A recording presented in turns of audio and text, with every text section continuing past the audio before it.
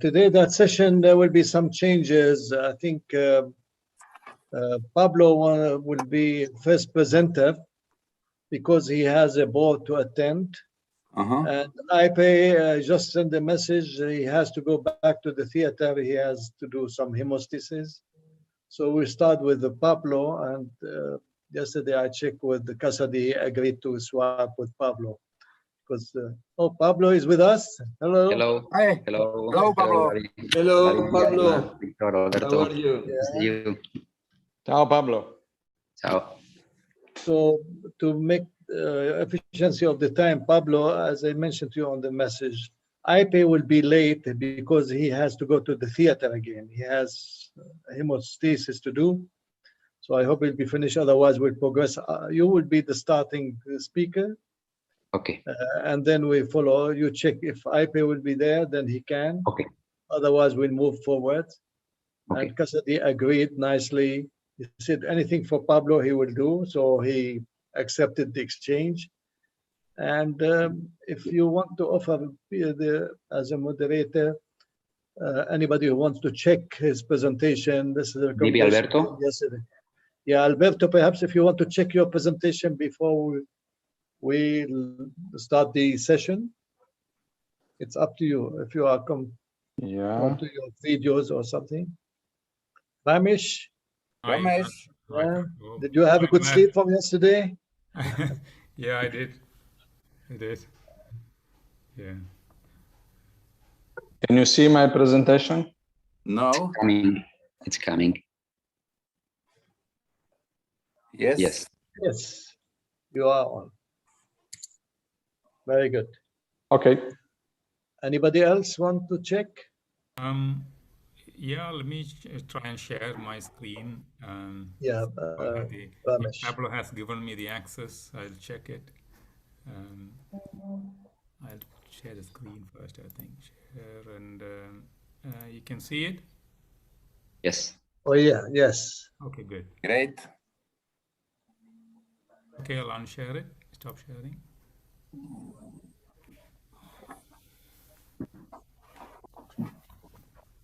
So we follow the same pattern. I think everyone will be 15. Oh, what the lovely! Oh, you love the company. Hello. He now knows everything about neurosurgery thanks to these 3 days. Yeah. He gets PhD What breed is that, Vladimir? What is that? Cocker Spaniel? Cocker Spaniel. Yeah. Italian, actually.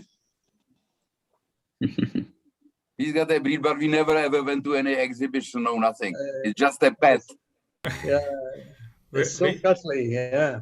Yeah. So when you travel around with the Eva, will there be someone to look after him? The neighbors. He's got an exile with neighbors where there are 4 dogs and 1 cat, and he's happy there. Yeah. Okay. Now he has been at home for 2 years, nearly. Oh, I see. Let's hope we shall see all together in Colombia, Galapagos, and Rio. Yeah. Very good. Looking forward to that very much. So for both moderators, we'll apply the same like yesterday, 15 minutes each speakers, and then we'll give toward the end of the session 10 minutes if there are questions. Okay. And we'll ask the speaker to respond to Chart's questions. Okay.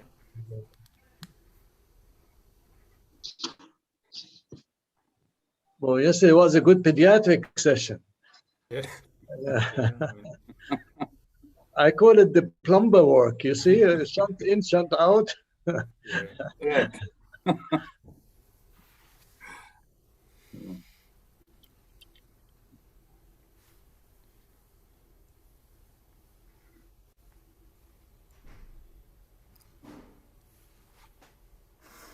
But it's a shame we couldn't really have some discussion on the first session at all yesterday. About the endoscopy, yeah? And also, Atul's talk and others' talk. For the spine, yeah. You would have, yeah, spine. Roy. Roy, Hi. good to see you. Good to see you. Good to see you. Hello, Roy. Roy is working hard in the white gown. Yes, Checking the boys, they are doing a job or not. The only one in the hospital. Ramesh, you are in the hospital, aren't you? I am. Ibrahim. Ibrahim, Hello, everybody. Hello. nice to see Nice you. to see Hi. you all. Hi. Sunshine, Ibrahim, you have nice sunshine in the office. Thank you. I can see all Team Verlag publication there behind you. All the books Yes. from Team. Yeah, Yazaf Gil Set and others, yeah. Yes, it's a very good. I can That's show all you you more have if you written? like. Oh, that's good. So this is my library for my residents Yeah. to look at. What do you see behind me? There is nothing on neurosurgery. Not at all. Yeah, but that's at home. Now this is the clinic. Did you want to check your presentation, Ibrahim? Yes, I'll do. Yeah, sure. Yeah.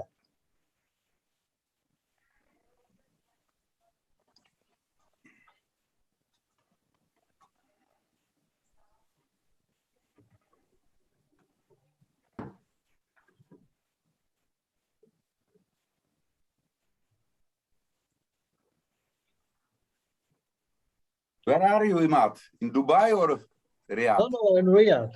Yeah. I just have finished my protocol clinic and I just rush home. I'm doing it from home. It's much easier for me. Right. The same. Yeah.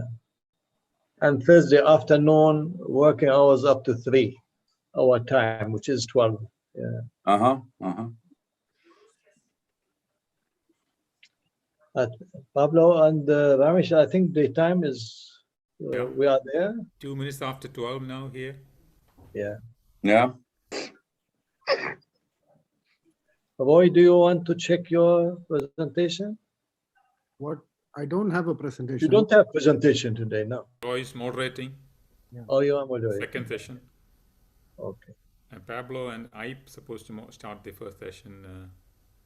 I would be later if people they did not be aware. He is busy in the OR.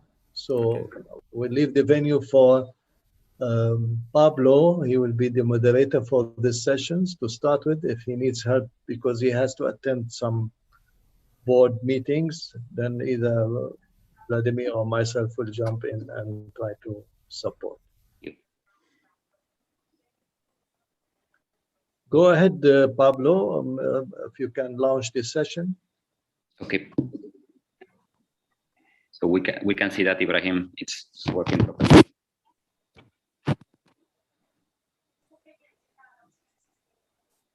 Okay, so welcome everybody to this third day of the tribute to Professor Franco Servadei, and it's a real honor to be here. And I was missing Ipe, who is in the OR, but I will try to start moderating and introducing myself. So I am Pablo from Alicante, Spain, and I will be talking about the superior orbital fissure microsurgical anatomy and how we can squeeze the knowledge of the anatomy in order to perform a safer surgery. So first of all, it's my real pleasure to be here tributing someone that I really admire, who is Professor Servadei, and it's obvious he has been pushing upwards the standards of neurosurgical teaching, education, and research worldwide. So I'm very thankful to his wonderful job. So this is the agenda of my talk. So I will briefly mention the location and shape of the superior orbital fissure. We will discuss the bone anatomy and the boundaries of this fissure, sectors of itself, and the different divisions we can have. We will talk about briefly periorbita, the dura, and the annular tendon, which is the continent of the fissure. And finally, we will discuss the neurovascular relationships, which mainly relates to the contents of this. So these are two different views of the same structure. So in the first one, we can see the anterior or transorbital view of the superior orbital fissure, this triangular shaped structure. And from posterior, we can see exactly the same shape in between the lesser and the greater sphenoid wing, and also the body of the sphenoid bone. But it's very important to try to understand the CT scan slides in order to see the relationship of this superior orbital fissure with the surroundings, with the greater sphenoid wing, anterior clinoid, the optic canal, and the different structures crossing the annular tendon, which we will discuss later on. So this is an axial cut. In the coronal cut, we can see the same relationship, the relationship of the apex of the orbit with the superior orbital fissure, and the same structures from a different point of view in the sagittal cut. But what we will see in the OR is this surgical view. So once we peel off temporal dura, we will reach this boundary, which is the lateral aspect of the superior orbital fissure, in which in this dissection I have deprived and removed the temporal dura, periosteal dura, and also the true cavernous membranes, which has been removed. So we can see the contents of this superior orbital fissure partially. So if we have a look at the 3D orientation of this fissure, we have it in between the lesser and the greater sphenoid wing, in close relationship with foramen rotundum, and it's in the midway of the sphenoid drilling job. So it's very important to be aware of its relative location in order to perform a safe surgery in this area. But the first point is this a fissure or is this a space? So indeed it's a fissure which gives us access to a space. The superior orbital fissure is located, as you can see, this is a representation of the periorbita. This is the optic nerve, and this is the relative location of the superior orbital fissure in this point of the bone. So the superior orbital fissure is located in between the orbit apex and the anterior cavernous sinus. So it's a space which is located in between these two structures. And it's very important because it's containing very relevant neurovascular structures, which we'll be mentioning later on. So again, the same transcranial and transorbital views where we can see the close relationship from posterior, from the transcranial understanding. We have the anterior clinoid and the lesser sphenoid wing up and the greater sphenoid wing down and laterally. And again, from the transorbital view, we have the same structures, which must be recognized with anterior clinoid, the optic strut, optic canal, and the lesser and greater sphenoid wings. So here is where the fissure is located. If we talk about the boundaries of this space, we have upwards, the lesser sphenoid wing, greater sphenoid wing, and the body of the sphenoid bone. So this triangular shaped structure has a base, which is medial in the sphenoid body, and an apex, which is the junction of the wings in between both wings. Obviously, it's very close and very in a very close relationship with the foramen rotundum and V2. So it's considered as to be the inferior limit of this fissure. And again, if we go to the clinical aspect, we can identify all these structures in not only a CT scan, but also in the MRI. This is a cavernous meningioma in the apex of the orbit. And as you can see, it's pushing the structures inside the temporal fossa through the superior orbital fissure and inside the optic canal. And this piece of bone is the so-called optic strut, which is located right here. So if we have a careful analysis of all these structures, we will identify why our patients are having this kind of uncomfortable symptoms when they do have pathology in this area. So let's divide it in 3 divisions. And if we have this transorbital view, this is the relative position of the annulus of Sin, which divides the fissure in 3 spaces: lateral, central, which is the so-called oculomotor space, and inferior. And different neurovascular structures will cross the different parts of the fissure. So this is the representation in blue of the superior orbital fissure. The posterior part and medial is the bone, which is located in the body of the sphenoid. This should be the lesser and the greater sphenoid wings. And inside the fissure, in the space, we do have the annulus of Sin, which is the point in which most of the structures are constructed. So let's go to the lateral part, which is containing V1, trochlear nerve, and the superior ophthalmic vein. In the central part, which is probably the most relevant, we have the 2 divisions of the oculomotor nerve and also the abducens and the nasociliary division of V1. And inferiorly, we sometimes do have the inferior ophthalmic vein. But into the optic space, which is in part part of this central aspect of the space, we do have the optic nerve and the ophthalmic artery in very close relationship with this central space of the superior orbital fissure. So these structures will be crossing the annulus of Sin.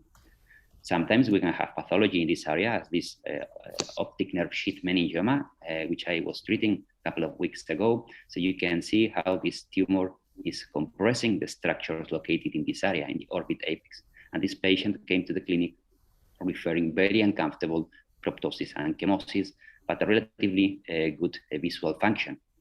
So our policy in this kind of cases, these meningiomas of the optic nerve, is when the patient is presenting like a blind function, completely amaurosis, we usually cut the optic nerve from the globe towards the chiasm.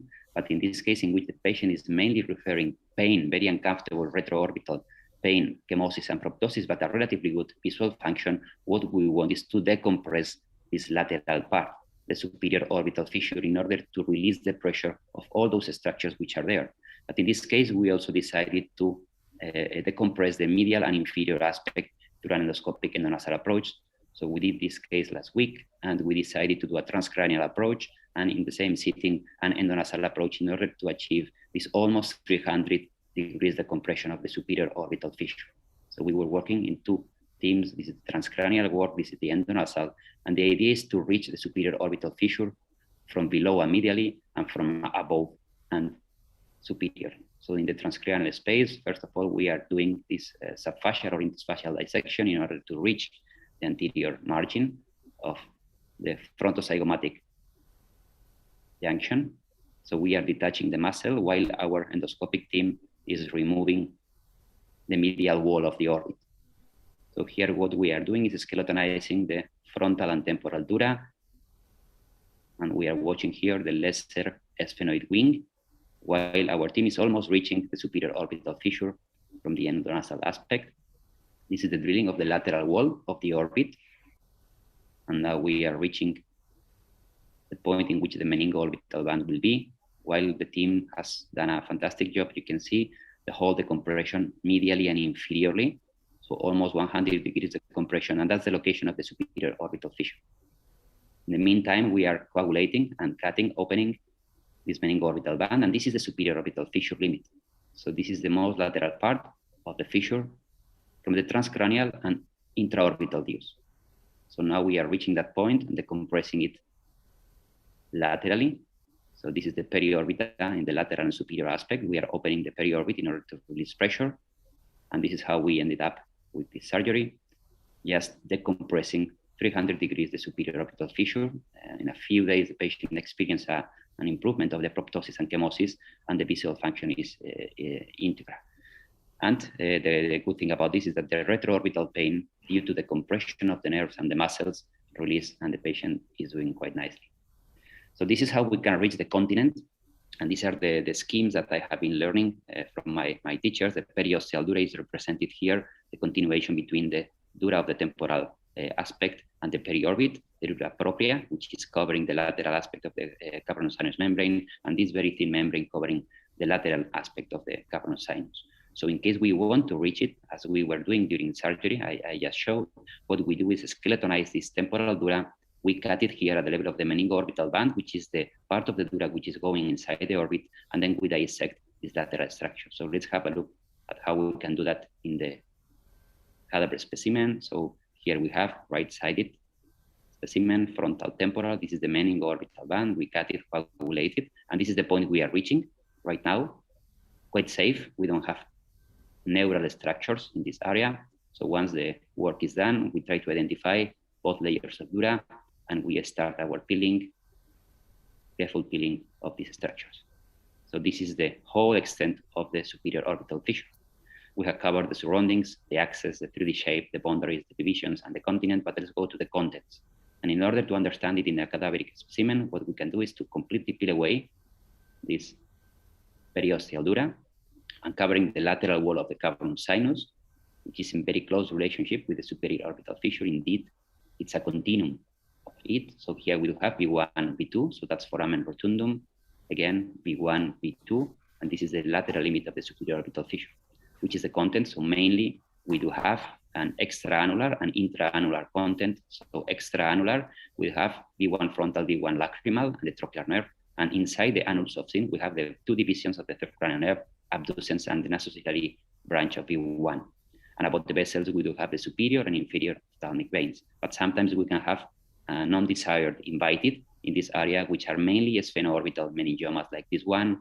And it's very important in this kind of cases to try to identify the lateral rectus muscle, because in case the tumor is lateral to it, that's a good sign. It means we can take it out completely. But in case it has invaded the annulus of Zinn, our policy is to leave a remnant in this area in order not to damage this relevant neurovascular structure. So luckily, this tumor was lateral to the lateral rectus muscle, and this is what we were doing. Again, after pterional craniotomy, we drill away the sphenoid wing. We are partially removing the tumor already, which is infiltrating this part of the bone. So here we are reaching the medial aspect of it. So here we have the meningo-orbital band. And this is the point in which the tumor is going intraorbital through this lateral aspect of the superior orbital fissure. You can see this dura is not nice, which means it's invaded by this tumor. This is the roof. This is the lateral wall of the orbit. So we can open it. Once everything is exposed, we open the dura, we remove the intracranial component of this meningioma, and finally we go to the orbit, or we opening the periorbit. And as you can see, luckily, the tumor is just lateral to the lateral rectus muscle. So this is the final view, and this is the final slide in which, again, let's discuss the contents of this space with V1, V2, which is just inferior to the superior orbital fissure. The clinoid has been removed. So this is V1, the oculomotor nerve.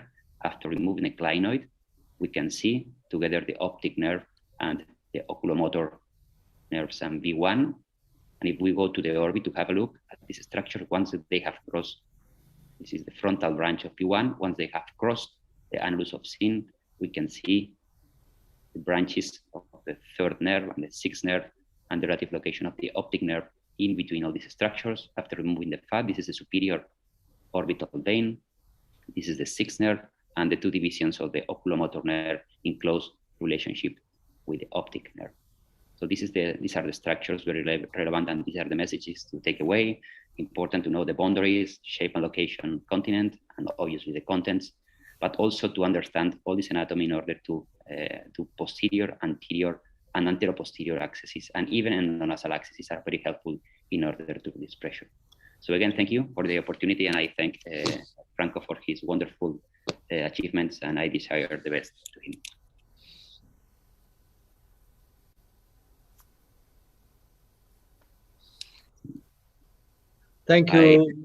Thank you, Pablo, for this wonderful presentation, combining the cadaver dissection and the correlation in clinical and showing some cases. And I think you can produce, the next speaker will be, I think, Alberto. I doubt that Ipe is with us. So I cannot see Ipe. Yeah, then we'll move to, I think Professor Alberto will be the next online. Casari is first. Casari is on the program now. And Casari no, Casari, we have agreed, he swapped with Pablo. That's what I see. Sorry. This is Casari, and Professor dell'Italia. He's a well-known Italian neurosurgeon practicing in Rome. You can share your screen if desired. And he's going to talk us about optic microsurgery to 3D video surgery, impact on surgical precision and teaching. Thank you for joining us. I just want to share with you this new, but it's not so new because it is on sale by 4 or 5 years. This instrumentation, I never supposed to have something to substitute microsurgery, to substitute a microscope, but I tested this. We are testing these instruments, and we are so appassionated. We are so happy to use this that I want to share with you. This is yes, nothing to declare, but you know, I'm Italian, mafia, Camorra, and 'Ndrangheta. So, but I can tell you it is true. I have nothing to disclosure. I do not have any involvement with the Olympus company in particular. This is my new the hospital where now I work in Rome is San Carlo di Nancy, is a ancient hospital completely restored, and this is the same group. The hospital of the same group is a GVM group, who is in in Cotignola near Bologna. Is a very, very large group.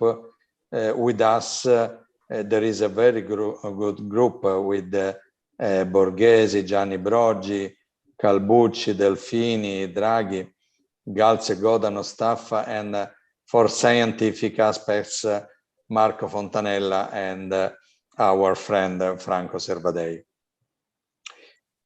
So the changing of the instruments between 1921 when Carl Olof Nyland started with a kind of monocular microscope.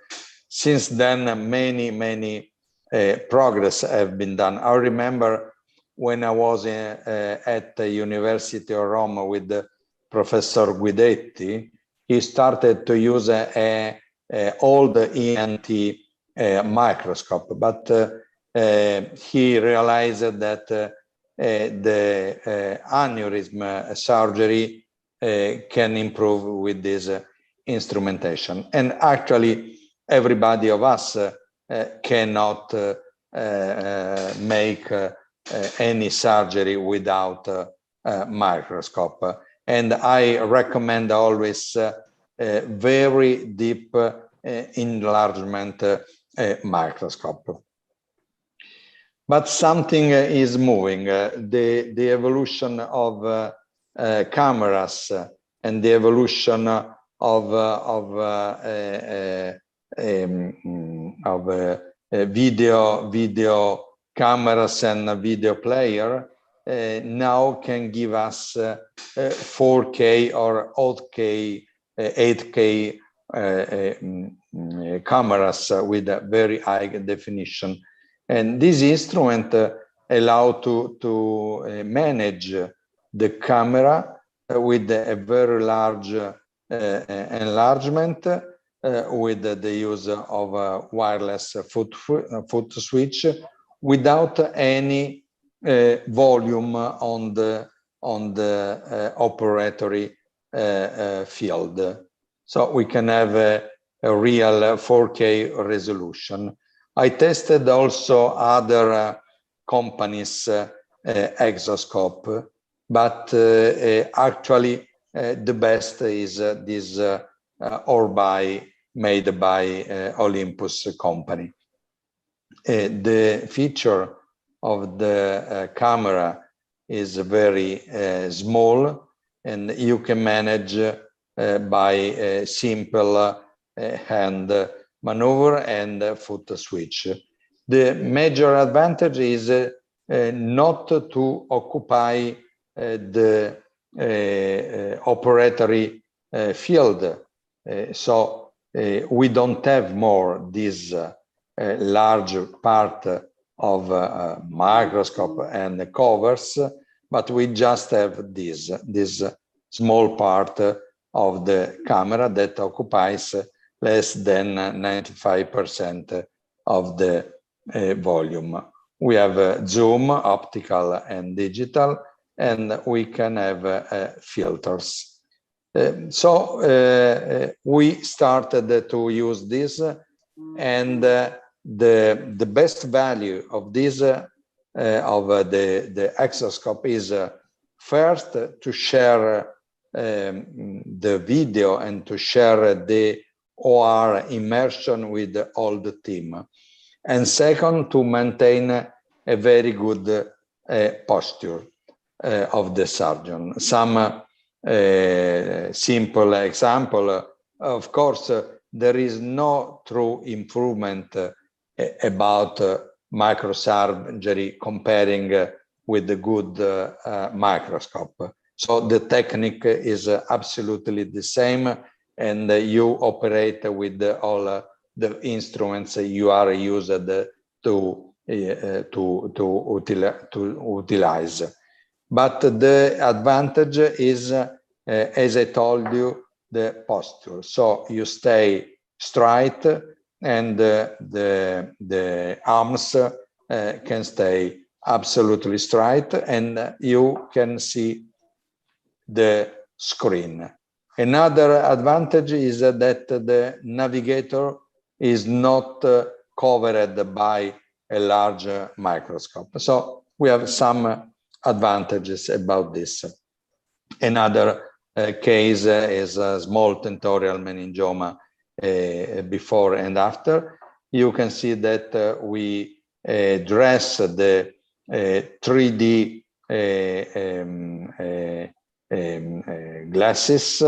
They are very light, and you can move the brace of the orbi in a very simple manner. Some example, this is an aneurysm, if I remember well, is a carotid aneurysm. This is the optic nerve. Unfortunately, the transmission of the video now is not 3D, and so is absolutely similar to a good microscope. But I recommend that when you dress the glasses, the 3D glasses, you are completely immersed in the field, and the same all the team. I go on quickly. Okay, so clipped aneurysm. This is an anterior clinoidal meningioma, and this is a young girl with just a age, only a age, with a large dumbbell tentorial meningioma. We operate this in 2 times. First by retrosigmoid way for the infratentorial part, and the second operation 3 months later with a temporal left temporal approach, and this is the result. But is not the innovation is not the result, because in a good hand with good microsurgery, of course it is reachable. But the innovation, this is a trigeminal neuralgia with the microvascular decompression. So as you can see, the way to operate is absolutely the same. I skip over because there is no new, but the orbi can be used also by vascular for carotid artery operation, and by ENT. This is the group from ENT from Humanitas in Milan. They started to use the orbi exoscope. So filters, white light, you have normal standard observation. Infrared, you have a near infrared visualization. Blue light for tumors, narrow band imaging emphasize the vascular structure. So concluding the benefits of the orbi exoscope are mainly the maneuverability, that you can move this in a very simple way, and especially the ergonomics. So you can move the orbital camera instead of moving your neck. You can see here how should be curved the neck of the neurosurgeon if you are in a particular position. In this case, you just move the camera and you don't move your neck. And another benefit is the integration, and as I told you before, no interference with navigation. Your arms are not straight as usually when using microscope, but are very the operatory field is very near to the surgeon, and you can choose many OR setup. The benefit, another benefit is the team working education, real integration in teamwork, and to optimize the operativity for different operators, to involve the entire team, to have a flexible OR setup.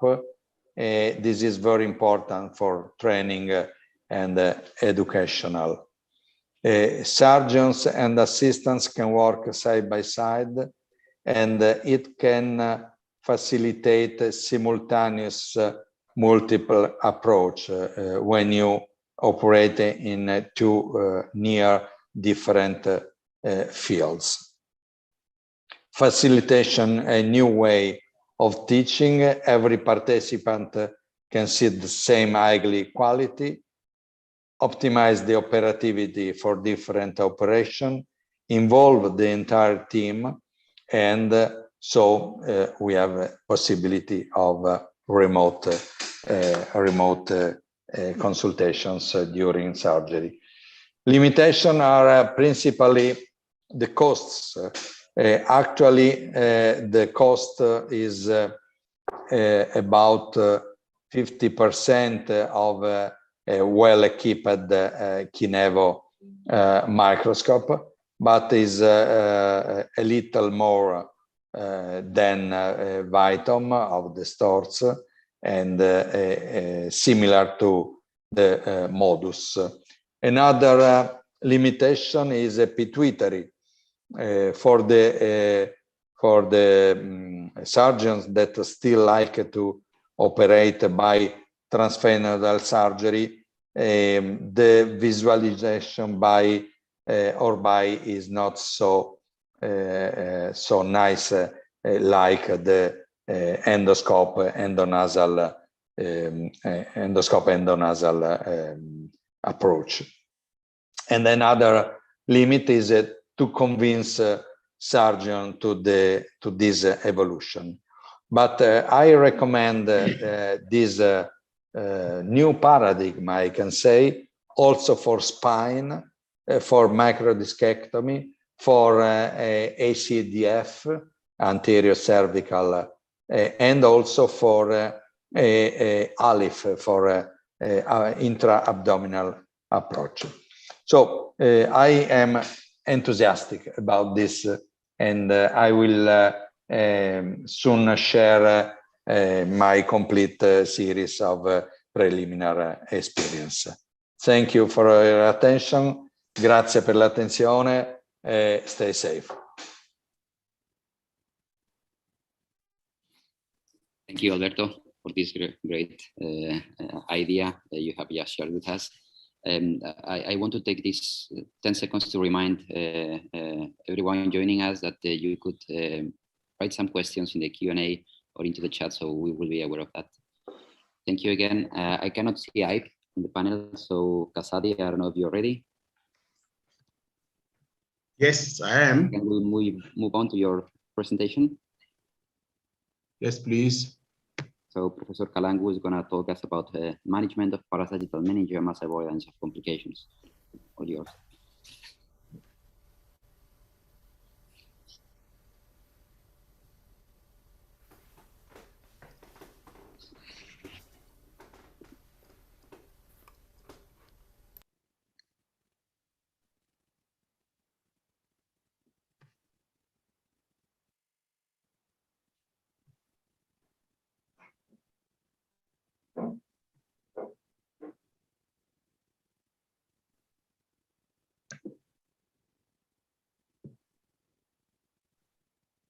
Can you see my slides? Perfectly, thank you. Thank you very much. Thank you very much. It gives me a lot of pleasure to give this lecture First of all, thank you for the invitation. And thank you also for honoring our good friend Franco Sevadei for what he has done for our organization, WFNS, but mostly what he has done for Africa, of course, to the world as well. He was a fantastic and is a very fantastic person. And we should actually emulate and copy this kind of personalities. I'm going to talk about parasagittal meningiomas and mostly put the emphasis on how to avoid complications. This is the map of Africa, just to remind you where we are located in Zimbabwe. We are located here in Zimbabwe. This is our medical school. That's one of the ward, neurosurgical ward. This is a pediatric ward. Okay, the definition is well known by everyone. It's a lesion that fills the parasagittal angle with no brain tissue in between the tumor and the superior sagittal sinus. And this is a good illustration of this kind of tumor. Everybody knows that. And as we all know, this kind of tumor constitutes about 17 to 20% of intracranial meningiomas. And you can see that they are located on the anterior, middle, posterior part of the sinus, and the middle part is the most really the frequent area where we found this kind of tumor. It is challenging lesion to remove, and more challenging actually is when the sagittal sinus is invaded. There are a number of classifications. Two of them are well known in the world, from Bonal and Brocci. I like it because they are my teachers. That's where those are the people who trained me. And then there is the one made by Sendou, who is a very good friend of mine. So I use both of them, depending a bit upon the cases. And it's very important to know the arterial supply of this tumor. You know that the supply is coming from the middle meningeal artery, anterior cerebral artery, posterior cerebral artery, and then the venous drainage, which are very important as well. Meningeal veins to superior sagittal sinus, cortical vein to superior sagittal sinus, middle cerebral vein, lateral sinus, and the scalp vein. It's very important to know those veins. I will talk about that a bit at length later on. On the preoperative evaluation, it's good to do a CT scan, MRI, to locate the lesion and to know the size of the lesion.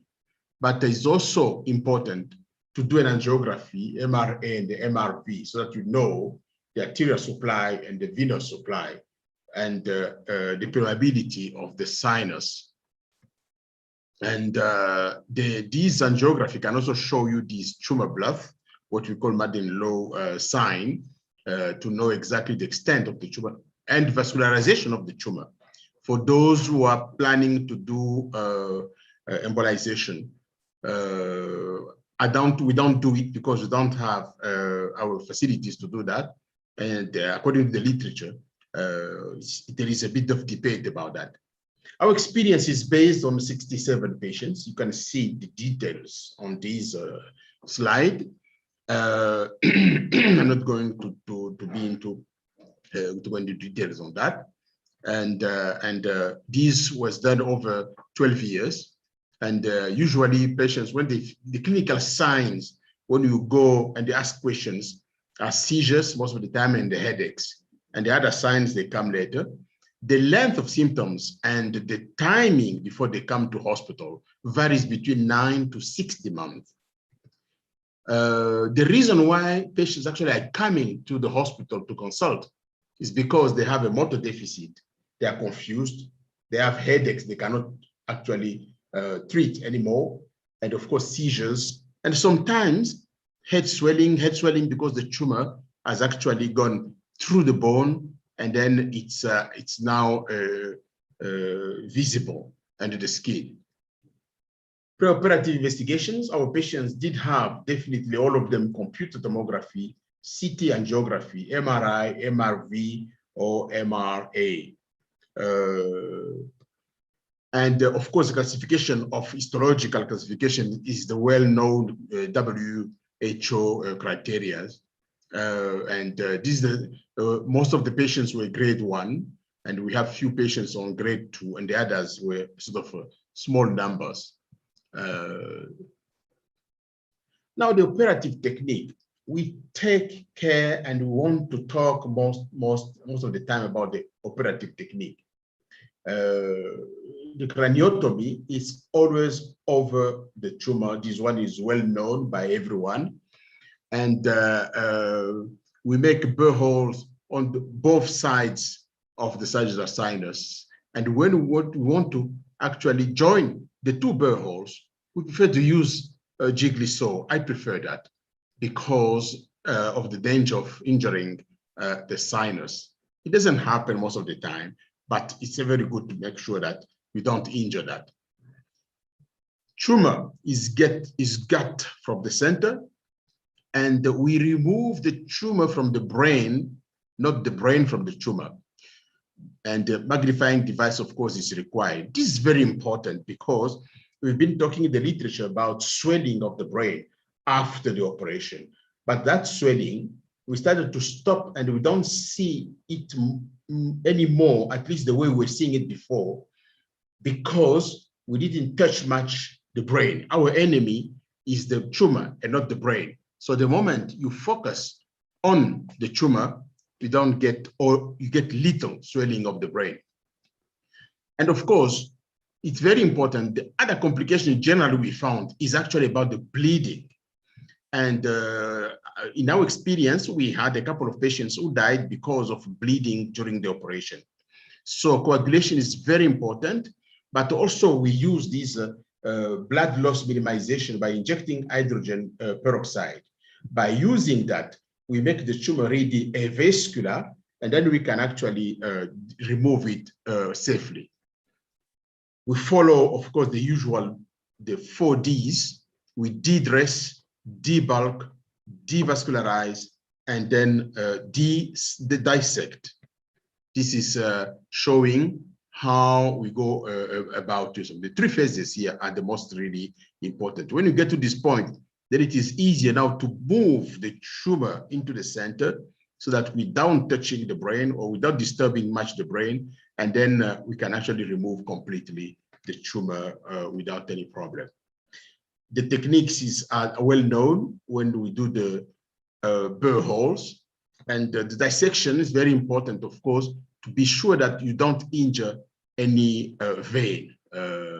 And if it happens, there is a possibility to repair, but it has to be the big veins, not the small ones. And the one has to be very trained to do that. The aim is to remove completely the tumor, but we don't have to do so, particularly if the tumor is around a big vein of drainage. It's better to leave a little bit of tumor and keep the venous integrity so that you don't damage the venous drainage, because this is very important. That's why we have those swelling of the brain after the operation if the venous apparatus wasn't kept intact. The craniotomy and the removal is a standard, and you can see it here that we have identified very well this vein of drainage, which has to be protected at any cost. Those are the details about various, of course, type of tumors, which should be, I don't want to go into details there. Now, you see in this case, usually this case is a case where the sinus was completely invaded. You can see that the vein of drainage, there is no, sorry, the sinus is no longer draining at all. But if the patient came alive to our clinic, it means patient has developed veins of drainage. And those veins, it's very crucial to identify them and not to touch them. That's key to avoid complication. The moment you touch them, you'll have swelling of the brain and the patient may die. So it's very important to make sure that you do that. Now, if the invasion of the sagittal sinus is minimal and you don't have the technology to remove the tumor inside, you better leave the tumor alone. It will be much better than to try to remove the tumor or to injure out the sinus and so on and so forth, because that's very important. As I said before, the control of the hemorrhage, of course, is endovascular embolization. We don't have that experience. We have never done that. I know colleagues who have been doing that. Some started to do that, and then they actually abandoned the technique. As I told you, we use a lot the cauterization and intratumoral injection of hydrogen peroxide. And this was published in Operative Neurosurgery by our late friend, Professor De Souza. And it's fantastic. It works very well. We never had any problem of emboli or something like that. Now, the blood loss, that's also a big problem, particularly when you are working on low-income countries where you don't have necessarily a neuroanesthetist. As a surgeon, you must always keep that sound of the pulse and see what's going on. We found that by looking in all parameters, if you look, you measure the blood loss from the swabs and so on, it's very, very inaccurate. But the only thing we found, which is very reliable, is the pulse. The pulse, you have to watch it continuously. If the pulse starts now to go up and remains continuously at about 20% from the initial rate, it's very important to stop, let the anesthetist do all the resuscitation maneuver by giving fluid or blood and so on until the pulse comes to normal. That's very important, that's key. Because if you wait and get actually to the point where the patient blood pressure drops, you are in trouble. If it drops once, that's still okay, but if it drops twice, you're in trouble. And we know that patients we lost had the blood loss and the blood pressure dropping twice, and the third time usually can be fatal. So this is a big lesson we've learned, and all our juniors, that's what they are doing. We don't have any more these kind of problems. This show you our complications we had and how to avoid them. I think the major two complications is the brain swelling and also the bleeding. Those are the main complications which needs to be avoided. The lesson learned is that the worsening of neurological is transient if brain is removed from the tumor, not the opposite. Of course, I mean, the other things after all malignant meningiomas, they recur within 16 months, and total removal, Simpson grade 1, is actually the aim, but not at any cost, because literature has shown that even when you achieve total removal, but if you follow up with those patients after 25 years, you'll see that there are quite a number of them will have actually recurrence. So it's better to leave a little bit of tumor but avoid complications of brain swelling and blood loss. I think, in conclusion, I would say that this is the message I wanted to actually forward to all our young colleagues, that the two major complications which need to be avoided is brain swelling, and also it is the blood loss, and of course, which can cause death on the table. Thank you very much. Showing you my little dogs. Thank you, Kasari. Excellent as always, and thank you for fitting perfectly to the timing. I don't know if there is one question from the Ramesh. Thanks, Kasari. That's a great talk. I really enjoyed it. I've also never tried the hydrogen peroxide injection into the tumor. So, glad to hear that you used it and found it effective. Especially, it's a problem when you deal with some extremely vascular meningiomas, and you may have to try and debulk the tumor very rapidly. So, that technique, if it's helpful, I'll try it next time. Especially when you encounter some hemangiopericytoma by chance, which you didn't realize before. These are the situations where you encounter a lot of bleeding. So, I hope this will help. Yes, it's a very nice technique. The trick is basically to have a small needle, like LP needle size 22 or 24. And then, and when you inject, you push the needle first into the tumor. And then while pulling out the needle, you inject now. This is very nice. Of course, we aspirate to see that you are not into a vein.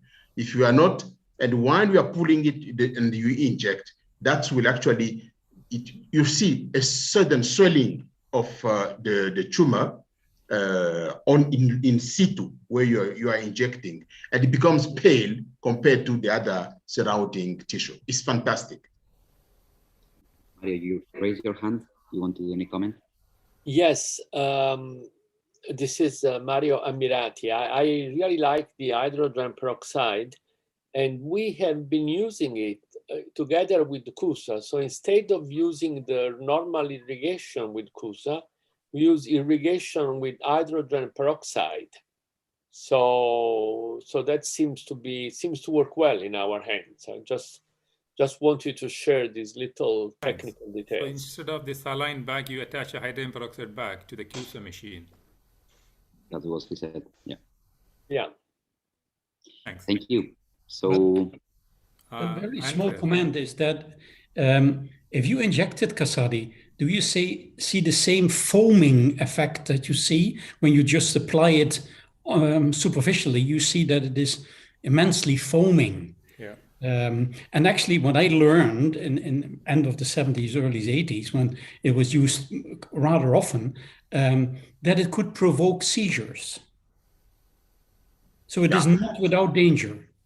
No, it's not with danger, because if you remain inside the tumor, you see that it will actually become like a hard balloon, but inside. But the tumor itself will not actually increase the size, but it will be inside. In fact, you'll see that it will collapse all the arteries, small arterioles, and the veins inside. Very nice, very nice. Yes. I didn't know that. I only know putting it into the tumor bed or in a bleeding area, and then completely foaming out of the wound. And exactly, when you put it outside, when you put it inside. Very nice. Yes, it's a very simple technique, very affordable. Very good. It works very well. Nice. Thank you, Kasabi, and all colleagues for the comments. And if you allow me to keep going for the next speaker, we have Ramesh Nair, and he's going to talk about the anatomy of the third nerve and clinical relevance. So Ramesh, thank you. Ready? Thank you, Pablo. Thank you, my colleagues in the WFNS Anatomy Committee. I hope I could talk to you about the oculomotor nerve, which we are all familiar with. As you know, when you lose a function of a nerve that's as important as third nerve, it's such a devastating complication. When you look at somebody, the first thing you notice is their eyes, and as people have said, poets have said, is the window to the soul. So to have a complication like complete ptosis and diplopia, especially when you open the eye, it's a major complication. Many of these oculomotor injuries do not get better, and they will have invariably a long-standing problem even with the oculoplastic correction procedure. So it's so important to know where the problems comes and the anatomy basically to avoid that sort of complications. The oculomotor nerve is not as common as the kind of you encounter optic nerves, and in the posterior fossa you encounter 7th, 8th, and 9th, 10, 11 nerves more commonly than oculomotor. But when you do skull-based approaches, when you do large exposures, obviously third nerve is something which you need to be very concerned about. And oculomotor nerve obviously will lead to having a ptosis and also pupillary impairment, and the muscles supplied by the oculomotor nerve, such as the superior rectus, medial rectus, and inferior oblique will be affected, and the medial rectus. So the position of the eye will be down and out, and you have an inability to adduct the eye and also elevate the eye due to the damage to the nerve. Where is it situated? It is in the level at the level of the superior colliculus, and just at the inferior collicular level you have the trochlear nerve, which then cross over to supply the superior oblique nerve. But the 3, 4, 6 cranial nerve, the nerves to the extraocular muscle, third nerve got the most complex nucleus.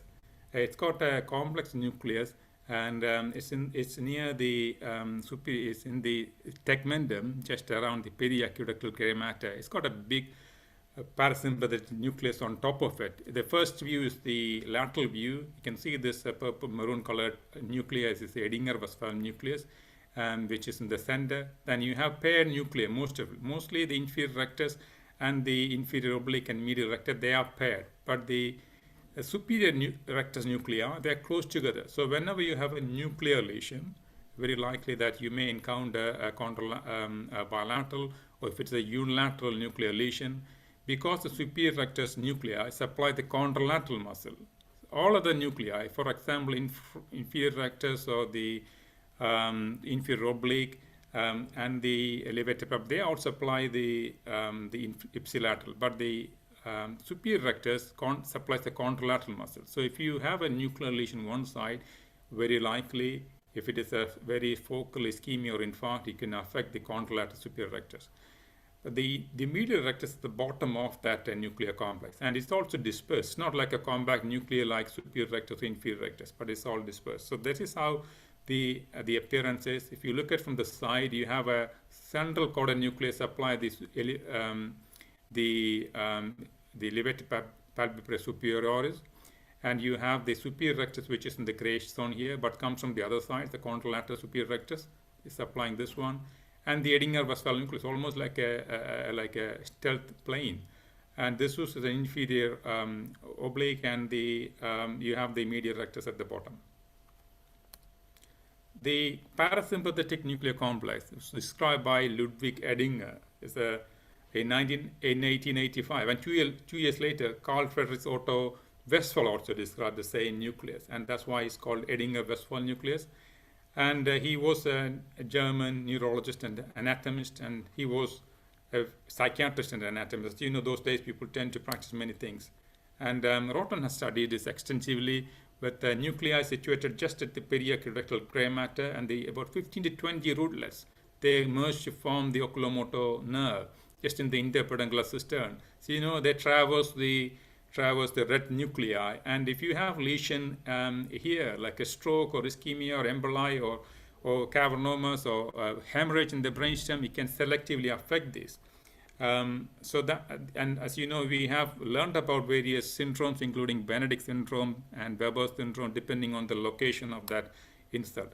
And when it traverses the peduncle, there is a laminar appearance of the fibers. The medial fibers are for the pupil, and then there are other muscle groups in that location here. When it reaches the interpeduncular cistern, you have this view. If you look at the brainstem from the front, you're facing the interpeduncular cistern. The two oculomotor nerves form the two pillars on either side of the interpeduncular cistern. On the roof, you have the mammillary bodies. You have just the infundibular stalk here, and the chiasm is up there.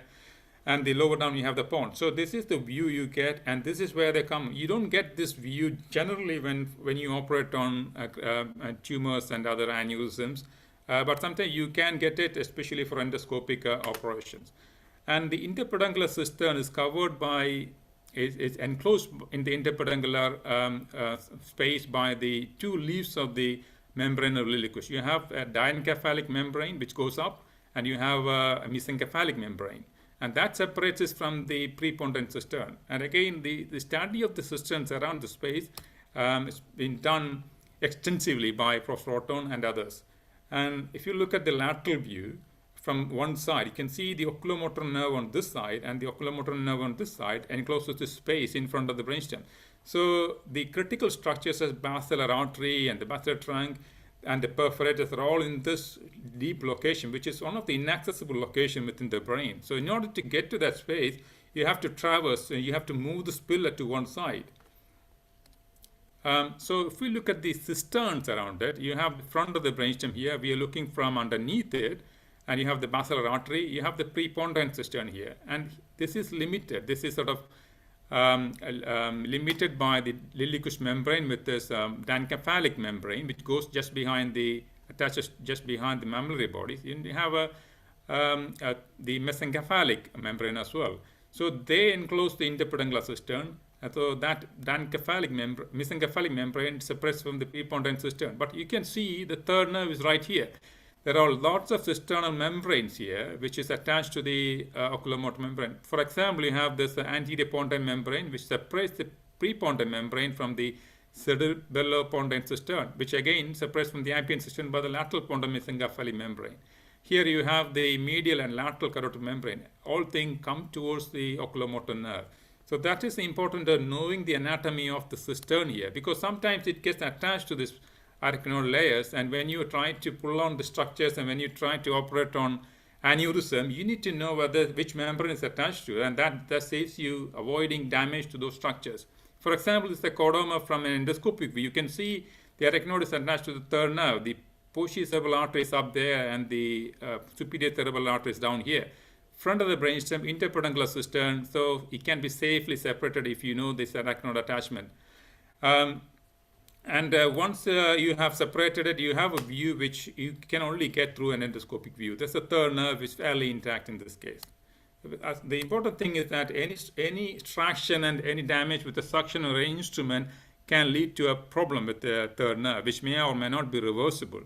So a question, just to get an idea how much we know about this. This is a question, MCQ question, which comes in the exams, neurosurgical exams. A patient with a complete third nerve palsy has a pupil of normal size and reactivity. So what is the best answer here? It rules out a compressive lesion, makes a compressive lesion more likely, makes a compressive lesion less likely, and means the underlying cause is diabetes. So what is the answer? So this is for to understand this, we need to know the anatomy of the third nerve.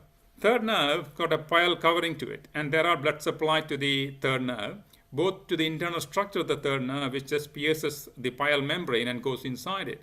And you have a pile supply around it. And these blood supply are from the structures nearby. For example, in the interpeduncular cistern is from the short paramedian perforators and the thalamoperforators from the basilar artery. And as it comes along, it's along the posterior communicating artery. And as it goes into the cavernous sinus, you get the meningohypophyseal trunk supplying it.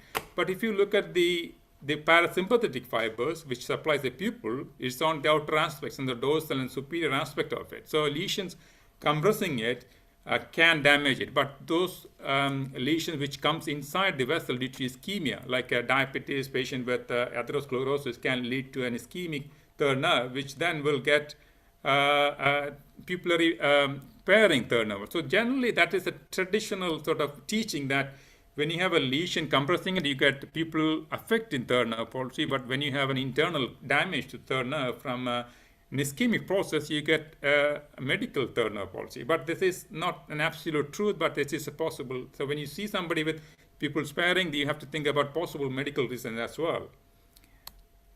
So here the answer is the third one, makes a compressive lesion less likely if you have a normal pupil. But that's may not be true all the time.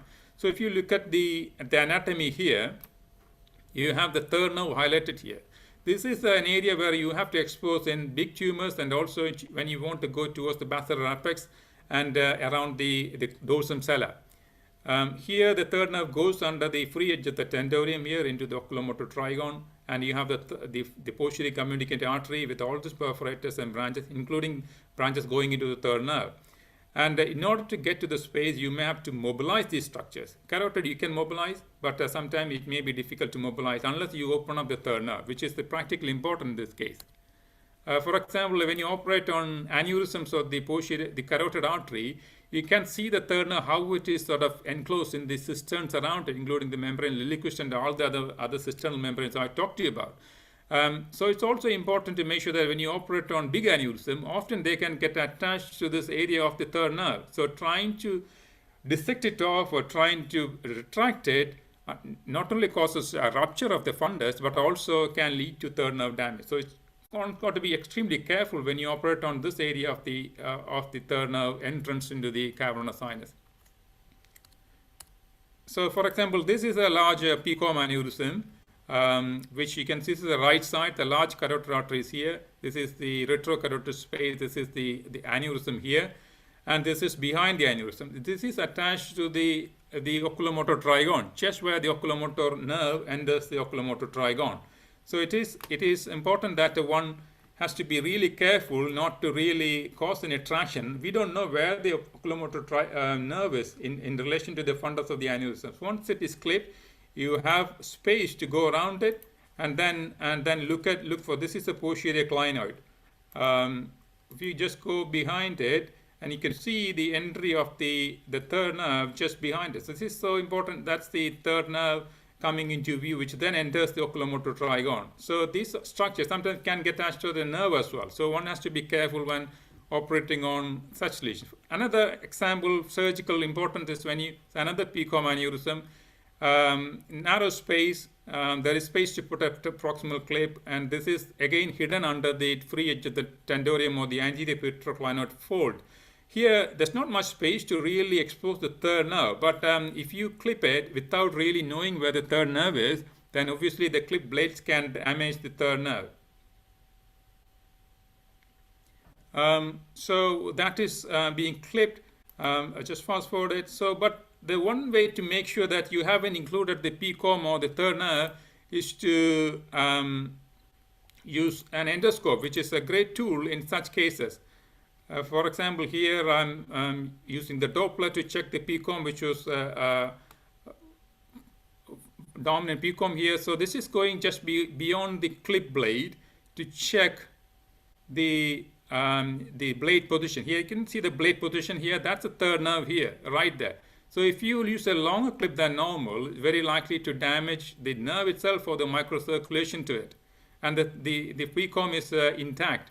So that's the importance of knowing the anatomy of the third nerve around the PCOM complex. And going forward, the third nerve then enters the oculomotor trigone, which then goes a bit under the through the roof of the cavernous sinus. So it is, just remember, it is on the roof, not on the lateral wall of the cavernous sinus. It enters the roof, then goes under the anterior clinoid process. So as soon as you open up the cistern, you can see that it is going under the anterior clinoid process. So this much of the nerve, which is something which you can utilize to mobilize it.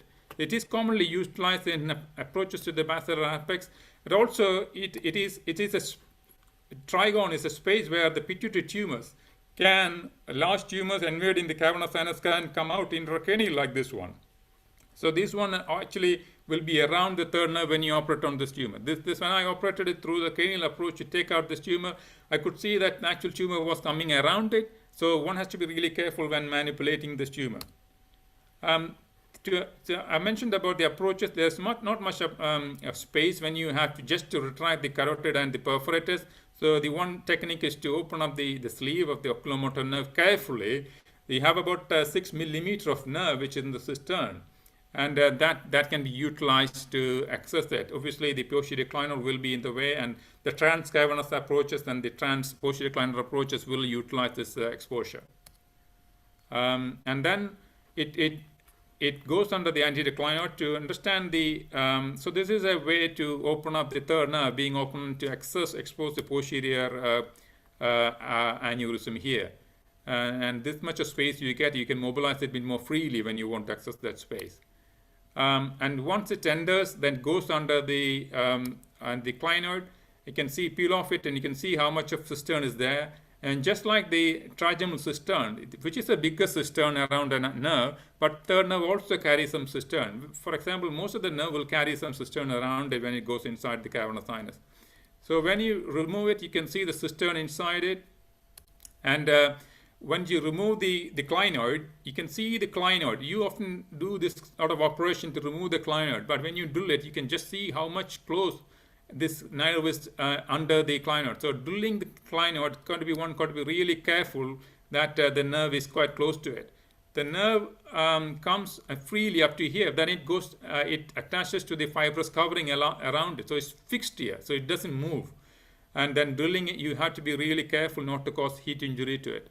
And above the drilling, also above, you have the ophthalmic artery. Below, you have the third nerve. And this dural covering just under the anterior clinoid process will circle the carotid artery to form the proximal dural ring, which is also around the oculomotor nerve.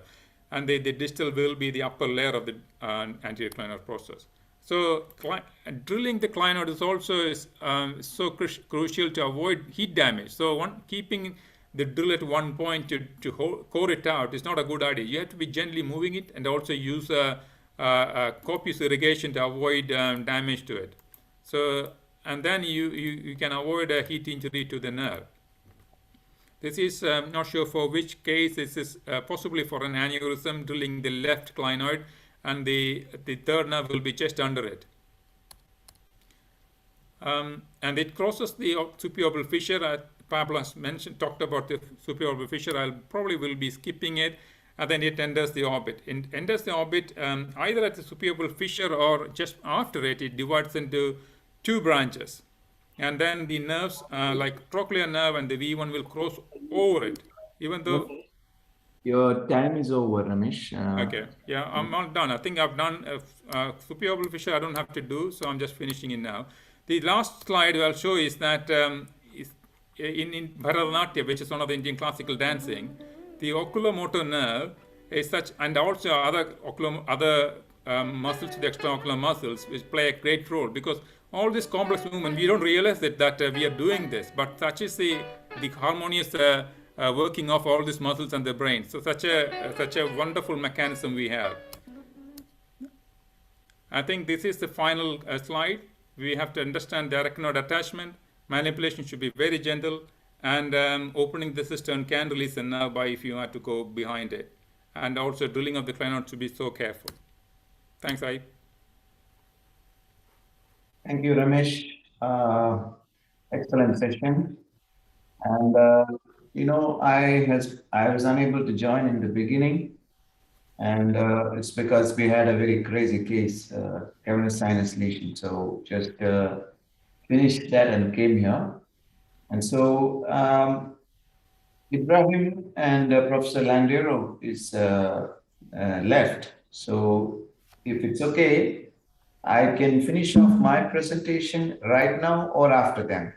So if you, Imad, how do you want me to do it? You let me know if you want me to.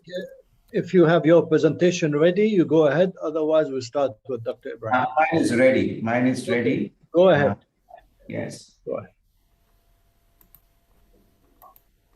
Thank you, guys. It's an absolute honor to be presenting here. Now, I hope you can see my screen. Can you see my screen? Yeah. Yes. Right. What has happened is I wanted to show you some innovations, but then I made that presentation, and then the Escolar guys went ahead and told me, since I've signed NDAs for these projects, you are not supposed to show too many things. So I'm first going to show you about one of the things that we're doing. We're showing a pica aneurysms, which we started doing in the complete cardiac arrest. And after that, I mean, if there is a bleed in these kind of aneurysms, we do under a complete cardiac arrest. And after that, we will go ahead and see some of the innovations that we are doing in Krishna. We're starting with the pica aneurysm. So here, this is a rather high pica aneurysm. So a far lateral will suffice. So we are going through a retrosigmoid approach here. So here, the pica is draped over the aneurysm, which means the initial part of the pica, after it originates, it goes and the pica drapes over the aneurysm. You will see that. And now we are going into the jugular foramen there.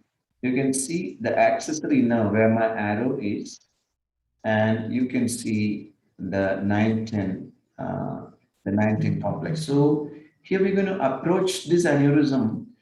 Generally, pica aneurysms will be approached in this triangle, that is the glossopharyngeal accessory triangle. So, but here the pica, the aneurysm is right behind these cranial nerves at 9-10th cranial nerves. So it is a rather high aneurysm. So you have the triangle between the 7th and 8th and the 9-10th complex here. So that is, the aneurysm is right underneath that. So I have to go dissect between the 9-10th nerves here. So which is what we are doing right now. You can see the 11th nerve, the 10th rootlets there.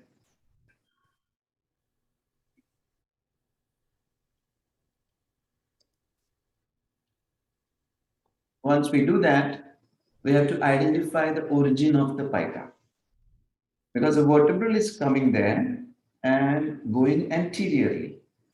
So one must know exactly how. So you can see the origin of the pica there. That's the origin of the pica. That is the vertebral artery. And origin of the pica. Yeah, origin of the pica, and that is the pica going back and getting draped over the aneurysm. So this is the aneurysm neck, and the vertebral artery is going anteriorly. The vertebral artery is literally disappearing anteriorly. You can see that it's at this, it's a different depth that you can see the vertebral artery. It's going anteriorly. It will go anteriorly and medially, and it will go join the basilar. So here we thought about putting a temporary clip, but then there was not much of space here, so we went ahead. Generally, what I do is I directly clip these aneurysms, but this was a disaster because we clipped, and I have to get my blade away from this vertebral artery. That's what I have to turn it here in this narrow space, and that's what happened. So here, what we did is we went under complete cardiac arrest for 20 seconds. And right now, this is that is a pica which I'm dissecting with my clip. You can see that is what I want you to see.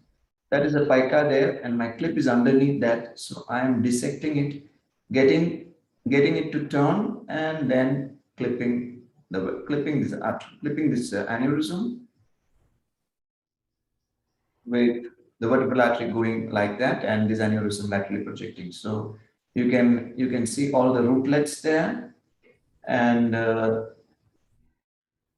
now here we were able to understand this complete anatomy, because one of the reasons I like about the medical holodeck, this is one of the things I'm going to talk about. So let me come into my presentation. So the first thing, supposing you're seeing only partially the vertebral artery, this is not for a master. These are for people who are starting a pica aneurysm or any aneurysm for that matter. So what we thought, for example, let's say an aneurysm or a tumor. Let's take the example of an aneurysm. And supposing I clipped it, or I want to know what is the direction which I have to apply the clip. Now, if you have a 192 slice scan like this one, this is going to be our CT. We have already installing this CT, and this CT will come on rails. This is the 192 slice CT, which will come on rails from the other room, and with a pressure injector, I can take an angio straight off. And not only can I take an angio, I will have a medical holodeck program which will align the head in the way that the head is at the patient's in the patient. And after that, I can see the aneurysm. I can even superimpose the soft tissues if I want from the MR, but I can see where is the aneurysm, I can see where is the neck, I can see there are the other, of course, I can't see very small perforators, but I can move it around. I can do whatever I want, and it'll go back to the same orientation. So I can literally walk around.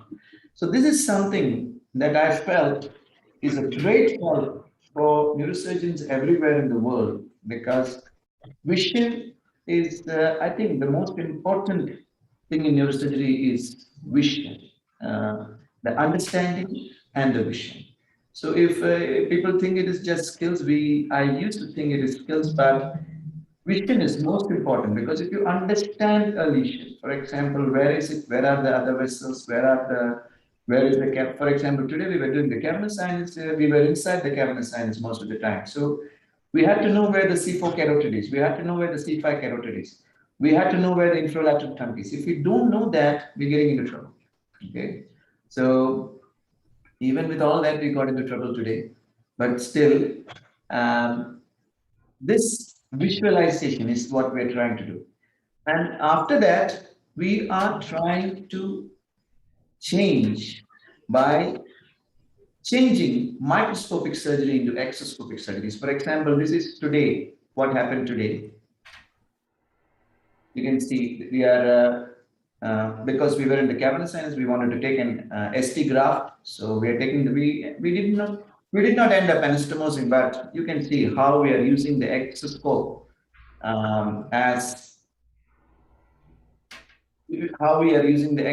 there.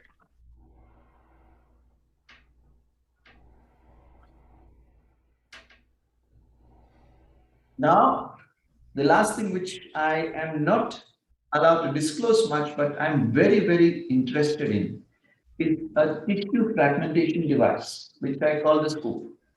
I'm sure if I don't show all the pictures, I'm sure Esclap cannot sue me for disclosing something. But what I'm telling you guys, all the young guys out there, take your reciprocating knife, take your reciprocating drill, saw. It produces something just like the QSA. A QSA is something which vibrates and produces a cavitation and a compression effect and tearing out the tissue. A reciprocating saw is just that. And if you change the tip to something that you want, this can easily be done in every low-income countries. You don't need the QSA. And if you make it into a scoop, of course, you have to make some mechanical alterations, which I'll be able to share with you. If somebody asked me, I will be able to share it with you. If you make the tip into something like a scoop, you can take out bone like a butter. You can take out tough tissues like butter. We started using the debrider and the cobblator in neurosurgery. A debrider is something that is used in ENT surgery, which we had videos of using the debrider even within the third ventricle. Micro debrider, the X5 straight shot M5. So we use that within even the third ventricle. We use that to remove tumor in the petroclival region. And it's fantastic. But then, it's much better than the QSA sometimes. Then we started using, for very vascular tumors, we started using the cobblator. There is this micro cobblator, which absolutely no bleeding. How much ever, I have started thinking that maybe I can use it in an AVM. Oh, it has absolutely no bleeding. So we've been starting to use that, and we're trying to make some changes to this, but the scoop is a game changer.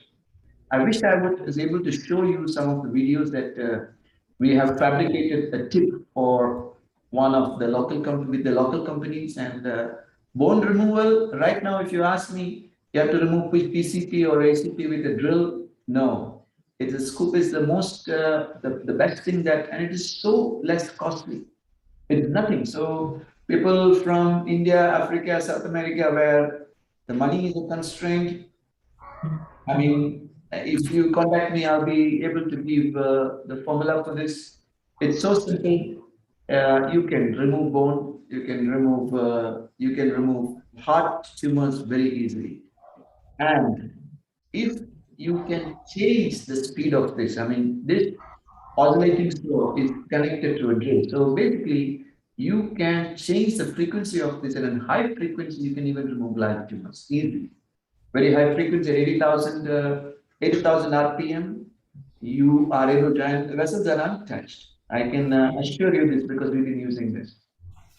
So in Rio, we're going to have a section on innovations. I'll be in charge of that session, and I want all these guys, all you young guys, to start thinking about new things in neurosurgery, because the last 50 years, nothing much has changed, if I must say so. Nothing much has really changed, and this is the time that the old and new people, everybody, based on their experience, has to put in innovative thinking and come up with new things that can bring neurosurgery into the new age. We're still sitting around with a microscope which still has the optical part, which is from eons ago. I agree. Now microscopes are better, but even then, with the kind of current advancements that we have, it can be far, far, far, far better. So I would ask you, all of you, that take this as a small kick in the back. Start thinking innovative and bring up something. I'm sure all of you can. We are probably the generation which is getting older. We have a lot of senior guys, but we are the generations who's getting older. We have the experience. We can tell you whether something will work or not because we have been working in the theater. And if you guys start thinking innovative, we can really change the way neurosurgery is. And that's what is required. Thank you very much. Thank you, Aipe, for this nice presentation. I think we'll just move to the next speaker, isn't it? You want to introduce the next speaker, Aipe? We'll leave some questions for later if we finish on time. Aipe? Yes, now we have Professor Ibrahim Sbey talking. So I would I would like to call him to the podium to present. I have one message to convey. Professor Andre Gutenhaus has to leave the podium. Unfortunately, a sad crash for his secretary, 44 years. She got an accident and she succumbed to her fate. So he has to leave and he apologized, and I extended our condolences, all of us here, for him and her family. Please go ahead, Professor Sbey, with your presentation. Thank you.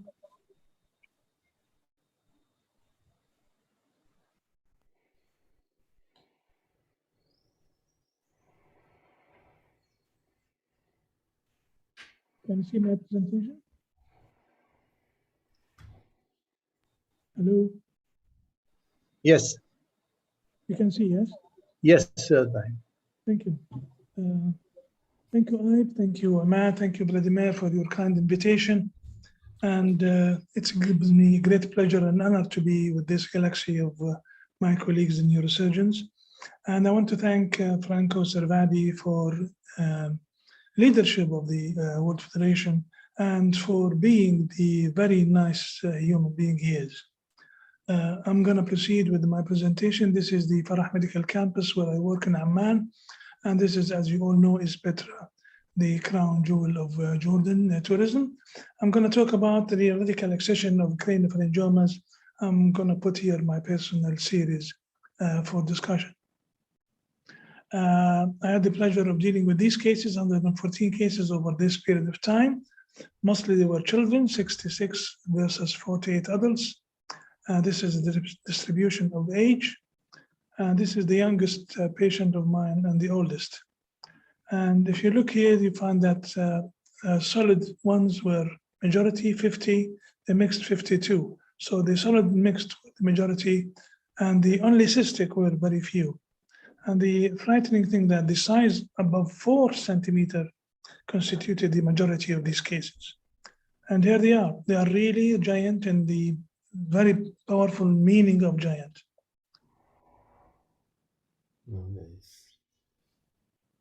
In this part of the world, that's what we get. We never get the small ones. We get them in the very huge form that you're looking at. On the past, I did some biopsy, some surgery for, but some kind of Sorry, Professor Jose, you have to mute yourself. We are hearing your conversation. Thank you. So they are really giants. And I classify them according to whether they are involving the hypothalamus or not. So 12 cases, they had no involvement of the hypothalamus. 9 cases where the hypothalamus was elevated or distorted, but still visible. And the majority, 93, as you could have seen through the images, hypothalamus was totally involved and it was no longer visible. It is important to know the involvement of the hypothalamus because we all know this little triangle here, the sulcus between thalamus and hypothalamus, the 4 grams of thalamus that controls our life, and all the nuclei arranged from anterior to posterior and anterior, middle, posterior groups, and medial, paramedian, and lateral groups, each controlling certain function of our body. And these are the 3D of these nuclei. So the fear of craniopharyngioma surgery is totally focused on the hypothalamus. This is the preoperative endocrine status of my patients, adults and children, whether they have any pituitary problems. And if you want to define the pituitary problems, whether they have hypogonadism or adrenalism or growth hormone, etc. Again, whether they had any obesity, for example, before surgery, and the visual manifestations in adults and children. Neurological manifestations, whether they have hydrocephalus or not, hemiparesis, cranial nerves, epilepsy, and I never put a shunt for a patient with the craniopharyngioma. I only deal with the tumor, and if there's still hydrocephalus, then one can put a shunt or ventriculostomy. The steps of my surgery, I use the 3 approaches: subfrontal, terional, interhemispheric, transbasal. And I'm going to show you the cases of mine in relation to the optic apparatus. That's through the terional approach. Here, separating the tumor from the optic nerve. And here you can see this awful picture of this craniopharyngioma infiltrating into the chiasm, like this one and like this one. So this is the case where I would stop. I would never go for radical excision because it's futile. In relation to the lamina terminalis, this is what you see in the interhemispheric approach, flattened lamina terminalis, like this one, or the tumor presenting itself through the lamina terminalis, or like this one, the tumor is really taking toll over the nerve and the chiasm and going everywhere, showing through the anterior communicating complex. Here the tumor presented itself completely through the lamina terminalis. And once you open the lamina terminalis in the least vascular area, the fluid will come out. And this is not my concern at all because I see drainage of this fluid is nothing. You are doing nothing for the patient. So you go through the lamina terminalis and dissect the tumor from inside using the CUSA aspirator, ultrasonic aspirator, and then delivering the tumor out as you can go around it and see the plane of cleavage.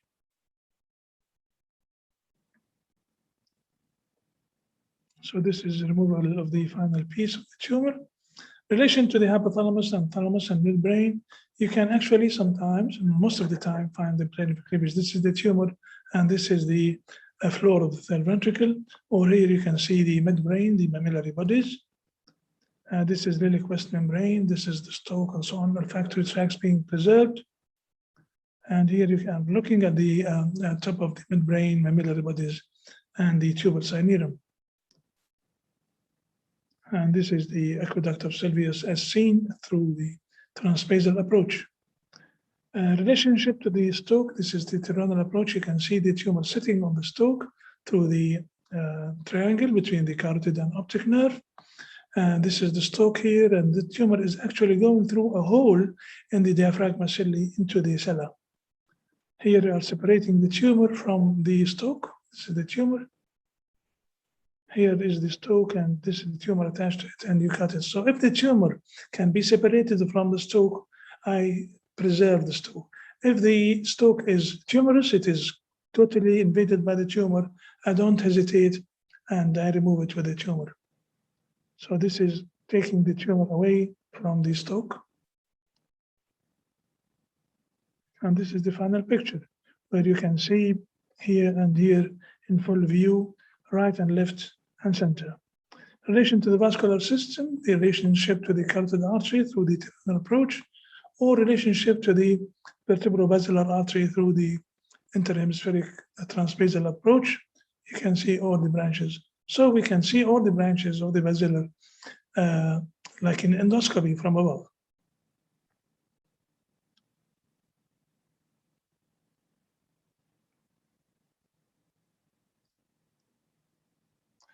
I'm going to skip the video for the sake of time. Regarding histology, we do all immunostaining for these cases.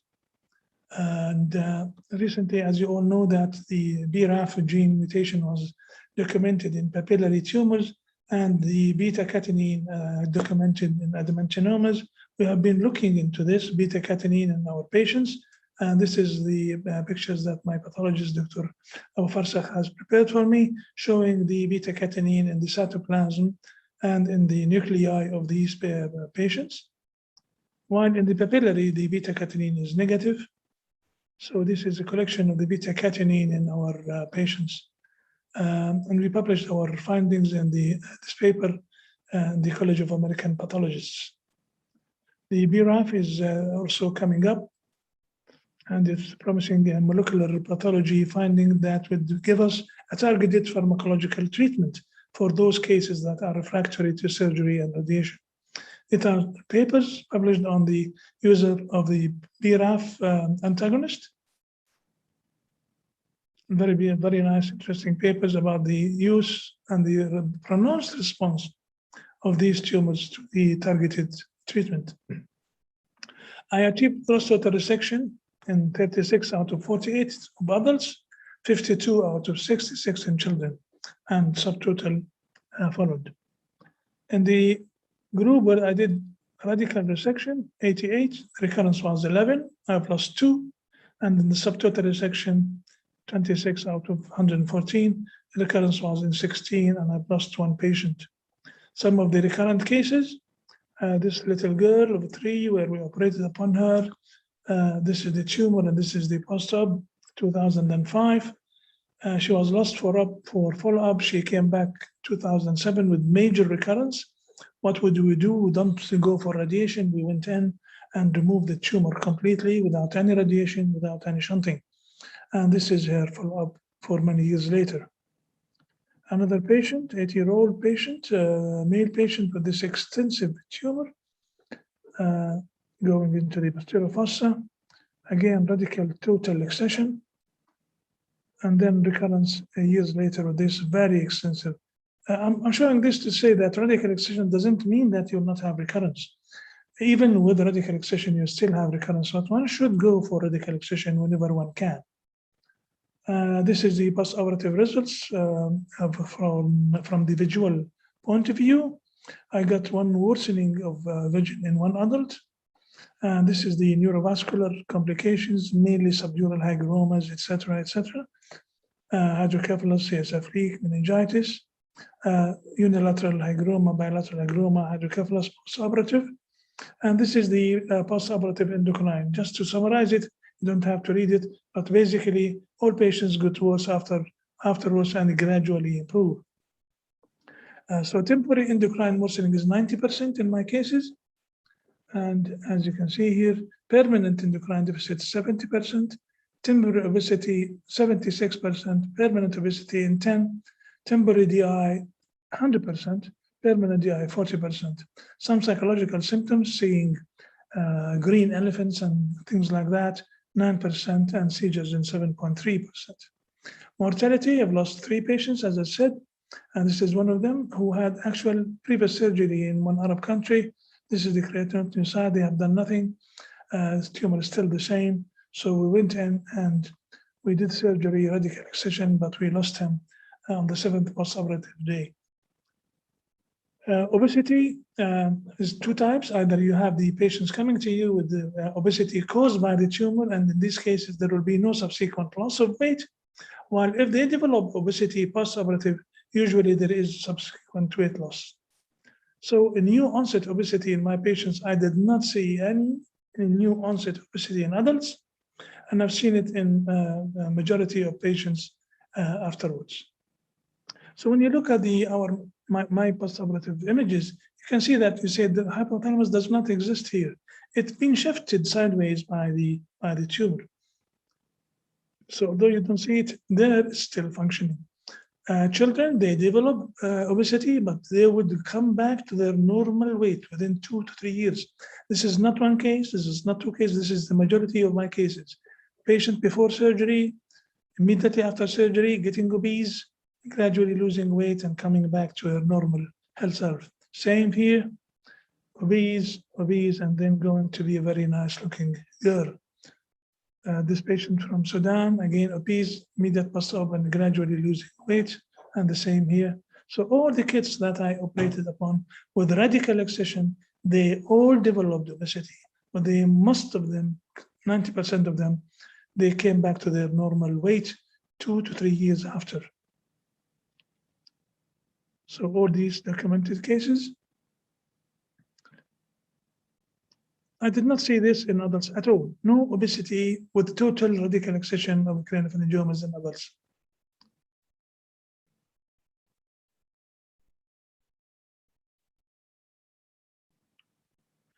This is the overall results, independent without impairment 94, and independent with some impairment 11 patients out of 114, partially dependent 5, and totally dependent in 1. Some of my cases, illustrative cases, this patient with this 15-year-old female patient with this extensive tumor, radical excision, total radical excision, and her follow-up. And this giant of giants of craniopharyngiomas, radical excision, no radiation and no shunt. And this boy from Yemen with this extensive tumor, again post-operative, and this another patient with this extensive tumor and post-operative radical excision of these tumors. Patient from Iraq with this tumor, extensive tumor, going to the posterior fossa, and him followed up for many years afterwards. And this patient, even if they had previous surgery, we still go for surgery. Again, this patient came from St. Elsewhere. A shunt has been put in, which I'm against totally, and it serves no purpose at all. And this is the post-operative and the follow-up. Another patient with this extensive tumor from foramen of Monroe to foramen magnum before surgery and after surgery. Actually, this was a redo. So even with the recurrent cases, one should not go for radiation, one should go for excision. And I did not really find major difficulties operating on these patients. This patient from Libya with this huge tumor that has caused loss of vision. Again, this patient from Sudan with this huge tumor and the radical excision and the follow-up. A patient from United Arab Emirates with this extensive tumor, radical excision and follow-up.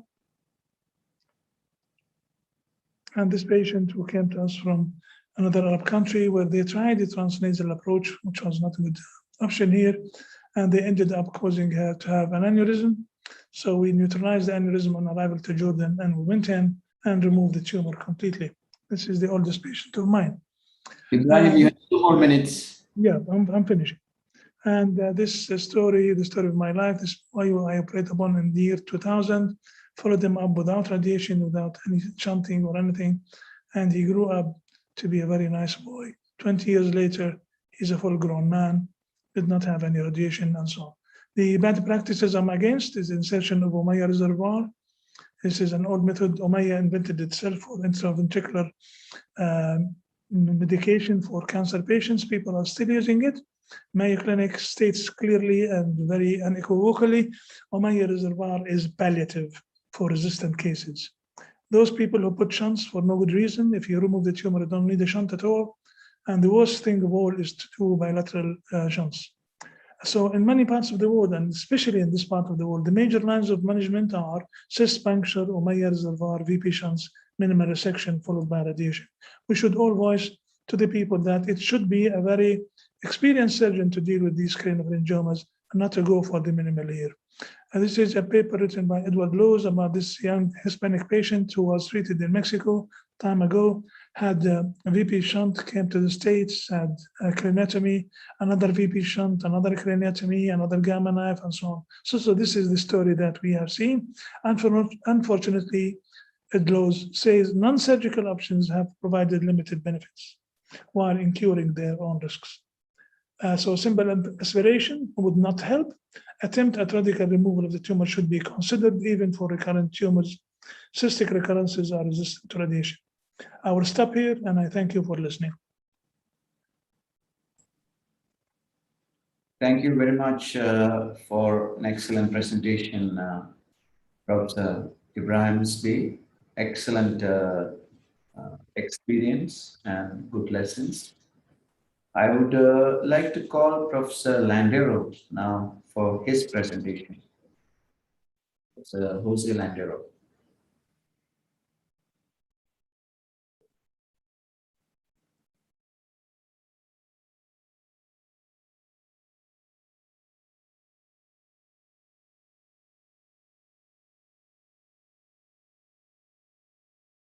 You are muted, Professor Landero. Is that okay? Is that okay? Yes, you are okay now. Yes. Before all, I'd like to say thanks to Professor Frank Servade, who has invited me to become a co-chair of the skull-based meeting, the skull-based committee, together our friend Sebastian Frolich, and I'd like to congratulate him for the wonderful job running the World Federation, and mainly for your friendship. I want to see Professor Franco early to give a personally big hug. And I want to congratulate too Professor Imad Kana and Professor Vladimir Benes for wonderful job in the neuroanatomy committee. It's many courses and many fantastic courses and fantastic speakers. Thank you for all. I want to talk about the cavernous sinus surgery. Is cavernous sinus surgery still reliable? What's happened here?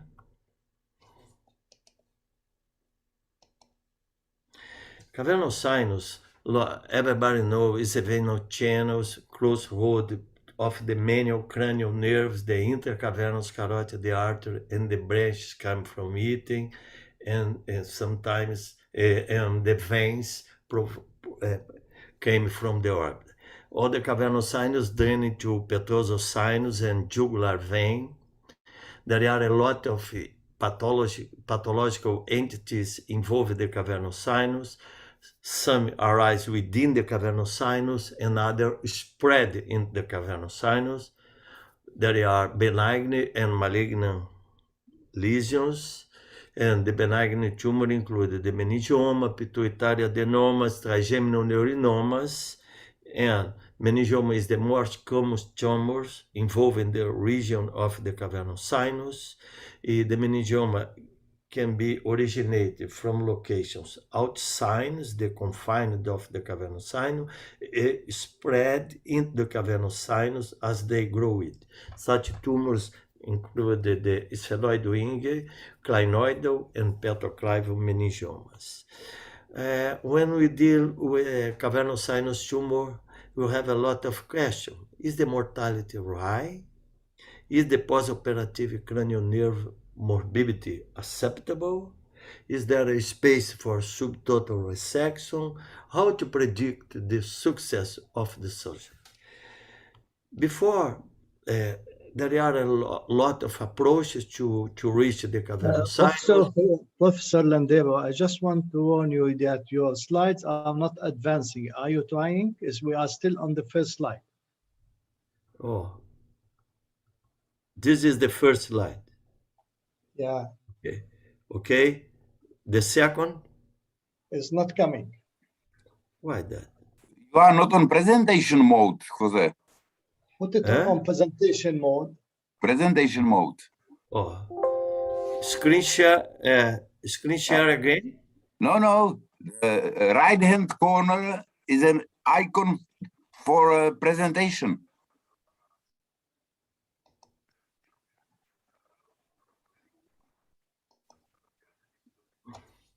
Sorry. Is okay? Is okay? No, we don't see the presentation. You don't see anything. No, we don't see the presentation. No. Share your screen one more time. Exit and reshare. Oh, sure. I want to share. Let me see if we can share it. All panelists can share, so you should be able to share. Do you see the green button for share screen? Yes. Are you pushing it?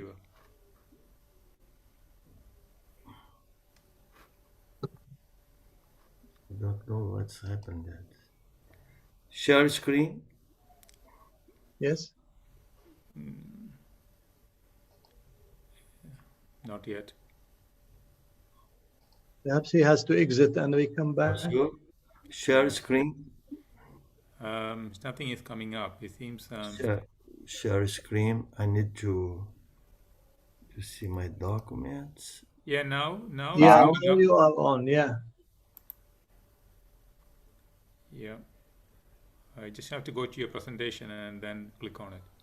Oh, he has to join the meeting, looks like. No, I think. You just go to the presentation. Yeah, you just go to your presentation. You minimize these windows and then go to your presentation. Don't know about this Zoom. Just go to your presentation. Oh, sure. Minimize them, yeah. Minimize and from your laptop presentation. Is it a PowerPoint presentation? Go to the PowerPoint. Not open. Yeah.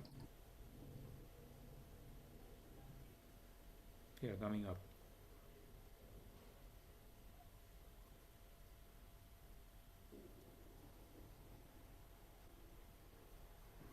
Share screen then? And at the bottom, you see the presentation mode, like the cup. You see it down below the right slide. hand corner, down. Down, next to the... That's it. Yes, this one. He pushed. This push one? It. Yeah. Yes. Push. Is okay? He pushed the it. Second is okay? You have it. No. Yeah, click on it. It's not okay? Press F5. Press F5. F5. F5 on your computer. F5. Yes.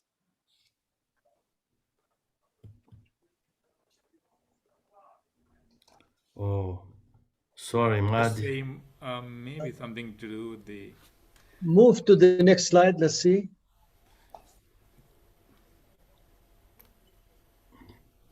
Is okay? No. No, your computer got frozen. Oh my God. Rejoin it then. I leave the meeting and I do everything. Recheck again. Okay.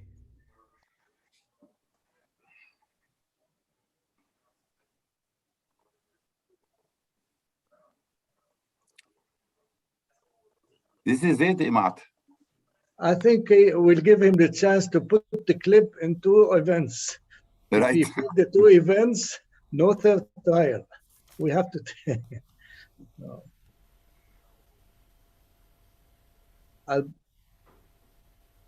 Landero, are you with us?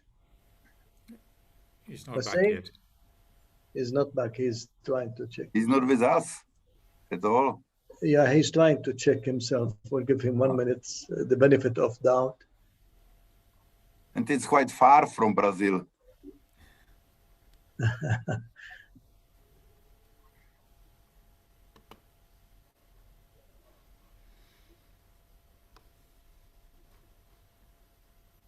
Yeah, while here we are waiting for him, Professor Bova from Brazil, he doesn't feel well and he apologized for the next session, so we will have only 4 talks. So we will be still good with time. Very, very good. Okay, you are on the screen now. You unmute yourself so we can communicate. Landero? Yeah. Unmute. And I open everything again. Yeah, we can see you. Let's try again. Open the lectures. Again. Lecture.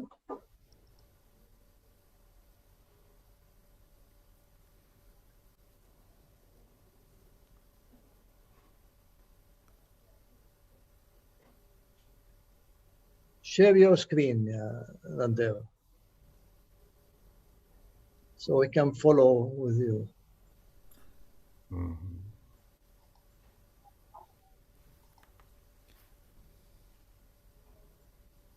Look at this. Yes, Yeah. you are almost there. Now, double click on your presentation. Double click.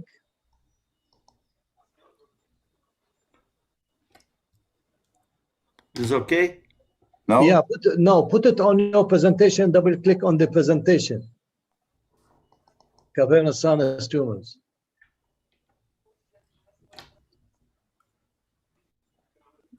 Cavernous sinus tumors is the Yeah. first slide. Yeah, No, no, no, no. you don't see Open the slide. presentation. You have Open. to open it. You have to You double open click on it. it. It's open. It's open. You open on your desktop. I don't think. So Not try on- share screen again if it's open.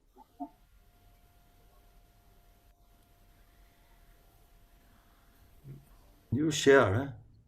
See that folder with that presentation in, but we don't see the actual presentation. Now, okay.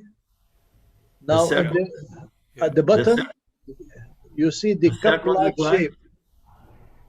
Did you see the second slide? Yeah, we can see the Yes, second but slide. it's not presentation mode. You see presentation mode. You see the next to it to the right. That's Yes, it. That's this it. one. Yeah. Double That's it. click on Okay, it. thank you. Double click. Click on it. Double click. Double click.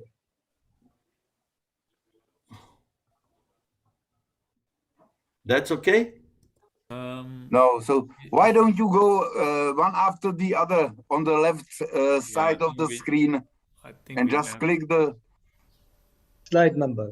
slide Yeah. number, one after the other. Yeah, I think we just have to use this mode. I don't think we can see the other one. You see with the number 2 you have, click on number 3. Let's see. On the left side, the left column. Side.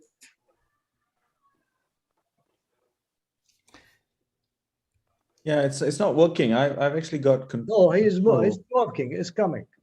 Okay, is we can live with the smaller picture. Okay, you continue with your presentation. Is okay here? Yeah, we Is see okay? the challenges. Yes. Yes, okay, it's beautiful. Go ahead. Go ahead with the Did you challenges. see this slide? Yes, And then- yes. Yes, Yes, we see it. I said about the challenge when to deal cavernous sinus tumor. Is the mortality high? Is the postoperative cranial nerve morbidity acceptable? Is there a space for subtotal resection? And how to predict the surgery, the success of the surgery? Did you see these slides? Yes. The anatomy? No. Right. We see the anatomy slide. Oh, yes. And how to choose the approach to the cavernous sinus. And we need to take the shortest route, use the pre-existing potential avenues like the tumor itself, use osteotomy to avoid the brain retraction, and you can do a zygomatic, you can do a FOZ craniotomy, respect the brain cosmos, control the feeding arteries, plan the access in relation to the reconstruction, and consider the possibility of the future surgery. And you must try to preserve the facial branch, you must try to preserve the temporal muscle in order to have a good access to the tumor. In the preoperative plan must include the Landero, CT. if you want to advance your slide, you have to advance it with the number. Okay, now you finish with the 3, you want to move to the 4th slide, Oh, you have to advance it yourself.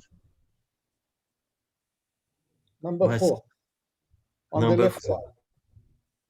My number 4 didn't move that. No, you put Go. the user on number 4 slide, on the left side.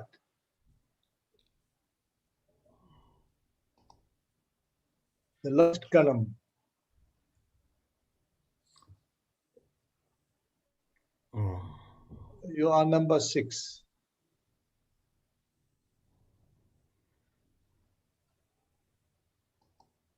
Number 4, did you see the Yes, number 4? yes, yeah, but you remember you have to advance it yourself.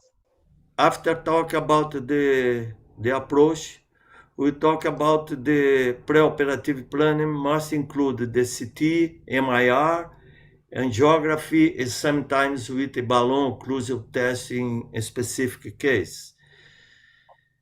As you can see here, the cavernous sinus meningioma, the two cavernous sinus meningioma are those that originated within the cavernous sinus and grow out the cavernous sinus. They tended to narrow the intercavernous carotid artery. They tend to spread along the temporal, can also grow towards the sella and may close to the opposite cavernous sinus. Adjacent hyperostose in skull-based tumor sometimes can be resembles a tumor involvement. And if you can drilling the hyperostotic bone is possible, but remember, is try to preserve all the vital structures involved by the hyperostose, like a eustachial tube, like a branch from the facial nerve, and even the carotid artery. On the past is a very interesting classification proposed by Hirsch and Schecker about the tumors, the relationship between the tumors and the carotid artery. Look, the number grade 1, the tumor touch or partially encircle the carotid artery. Number 2, completely encircled but without stenosis of the carotid artery. And number 3, encircle and narrow the internal carotid artery intercavernous. Remember here, this is the really cavernous sinus tumor. This is the confined cavernous sinus tumor. As you can see here, the classification, this is a grade 1, the tumor touch but not encircle, the tumor touch, encircle but not narrow, and the really confined cavernous sinus tumor, the tumor inside the cavernous sinus, involved and narrow the carotid artery. Some considerations about cavernous sinus tumor. It's an extremely rare tumor, lesser than 1% of the intercavernous tumor, the intracranial tumor. Meningiomas are the most common tumor of the cavernous sinus, about almost 0.5%. The symptoms are related first to the 6th nerve, 5th, 4th, 3rd, and 2nd nerve. The symptoms can be treated with a short courses of the corticosteroids and carbamazepine now. Surgery of the confined cavernous sinus tumor can be dangerous, but not abandoned if you planning, if the patient has a good indication for do it. And generally, the tumors growing is very slow. The ideal surgery to cavernous sinus is in case of extracavernous sinus meningioma complexion invasion, mainly in tumor who invade in the optic canal and compress the optic nerve, compress the 5th nerve, compress the 3rd nerve. And radiotherapy can be considering and persistent if the patient persists in the symptoms although the clinical treatment. As you can see here,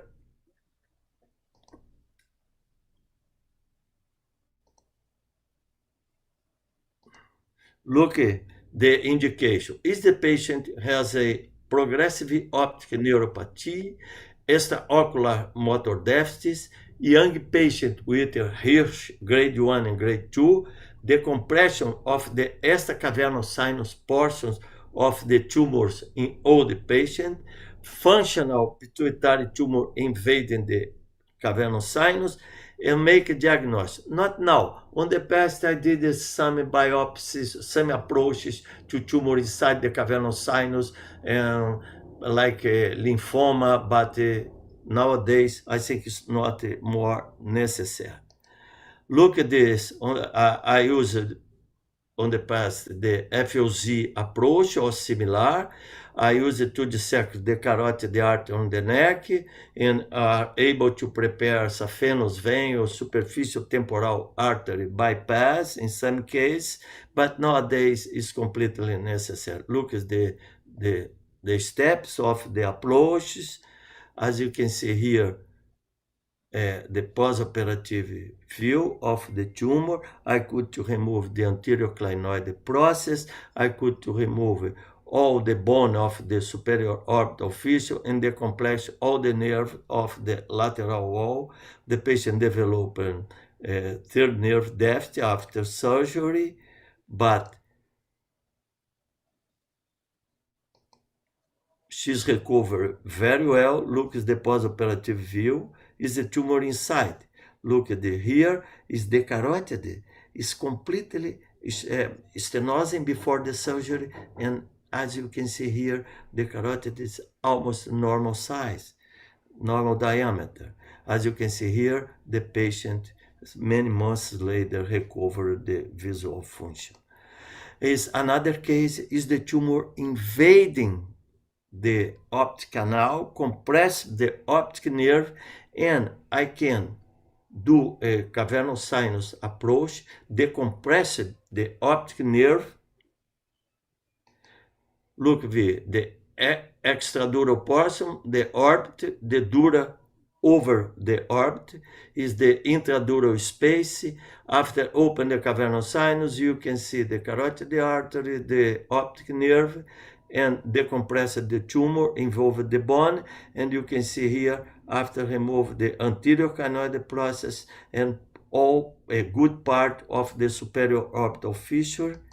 As you can see here, the patient on the postoperative view and the preoperative, immediate postoperative view, and the postoperative view, the patient recovered very, very well the oculomotor deficit. Look, is another patient with a third nerve deficit, the tumor invading the optic canal, involved the carotid artery, across to the other side to the cella and breathing, and I can decompress the optic canal, I can decompress the oculomotor nerves, and the patient recover very well, as you can see the beautiful images after the surgery. But and sometimes I have a tumor placed on mechanical cable and compress the cavernous sinus, and as you can see here,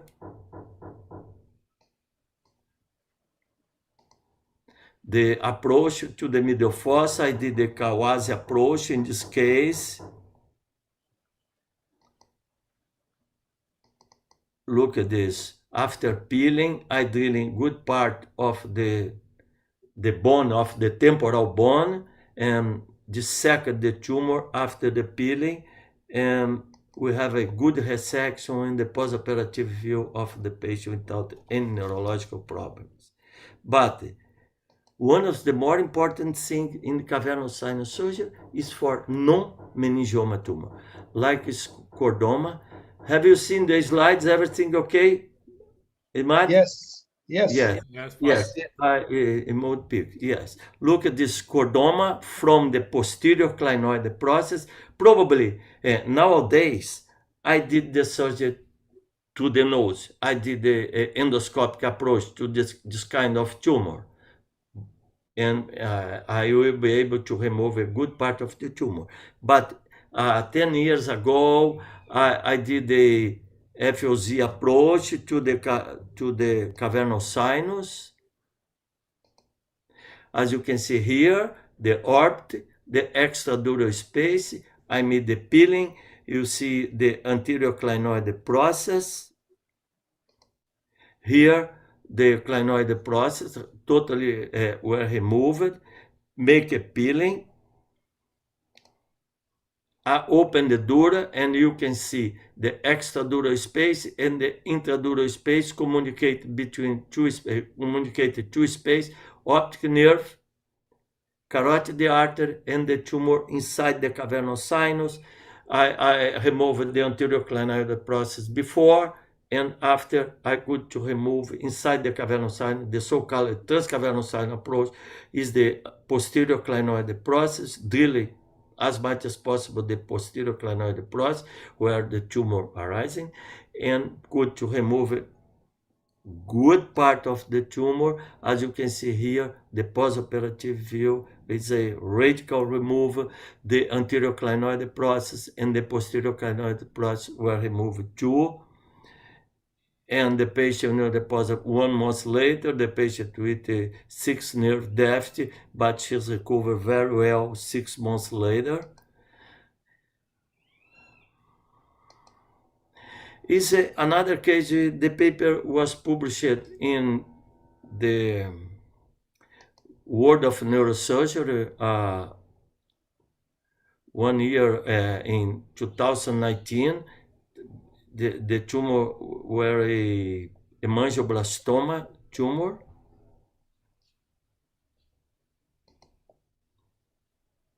Look, is the tumor, this meningioblastomas, is very bleeding tumor. I did the FOZ craniotomy, extradural clinoidectomy. Here is the orbit. Here is the anterior clinoid process. Click on the slide number, please. Oh, sure. On the number of columns. Oh, sure.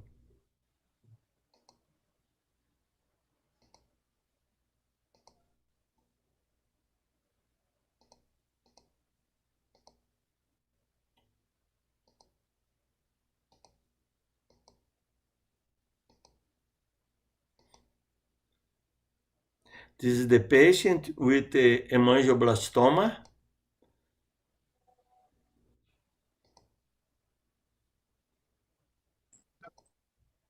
Dr. Landero, you will be having about 3 minutes more, please. Oh, sure.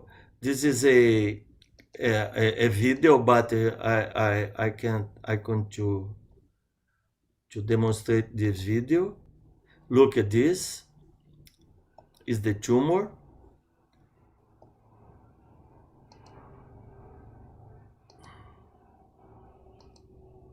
Look at the triangle obtained after inside the cavernous sinus. Here is the postoperative view. The tumor were totally removed. The patient developed a third nerve death, but she's recovered very well. Here I have an invasive cavernous sinus tumor by acromegalic patient, and I could to remove it to the nose, as you can see here. Look at this. As you can see the video. Yes. Yes. I did a transcellular approach and transpterygoid approach to enter inside the cavernous sinus. As you can see here, lateral placed, we have the carotid artery. I displaced the carotid artery here and go to medially to the carotid artery. You see the knee of the carotid artery. Above the knee, you have a tumor. Below the knee, you have a tumor. And the tumor were totally removed, as we can see here. And the last case is the epidermoid cyst invading the medial fossa. It started from the cerebellopontino angle, go to the midline, invaded to the medial fossa, and invading the Meckel cave, compressing the view 1, and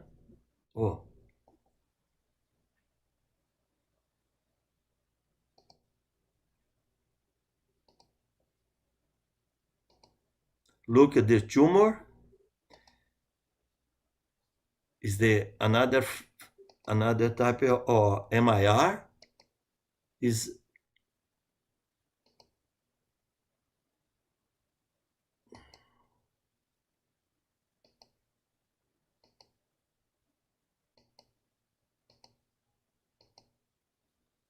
look at the, I did the Kawase approach in this tumor, in the FLZ approach. I did the Kawase approach, and I could to remove the tumor from below until to the CP angle, remove on the midline, and remove the tumor close to the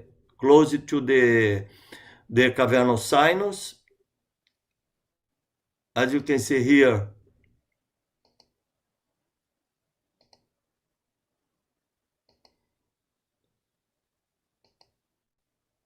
post-operative view after totally remove the epidermoid cyst.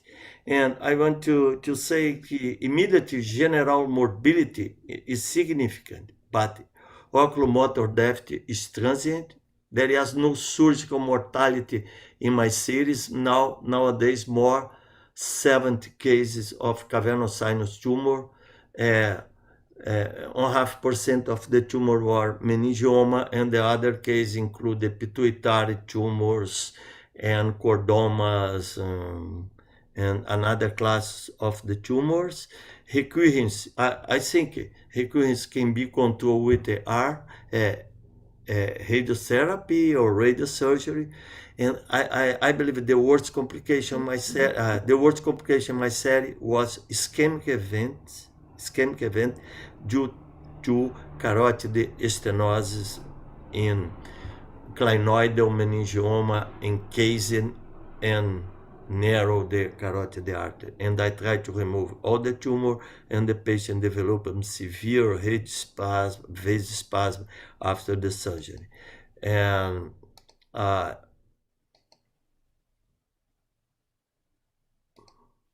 I thank you to Imad, thank you Vladimir Bennett, thank you to the assistant, because your patient Twitter is I think is the lecture was did in the another windows, and I hope to see all of you in Rio de Janeiro on March. We have a wonderful meeting, skull-based meeting. Professor Imadi and Professor Bennett organized a symposium inside the Congress, and I hope you see all of you in Rio. Nowadays, the situation about COVID-19 is strictly under control.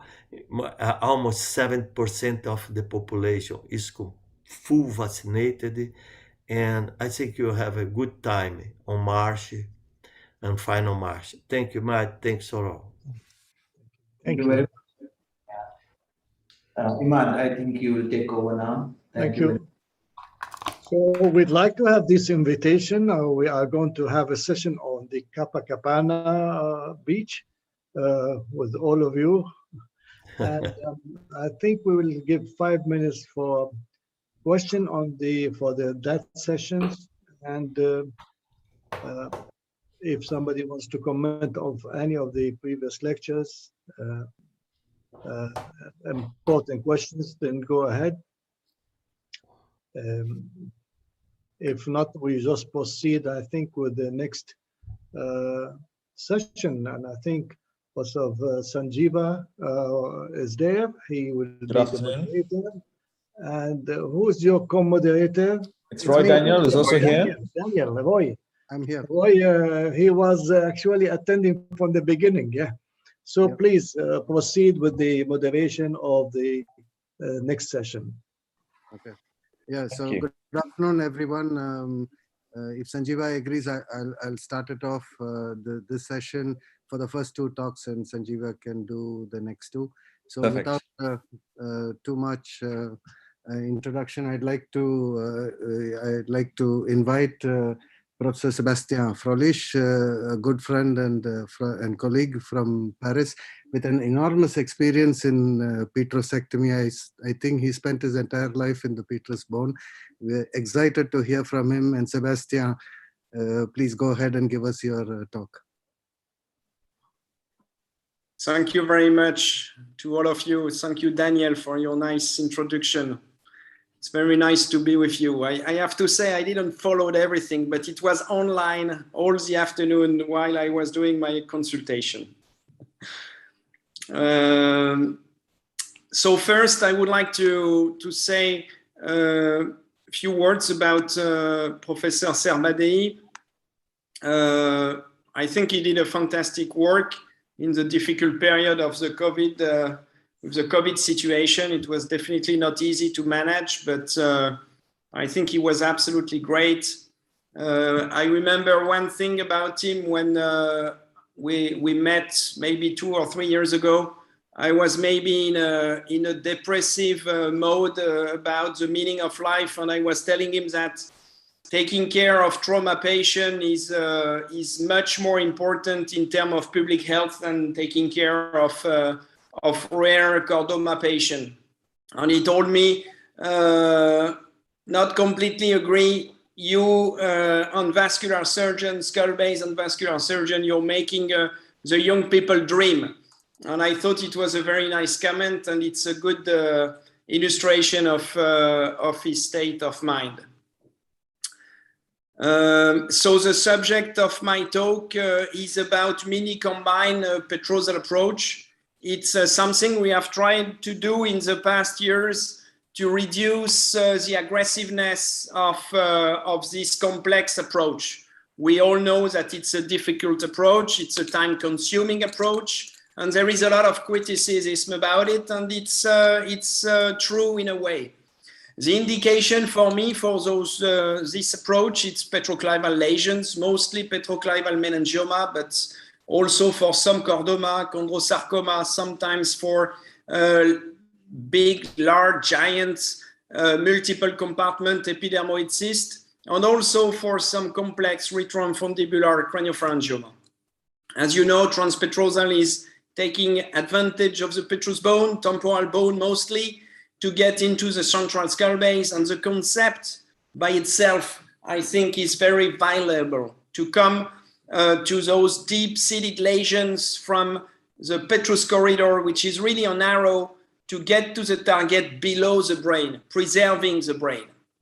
So it's a combination of posterior petrosal and anterior petrosal, compared to retrosig, where you have only one entry point, multiple direction from this entry point, but only one entry point working between the nerve. With the combined petrosal, you can come from multiple line of sight, and you have an optimum line of sight for every cranial nerve, I would say, or every difficult vessel. And this is a key point of this approach for cranial nerve preservation. I am absolutely convinced that it's quite nice. But as you know, it's an extensive approach. It's definitely a concept that is based not necessarily on the petrous bone, because I truly believe that the petrous bone work is in fact quite easy if you have the good concept. The concept is really the transposition of the sigmoid and transverse sinus. This is what gives you the space to work, to open this fissure between temporal lobe and cerebellum. Just like when you do a Transylvian approach. You open the dura, you widen the space. The only reason why we drill the mastoid is to have an access to the dura anterior to the sigmoid sinus, to be able to free the sigmoid sinus anteriorly. We also need to cut the superior pectoral sinus to be able to cut the tent. And if we cut the tent, we also freed the sigmoid sinus and transverse sinus. So starting from this concept, I think it makes it easier, and you don't focus the same way on the petrous bone, but you just focus on the petrous ridge. It's really an approach that comes from down up.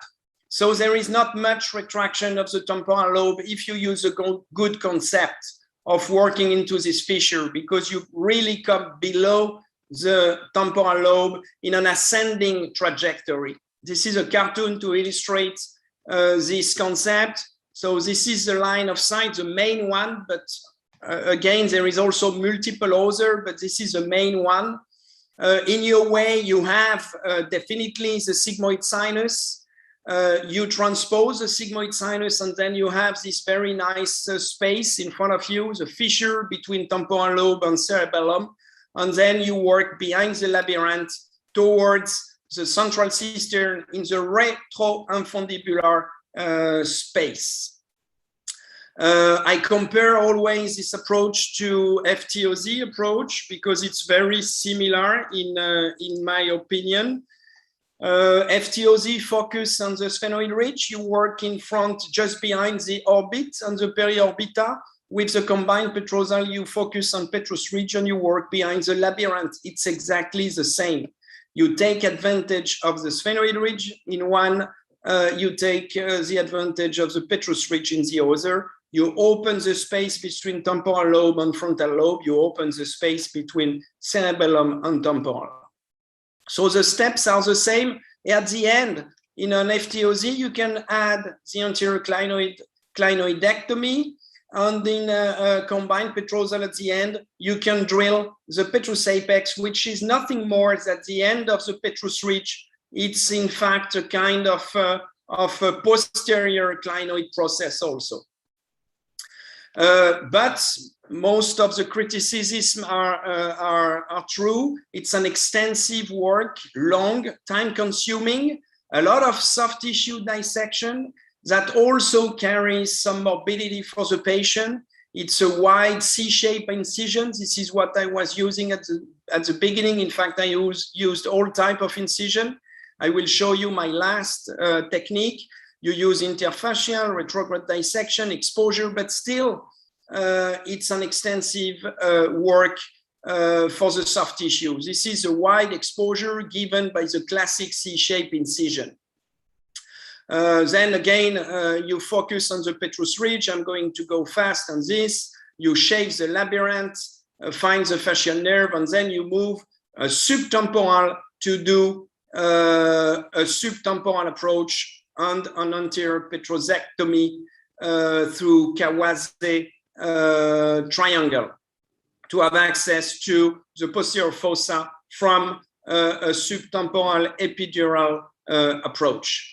So the goal, I think, and that's the goal we should have in skull-based surgery, is to try to do the same, to keep the concept, because the concept is good, but to reduce the footprint of what we do to apply this concept. We have to try to reduce the footprint of the combined petrosal approach. It will still take time, but at least we need to reduce the footprint because it still carries some morbidity. We have to do the same with endoscopic endonasal. We have to do the same with the classic transcranial. So the incision I am using now is this purple incision starting behind the ear from the tip of the mastoid. It's a quite small incision, kind of question mark incision. And this is cadaveric dissection. You see that the amount of soft tissue dissection is quite limited. I exposed a little bit of the temporal fossa, a little bit of retrograde dissection of the posterior aspect of the muscle. The muscle is retracted upward, in fact, to give you access to foramen ovale, for example. You need to expose a little bit the transverse sinus behind. Then I do 2 burr hole. I have changed. I have to say now I do only 1 center on the junction, but it's about the same. From this burr hole, I do this bone flap that is quite similar to a pterional craniotomy, in fact, or to a mini pterional craniotomy. It's not exactly L-shape, it's more a heart shape craniotomy. Then we do the cosmetic mastoidectomy to keep the mastoid cortex, cortical bone intact. It's better for the post-op course for the patient. And then we do the mastoidectomy and anterior petrosectomy from the same posterior line of sight. The inconvenience of this approach is, and that's true, is that you cannot really take advantage of the postmeatal triangle like you would do it with a little bit more anterior line of sight. But at the end, it's the same. I really focus on the petrous ridge, peeling the dura from temporal fossa floor, peeling the dura from posterior petrous bone surface, and focusing on the petrous ridge. You see this CT scan with the two techniques. The yellow arrow is really the classic C-shape incision, and the blue arrow is more the mini combine. You see that I leave a little bit more bone in this post-meatal triangle that in fact is not so much useful and can be compensated also with intralabyrinthine line of sight, for example. I show you the final drawing. This is our research fellow, Ariana Fava, who did this work in the lab. Very nice work. I show you a few examples of it. This is a complex chordoma in a patient that was almost asymptomatic. It was a long discussion about what would be the best approach for this patient, giving the maximum chance to keep her intact, to keep the cranial nerve intact. It's a slow-growing tumor, and she's intact. So the goal is to resect it without leaving too much morbidity. So what we did is first an endoscopic endonasal approach to take everything that was extradural. I was afraid of coming from the nose, taking everything out because of risk of CSF leak and control of the cranial nerve.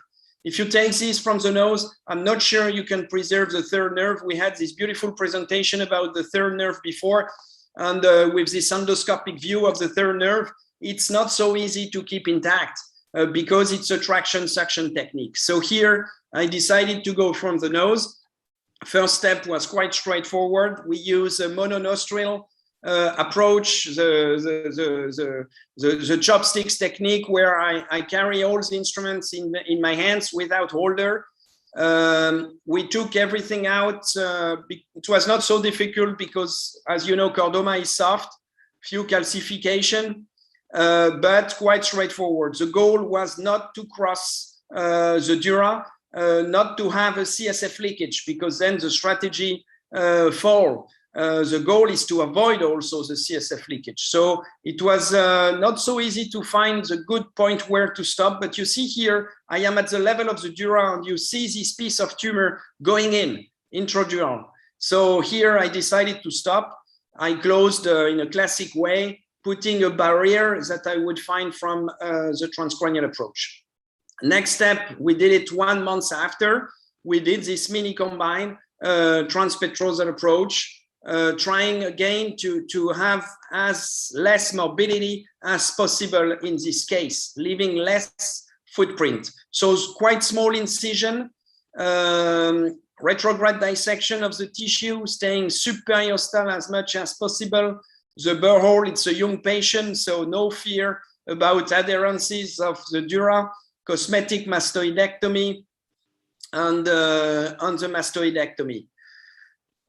Quite straightforward. Again, if you really focus on the concept, which is taking advantage of the petrous ridge. The most difficult thing in this approach for me is to keep the sinus intact, not to injure the sigmoid sinus and transverse sinus. This is also why it should be a neurosurgery approach and not an ENT approach, because we have to keep the sinus. This is our territory. We are sensitive to the sinus. Which is not exactly the case of ENT. And the concept is based on the transposition of the sinus. So difficult part is to open the dura also, because it's key, because the dura is dedicated to free the sinus. Here we cut the tent, much easier than in a petroclival, because you don't have infiltrated dura, feeders, hyperostotic bone. But here I was quite happy to come from below, to be able to dissect the tumor away from the vessels, from the perforators, from the cranial nerve, one after the other. Postoperatively, she was worsened because of the fourth nerve, but she recovered after a few months completely. And I have to say she is quite intact following this difficult treatment. You will see in a second at the end, the beautiful view of the floor of the third ventricle from below. And it's quite similar from what you have with an endoscopic endonasal approach. It's just coming a little bit from the side. And it shows you that it's really an approach that comes from below up, looking at the floor from down. So closure here, I put some pericranium to put on the clivus, and also some pericranium from the middle ear. This is most important, to close the middle ear, and some fat. So quite nice result. If I still have time, I can show one more case. I don't know. It's okay? Go ahead. So this was petroclival meningioma. It's another case where I used this mini combine strategy, again trying to reduce as much as possible the approach. It was a significant tumor, not a giant one, but significant one. Same approach, question mark incision, quite small. It's also much faster to do it this way, to reduce the soft tissue dissection. It takes at least, in my opinion, 1/3 of the time needed for the combined petrosal. So if you make it shorter, you definitely gain some time. This is a one burr hole technique I am using now, with this craniotomy that go behind this big burr hole, L-shaped craniotomy. It's a petroclival, so I went a little bit more anterior than in the previous case, but the same combined cosmetic mastoidectomy, as you can see here, to keep this cortical wall of the mastoid. I focus on the petrous ridge, shave the sigmoid sinus and transverse sinus. Here you see that I am peeling the posterior fossa dura from the posterior surface of the petrous bone, and temporal fossa dura from the temporal fossa floor, really focusing on the petrous ridge. Drilling of the endolymphatic sac is extremely important, because it's exactly the same as the orbitotemporal periostal fold. You need to cut it to increase the exposure of the deep aspect of the petrous bone. Here is a peeling of V3, dura from V3 to expose here the petrous apex. You start to see some meningioma. I am not using retractor anymore. You see that I have a more posterior direction. It's not bad in petroclival, because it's very important to drill below Meckel's cave. This is where usually are the feeders of petroclival. It's not behind the petrous apex that you expose without drilling below the Meckel's cave. It's really the true petrous apex from which feeders are coming. So this posterior direction is helpful to drill the true petrous apex. Opening the dura is a difficult challenge in petroclival. I do a resection of the tentorium, like described by Fukushima, because this is really most of the dural base of those tumors. Once you have resected the tentorium, it's like opening a door, a window on the meningioma, and it transforms this skull-based meningioma in a kind of convexity meningioma. So here is the anterior cut. This is maybe the posterior cut, and you take a kind of piece of infiltrated tentorium, very thickened, but that really open a window on the tumor. And then it's a two-pincette technique, alternatively with debulking of the tumor. You see that there is limited retraction of the temporal lobe, because I am coming from below. And here I am peeling the tumor away from the brainstem. It was not a very difficult case, because it was not so much adherent to the brainstem. Whenever there is tumor on the brainstem, infiltrative or edema, I leave a piece of tumor. I did it once, and I regretted it on the patient even more. So here is a dissection of the sixth nerve. It's still the challenging nerve to preserve. Here I was fortunate to identify 6. It's not always the case. And yes, definitely the cranial nerve, which is most at risk, is the sixth nerve. There was some branches inside the meningioma or into sulcus of the meningioma, which were a little bit challenging. But you see that I am working like I am working in a fissure, like in a Sylvian fissure. It's about the same. If I tell you it's a clinoidal meningioma, you may not do the difference looking at the video. So it's really important to have this concept. I have seen videos of people really working into the retrolabyrinthine volume, which is absolutely too small because they were not necessarily taking advantage of this transposition of the sinus. That's the final view of it, showing the beautiful view of the cranial nerve and the multiple corridor that you can have looking at the target. For each cranial nerve, you have a specific target. So closure is the same. The less soft tissue dissection you have, the easiest it is also to close. This was an epidermoid cyst. I skipped the video. The goal for me, for this patient, young patient, was to try to get a cure. And she was around 32, big tumor. The first shot is the only chance of cure. And I don't know if you share the same experience with me, but if you leave a big piece of capsule, it's only a question of time before going back. Usually the first time it's 5, 6, 7 years, and then it's shorter, and it gets shorter and shorter because the nervous structure tolerates much less the growth of those epidermoid cysts because of the rigidity given by the scar. So first shot is the most important. This is why sometimes I use those combined strategy to really give a chance to cure the patient. Thank you very much for your attention, and thank you again for Professor Servadei for his leadership in this difficult period. And thanks to you, Imad and Vladimir, for doing those fantastic webinar. I think you have given a lot to the young neurosurgeon all around the world, focusing on what's the most important in our field. And the first most important is neurosurgery anatomy. Thank you. Well, thank you, Sebastian, for an excellent talk. I think we have time for 1 or 2 questions, considering that one of the talks has been cancelled. So I invite the participants or the faculty to ask questions or give a few comments. Can I ask a comment, Roy? Yeah, go ahead. Sebastian, thank you. Excellent talk as always. And I also really enjoy using this approach.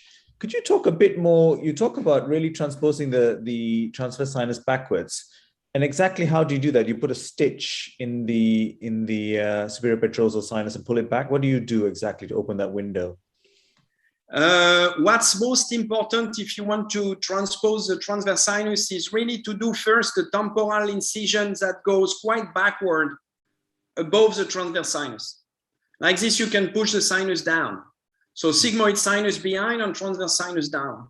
And usually what I do is once I have cut the dent, I use a fold of dura and tent to put over the sinus. So the dura is covering the sinus and retracting it with a stitch or 2 stitch. I always control once I have transposed or retracted the sinus. I always control with the Doppler that there is still flow, that I am not occluding too much. I have 10% of thrombosis postoperatively. It was never symptomatic, but this is one of my issues to solve this risk of thrombosis. I think it can be due to the drilling, heat that can injure the endothelium, and maybe taking this bone out from the wall is also injuring the endothelium, which is very sensitive, as you know. So I try to irrigate as much as I can and to be gentle with the wall of the sinus. But still, it's an issue. Thank you. I also have a thrombosis rate, actually, but you're right, they're usually asymptomatic. Thank you. I have one comment or question. Go ahead. May I? Yes. Okay. Well, it's a wonderful variation of going, because we abandoned this complex procedure because of the time consumption. And I remember adapting this from Hakuba, we used to say the 3 craniotomies, fronto-orbital zygomatic complemented with the subtemporal and the retro sigmoid, and then we do pre-sigmoid after doing the simple mastectomy. And this variation, as you said, it reduced the amount of soft tissue involvement. The trick with mobilizing the dura, as you said, you have to ligate the superior petrosal sinus and double cut it. Because if you don't do it, it will never move posteriorly, and you incise the tentorium. An additional incision of the dura over the temporal is important above the lateral sinus, because if you don't do it, you might injure the vein of Labbé unnoticed by the retraction. And you see your spatula comes under the dura and you are not seeing what you are doing. So you have to incise a little bit of the dura on this one. But it's a fantastic technique. And I tell for many people, it takes a bit longer. It still takes a little bit longer, even with variation, because you are doing the simple mastectomy. And this flap of the mastoid, I learned from Fukushima, actually. And the important, when you finish with the exposure, it's an amazing view. You can visualize from cranial nerve 2 down to 11 or 12 if you want, if you complement it with retromastoid if you want. But most of these cases, petroclival will be amenable to this approach. Congratulations. Thank you very much. I have a question. I have a question, if I may. First of all, I like to congratulate Sebastian for the usual brilliant talk. The second thing is that I completely share the concern that Imad brought, meaning regarding Labbé's vein, and I think that the transverse sinus and sigmoid sinus thrombosis, as long as that's distal to the entry of Labbé's vein, it's really often and times, although not always, it's really something that can be done without any clinical consequences. After all, as we probably remember, it was Mallis in the 70s who he used to, in the supra and infratentorial approach to the petroclival area, who used to cut and transect the transverse sinus just distal to the entry of vein of Labbé, and that certainly simplified things significantly. And then Spetzler, after that, started to measure the pressure into the distal transverse sinus before and after he was going to cut when he did the temporary clamping. So anyway, the Labbé's vein is clearly extremely important, and we don't want any thrombosis to go there. Then the other thing is that, yes, this is a very good approach. And although and correct me if I'm wrong, it is very similar to the pre-sigmoid approach that Professor Sami and myself and Al-Mefti and others, they described in the late 80s. It's extremely similar, and I certainly agree that if you do a myocutaneous flap with whatever temporal bone, temporal muscle that you have to incise, that certainly decrease the post-operative morbidity and make surgery quicker. And also the cosmetic mastoidectomy, where you preserve the outer aspect of the mastoid, is certainly a good thing to do. Although today you have synthetic, synthetic cover that you can apply to the mastoid, or you can even do a 3D generated, mastoid cover. Then you can drill the mastoid and then just put the 3D generated or the one that industry makes there. But anyway, that's excellent. I think that although we have moved away from this combined approach, I certainly think that there are instances in which those approaches are very helpful. And I think Sebastian really brought that to the fore. So I congratulate you on your talk.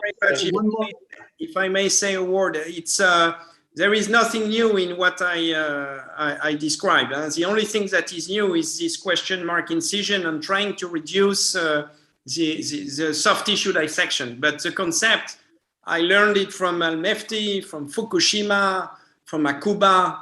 And that's the beauty of having a master's, is that you pick different things from different people, and at the end you build your own technique. And but I think we have to reduce, yes, as much as we can, the aggressiveness of the approach. What we can reduce is better. Yeah, sure. One important things for the people start doing this procedure, they have to evaluate their MRI very properly, because sometimes the sigmoid sinus is very prominent. You have no space of dura and lateral to it.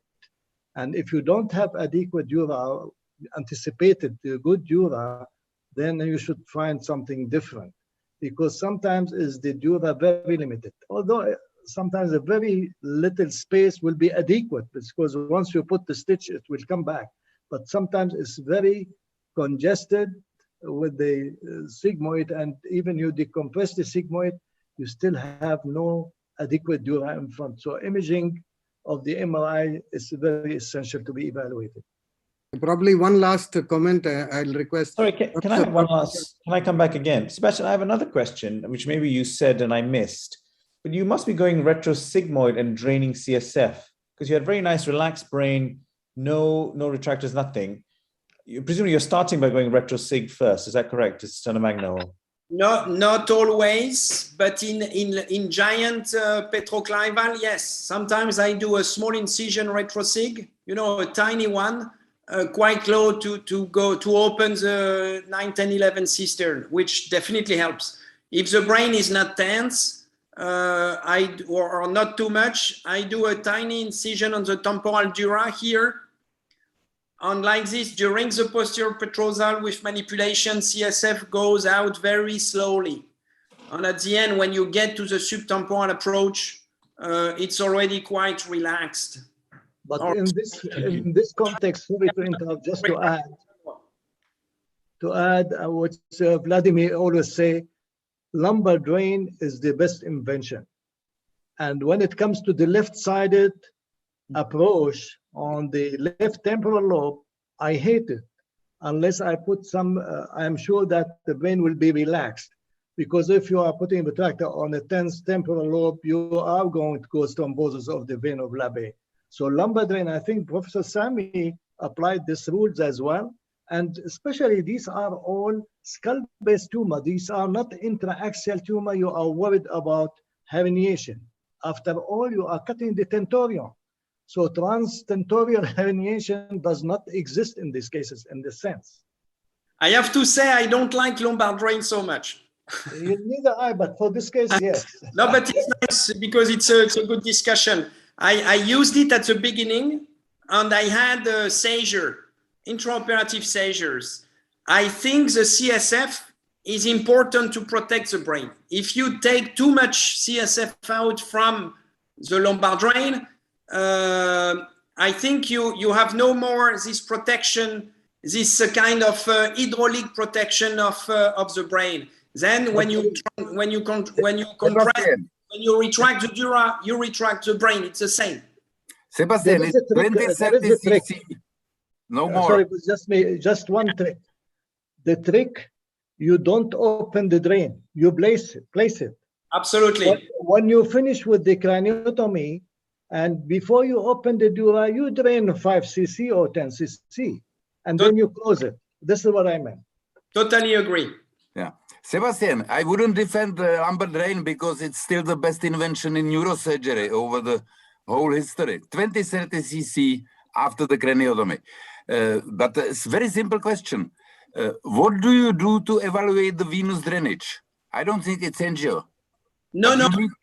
For petroclival meningioma, I always do an angio for the feeders and for embolization, which we use quite a lot, especially for ascending pharyngeal. But I use MRI, MRV, and what you said is absolutely true. Sometimes I don't do a combine because there is counterindication due to venous drainage. And it's really a surgery where I spend a lot of time looking at the CT scan, MRI, because every painful issue you can find during the surgery can be anticipated, looking carefully at the exam. Yeah, I think MRV is good, but in a way it's worthless because you need to do an angiogram in order to look at the venous drainage if you want to look it properly. If we take the lessons also from superior from parasagittal meningioma, many times you have MRV that shows that the sinus is completely occluded, the superior sagittal sinus. Then you go to do an angiogram, and you see, if you do a good angiogram, and you see that there is flow through that, and certainly that's confirmed that surgery. So really, I think MRV it's good, but I think probably conventional angiogram of good quality is probably still 3D with gadolinium. 3D with gadolinium is enough, because what you want to see is the vein of Labbé, and there is no better exam with 3D gadolinium to see the vein of Labbé, the exact point where it goes. I mean, it's MRV, you're right. It's not really what I am spending time to look at, but 3D gadolinium is fine. Huh? Yeah.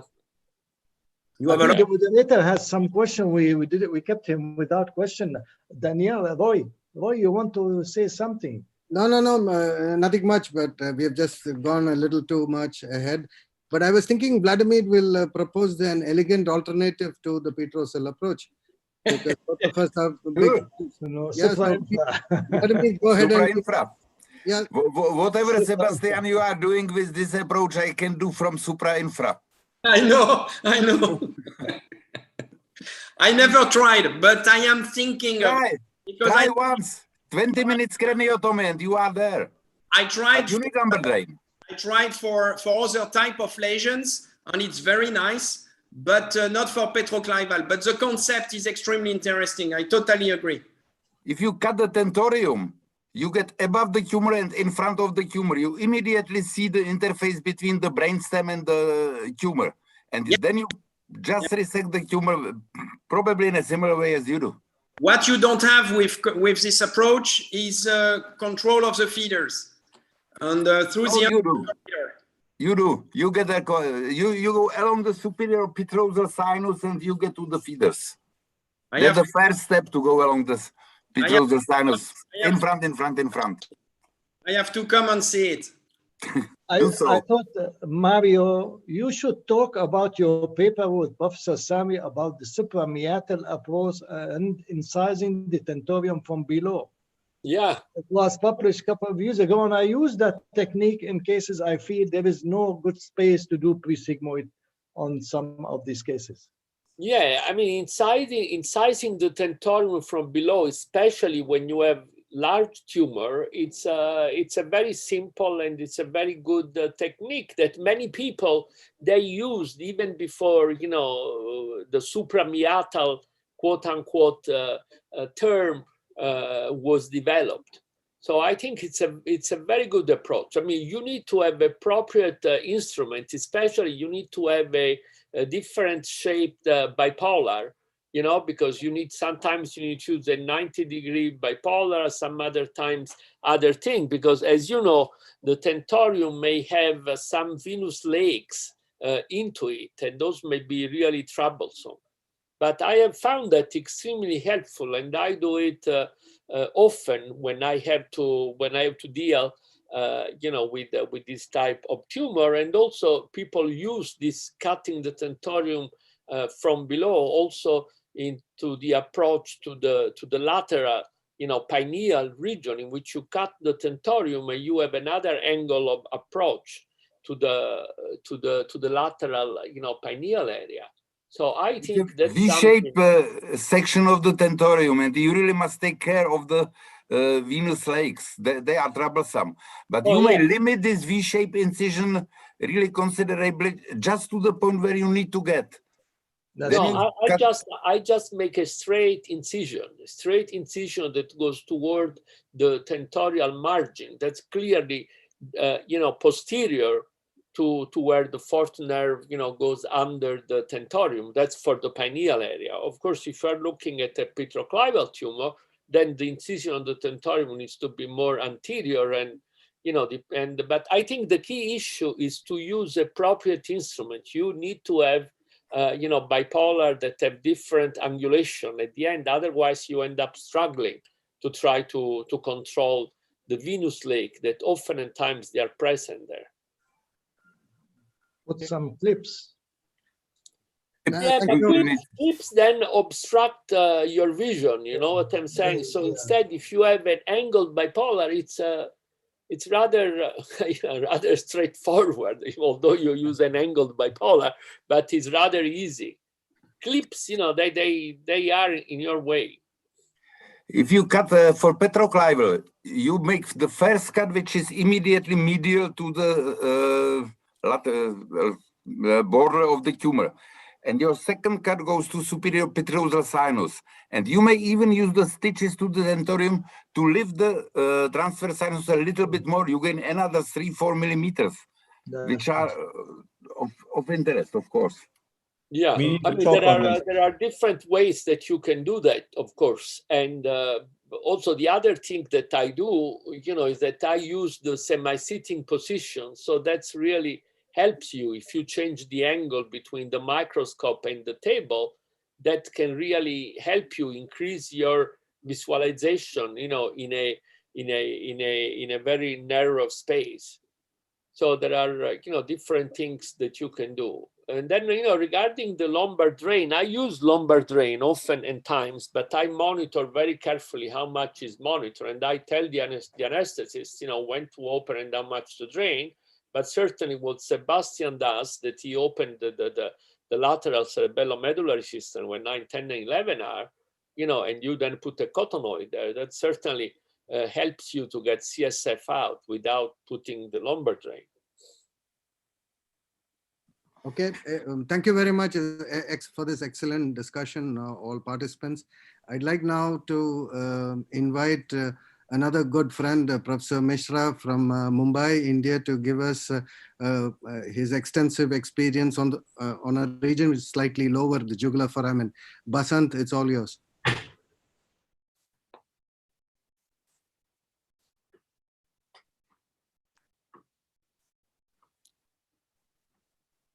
Good afternoon, good evening, I think good morning, some places maybe Mario, maybe good morning. Let me first thank Imad and Vladimir for this beautiful, very, very many times you have been doing tremendous amount of work, tremendous education activities, and really we are all thankful to you for taking it forward, the education. Before I go on to my talk, I have changed the initial talk because the last the program which Imad organized, I could not attend because of an emergency surgery. This was an acoustic talk, but I thought I will talk about jugular foramen tumors, which I was supposed to talk the last time. It's not a very sexy talk. It's a much more simple talk, but I think it's important. Before I go on to the talk, a little bit about Franco. He's been a very good friend for the last 6 years. We have been fellow travelers since 2015. We really didn't know each other before that, but then our journey has been together for many meetings and for fun. And so he's been a tremendous friend, and he's been anything, and we have really been, I treasure that friend. He's been one of those 24/7 presidents of WFNS. I've been there, WFNS, for the last 15 years associated with it. I haven't seen a more involved president of WFNS than Franco. So thank you, Franco, for taking the WFNS forward and making many things happen. So this is my personal series of jugular foramen tumors. Majority, as many of you, would be schwannoma and gliomas, but we have some other tumors in the jugular foramen, true jugular foramen meningioma, as Dr. Al-Mefti has described, not a common tumor, but we do see some of those cases. So there are some issues to treat or not, because paradoxically, many of this or some of this probably may be left alone and better for the patient rather than going in, because this area is not without risk doing something. So some of these tumors are very indolent, like gliomas in an elderly person, maybe just followed off for a very long time. And then the controversial for this this faculty, something which is not very, very fashionable to talk about radiosurgery, but I think there is a group of jugular foramen tumors which probably gamma knife or some form of radiosurgery is the better approach as far as the patient is concerned. Obviously, it depends on many things like the patient factors, the age, the neurological deficit, and the tumor factors, where all the tumor is going, how vascular, and so on. So this, I'll give you go through some examples, and I'll tell you how we have, what is our paradigm today. So this is an operated glomus outside with a residual recurrent tumor going into the cervical and the jugular foramen and CP angle. So this is what we have done. This is operated about 15 years back, cervical, infralab, and paralateral approach. And then we tilt the head a little bit to open this area. And this patient, we had actually done a partial condylectomy. And this is what was done, I think, more than 15 years now, 17 years back. This is along with our ENT colleagues. We have done this, Dr. Kirtane, who has helped me with this patient case. And this is where we have mobilized the facial nerve and trying to achieve an excision. And this patient already had the lower cranial palsy.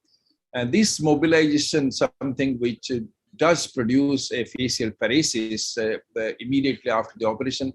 And many times there is residual paralysis of the facial. They come back to grade 2 max, or most of the time grade 3. They don't become normal because of the vascular jeopardy when you're doing it. So this was a glomus. So this was intravenous tumor, which was excised along with the tumor. The vein was excised from the transverse sigmoidinous junction to the jugular vein in the neck, and then we have gone into the cervical component. We have gone into the middle ear, and then we have taken out. This is the CP angle part of the tumor, which we have removed, and we could achieve a total excision of this patient. As I said, the patient had already a lower cranial paresis, had previous operations, had a facial paresis, so we didn't really produce any extra deficit and could achieve a total excision. This is another, again, a recurrent tumor, operated a few times outside, actually. Before he came, sees a ladies, he came to us, and again, we operated. This has already had 3 operations in the past with recurrence, and we excised the tumor, and this is what was left. You see the post-op MRI, so we opted for upfront gamma knife rather than waiting, because he has had multiple recurrences in the past. Now, this is an extensive meningioma in a 70-year-old lady with only headache, no deficit at all.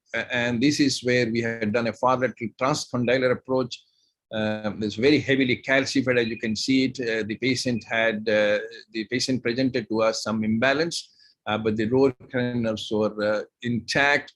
And then here we have done a far lateral transcondylar approach. We have the steps, which most of you know better than me. But we could achieve, this is remaining in the tumor arachnoid plane, very fibrous, calcified tumor. We did produce the 12th nerve palsy post-op on the side of the operation, and partial 9th, 10th, which recovered over a period of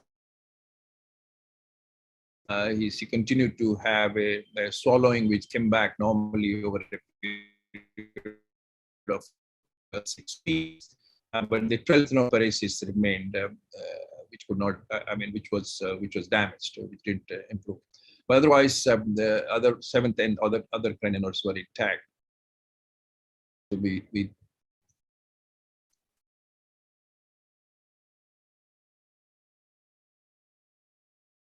So So this is the nerves and the vessels you could see at the end of surgery. This is again something which I had operated probably about 7-8 years back, and the patient remains intact without any recurrence.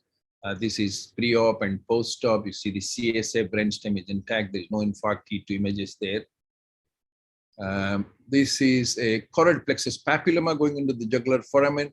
And this is, we have again operated through a far lateral transcondylar approach and achieved a total excision. This is an endolymphatic sac tumor where we have done a lateral transcondylar, again, same approach.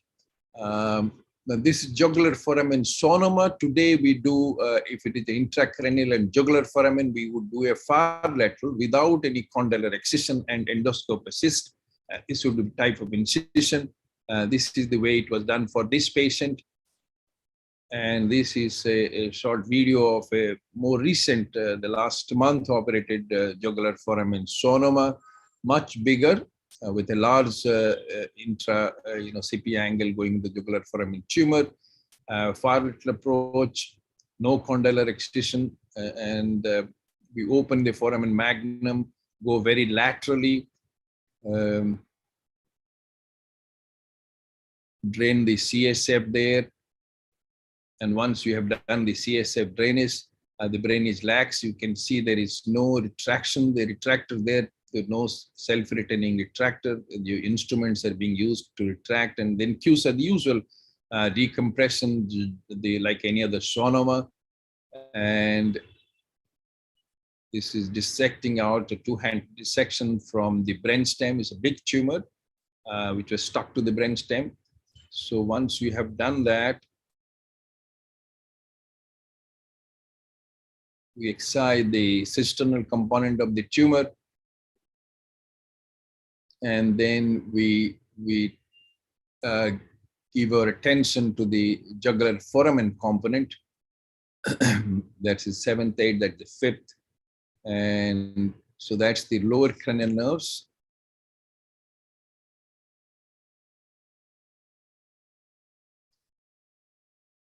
Now we decompress in the jugular foramen, tumor in the jugular foramen, and then we use endoscope assistance to remove the lateral part of the tumor without any other approach, going into the infralab approach and so on. I think this is, with endoscope, you can do that very well and achieve a total or near total excision. And then we have to close it because there can be some air cells there and fat and the usual closure. And so this is the pre-op, and this is the post-op. You can see the extent of bone excision, and we put back the cranioplasty, we do it. And then you can see the fat there post-op. There is no tumor. And this is immediately the patient is, the post-op has a trials tube. This is on the 2nd or 3rd day. And she can swallow, but there is a little bit of problem. And this is before the discharge from the hospital, 8-day post-op. She's already swallowing. There is a little bit of hoarseness of the voice, but that's about it. This was the last month, and there is no other deficit. And this is another tumor, large tumors. We see very large tumors in India, as probably in many parts of in our continent. And this is again far lateral supracondylar approach, which we have used. This is another one, similar approach. This is an epidermoid in the jugular foramen, where we have used this is, you see the diffusion images and complete excision. We have done a far lateral paracondylar approach. Now, this is a gentleman, this I operated in 1997. This 52-year-old man, headache with hoarseness at the end of the day only, and no examination finding of lower cranial paresis. Very, very highly functional gentleman. So he has tremendous worry. When we talked about the deficits, he said there's no way he can, he's a highly functioning businessman. He said, there's no way I can afford to have some kind of deficit. Of course, if we want it. So what we did, we took out the intracisternal compartment tumor and left the tumor in the jugular foramen. 97, we did gamma knife for this. So now it is 25 years. The tumor remains controlled. The patient remains completely functional, no deficit whatsoever. This is about 10 years down the line, but he keeps on following it with sending us MRI. Doesn't come back to us, but there is no recurrence. This is the patient in 2000. This gentleman with a glomus, and this is the tumor who came with transient hearing loss, and for which he was evaluated. By the time he came to us, he was normal. His hearing had improved. This is the first patient of glomus where we did upfront primary gamma knife. Before that, we always operated and residual we would do probably, but not primarily anytime. But again, this patient with a lot of discussion, this is the first time in 2000 we did primary gamma knife for this small glomus, because the patient was absolutely intact. I think he was in his 40s. Now the tumor just melted away in 6 months. You can see it reduced significantly. Now it is 2021 years. Tumor remains controlled, but over a period of time, he lost his hearing. He developed partial facial paresis. He had over a period of time, this is after 3 months, this is the hearing loss, and then it improved almost to become normal. And then again, over a period of time, now over a period of years, he has lost his hearing. Now he lost his hearing, but he has no tumor. A tumor remains controlled, small tumor in the foramen, jugular foramen, partial facial paresis, deaf on that side. The patient is very, very happy, no lower canal deficit. So I think some of these gliomas, small volume gliomas, probably in my practice, it has changed. Its primary treatment is radiosurgery, not any embolization, not surgery, and sometimes nothing. This is, of course, a patient with this similar gliomas lower down, and then you can see post-gamma knife follow-up remains controlled. Now, sometimes you don't need to do anything. Now, this is a 62-year-old lady who was operated 15 years back outside and came to us with this tumor, and she had only giddiness, nothing else, and we had a period of observation. This was in 2009, remains controlled, no treatment has been given, tumor has not grown. So this is, I think, same thing. I'm showing again. So the treatment modality, this is how it has been. 146 patients have gone through a microsurgery. Primary gamma knife 73. Many of these patients had gliomas, and many of these microsurgery have followed up with gamma knife for the jugular foramen tumor or residual tumor. So this has been our approach today: CP angle and jugular foramen, far lateral supracondylar, endoscope assist. Only jugular foramen, far lateral paracondylar, as I showed the epidermal, extracranial, cervical approach, intra and extracranial, combined far lateral transcondylar, infralabyrinthine cervical. More and more we are going off transcondylar. We are not, either we are doing supracondylar, not using any drilling of the condyle. And there is no question in my mind, some of these tumors are better served by radiosurgery, either primary or as an adjunct. And as I said, some of these gliomas, small volumes, or even a little bigger volume, which is extracranial, the primary treatment very well served for gliomas is gamma knife. Very, very functional. The patients are really happy. So this is we just published a couple of years back. This is our strategy. For a young patient, lower canal is affected, we would go for a microsurgical attempt, total excision. If the lower canal is normal and the tumor is small, the patient goes for gamma knife. If the patient has a large tumor, extraforaminal, we would attempt total excision. If it is intraforaminal, we would leave tumor and in the foramen, especially if the lower canal is preoperative normal. They can be either followed up if the follow-up is not suspect, and with growth you can give gamma knife, but if the follow-up is suspect, then probably better to go for upfront radiosurgery. Elderly patients, large tumors, they go for an excision, and the subtotal and follow-up, residual go for radiosurgery. Small tumors, a period of observation is appropriate, and with growth you can be treated by radiosurgery. So before I close the short talk, this is already Landero talked about it, and this is going to be a beautiful meeting. So please join us there. All of you, I'm sure, will be joining. And also, please join us at our continental meeting with the next year in Jerusalem. Beautiful place. It should be in bucket list of everybody. And this is between 6 to 8 September, in-person meeting in Jerusalem. Thank you very much for your attention. Thank you, Professor Mishra, for an excellent talk as always, and especially with your enormous experience of the jugular foramen. Well, the floor is now open to a few questions or comments.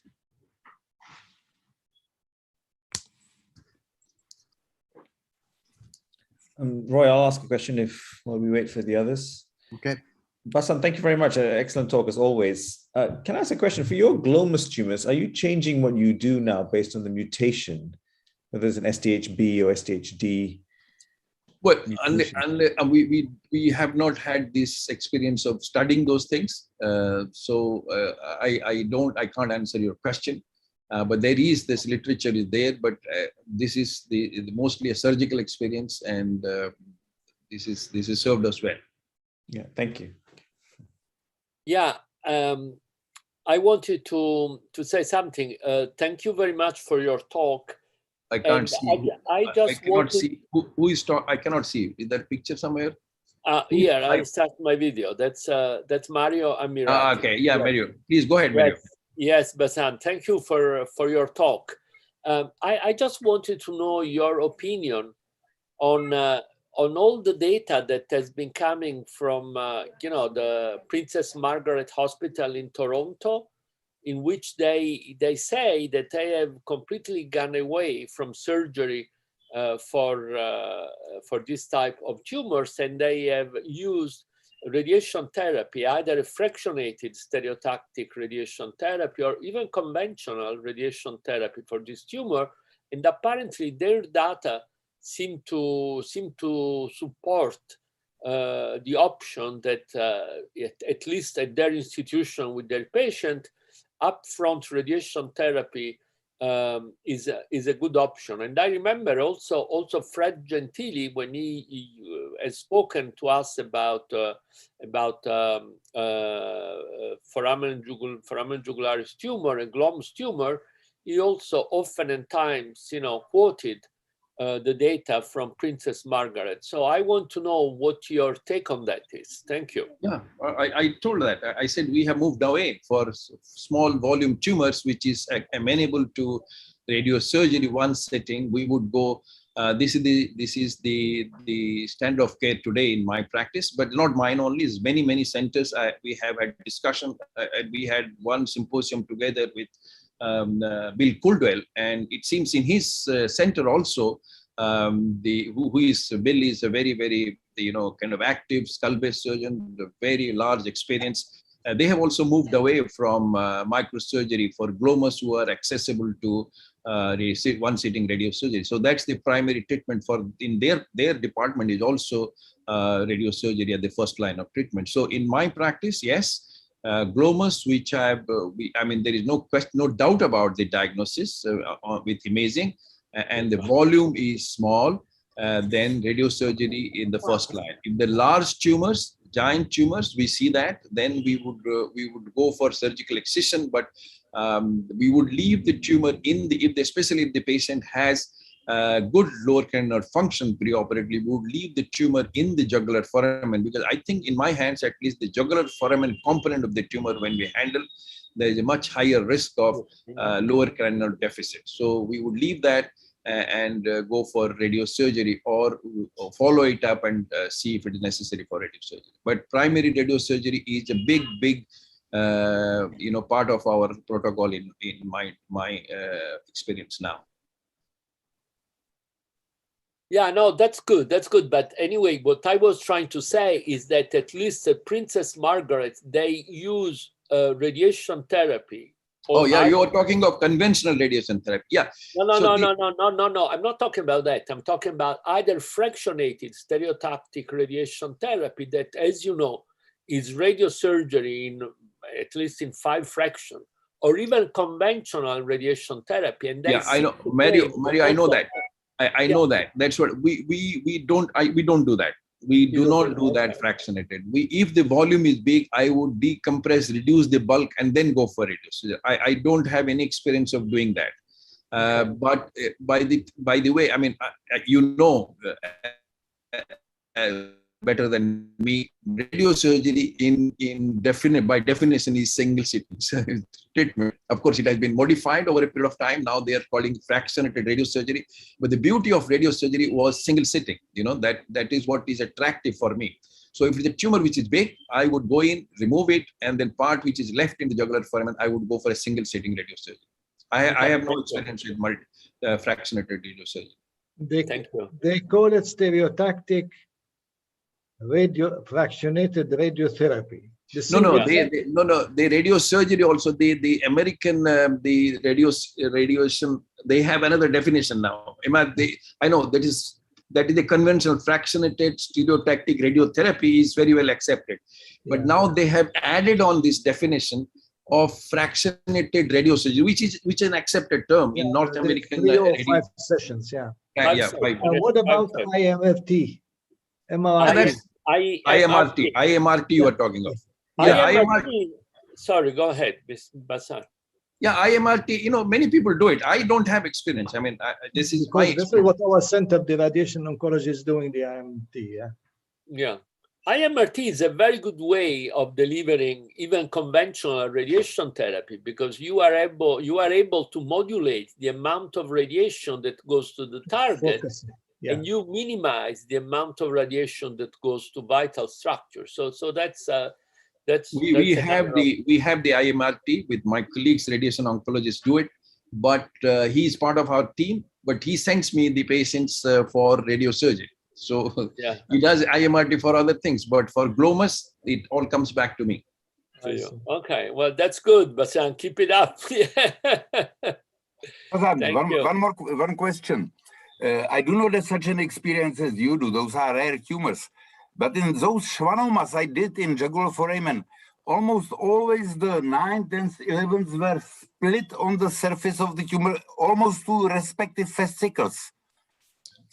Yeah, Vladimir, see, whatever you do when the tumor is, now we are doing it. Now we are doing endoscope assist, as I showed you one we are doing that. And when you can take it out, that's very good. But sometimes it is not possible. And the tumors, like the size of tumor which I saw with the jugular foramen completely destroyed. I mean, there's in fact no jugular foramen. The part of the petrous bone is a big hole there where the tumor is there. It's easy, but it is also difficult to identify the nerves in the jugular foramen. While I can identify the nerves in the cysternal component, which is not very difficult because I can trace it from a normal area to a abnormal area, as I remain in the closed compartment of the jugular foramen, there is a higher risk of injuring it. So if the patient has a normal preoperative function, I would not hesitate to leave some tumor rather than producing it. As you know, the patient who has a normal preoperative function, post-op, if he develops the lower canal deficit, it's a very, very, very significant morbidity for the patient, and it's devastating for the patient. So I would not hesitate. And these are small tumor. You can leave it. You can follow it up. Many of times you don't need any treatment, and if needed, these tumors respond very well to radiosurgery. So if it is my brother, this is the way I would do it. I mean, it's not fashionable, but it is. This is better for the patient in my practice. Would it be myself, I wouldn't let anyone operate on me, with this tumor. I probably missed that on your flow chart. Do you go upfront with gamma knife treatment, or do you wait for progression with the rim? No, if the patient is, I don't think the patient will be lost to follow-up, which is a very major problem in my country. I would follow it up. As I showed you, there are patients whom we have followed up for many years without growth, especially in gliomas. We don't, in fact, most gliomas, I would say, wait and see, let's see how it is doing. Okay. But by the time the jugular, for the type of tumors I showed, the huge giant tumors, you don't have an option to wait. I mean, you go in and operate, some part is left, we follow up. If there is a growth, we go for radiosurgery. Thank you. Actually, I just wanted to add one quick point to that. We did a series of a few cases recently, very large tumors, some of them coming outside into the cervical region. And we had an exposure of the extraforaminal part of the 9, 10, 11 nerves. And that allowed us to actually, like you said, from inside and from outside, to follow it from normal to abnormal. But despite that, I agree completely with Basant. Even though we had this extensive approach inside and outside and the neck exposed with all the vessels exposed, the part inside the jugular foramen to separate it out from the fascicles was extremely difficult. So even you can have the best approach in the world to expose everything, but the last part inside the jugular foramen, again, I left a piece like Basant and treated it with radiosurgery. I told Ahmad I want to talk about this because the last jugular foramen talk, which was a beautiful talk, he gave a very nice talk, but this is one-dimensional surgery. I think that if the young neurosurgeon is listening to this talk, it's very important to understand surgery is not always, I mean, like Vladimir said, I will not allow anybody to operate on me. See, when you are yourself the patient, you realize, and then as you grow old, we realize more that it is better to have a good patient rather than, have a completely clean MRI. Yeah. Okay, do we have any more comments or questions? Okay, if not, I'll ask Sanjeeva, Professor Jayaratna, to continue the next part of the session. Thank you very much, Roy. Thank you.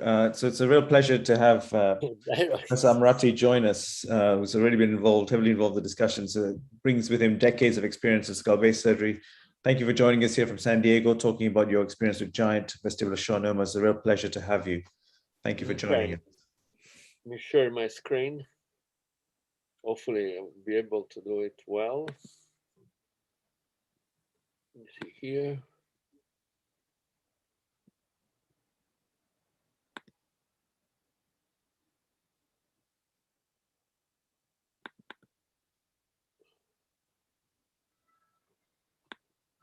Are you seeing my screen?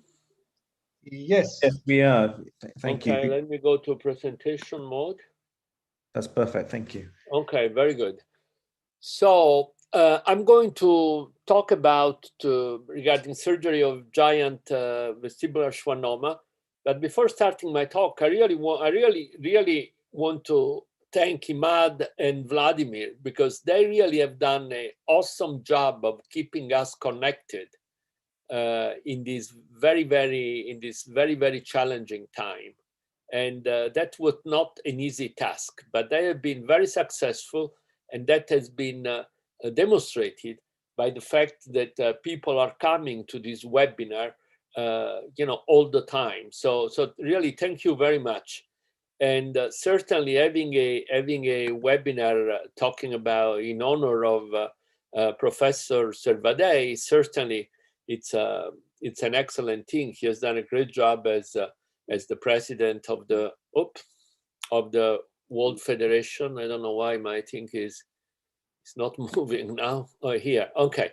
So first of all, let's start with some basic things. Vestibular schwannoma are rare tumors, about 2 per 100,000 per year. And the management options right now are very clear. There is surgery, there is radiosurgery, and observation.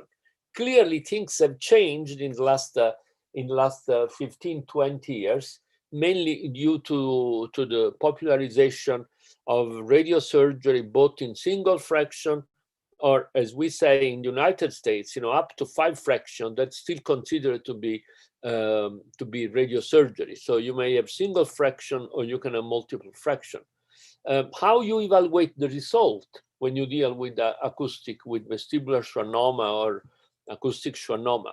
You look at tumor removal or tumor control, because as Bashar said before, we need to focus on having a good patient, and if we can have a good patient with a clean MRI, that's excellent. But if we can have a not so good patient and a clean MRI versus a good patient with some residual tumor, I think that we should go for the second option.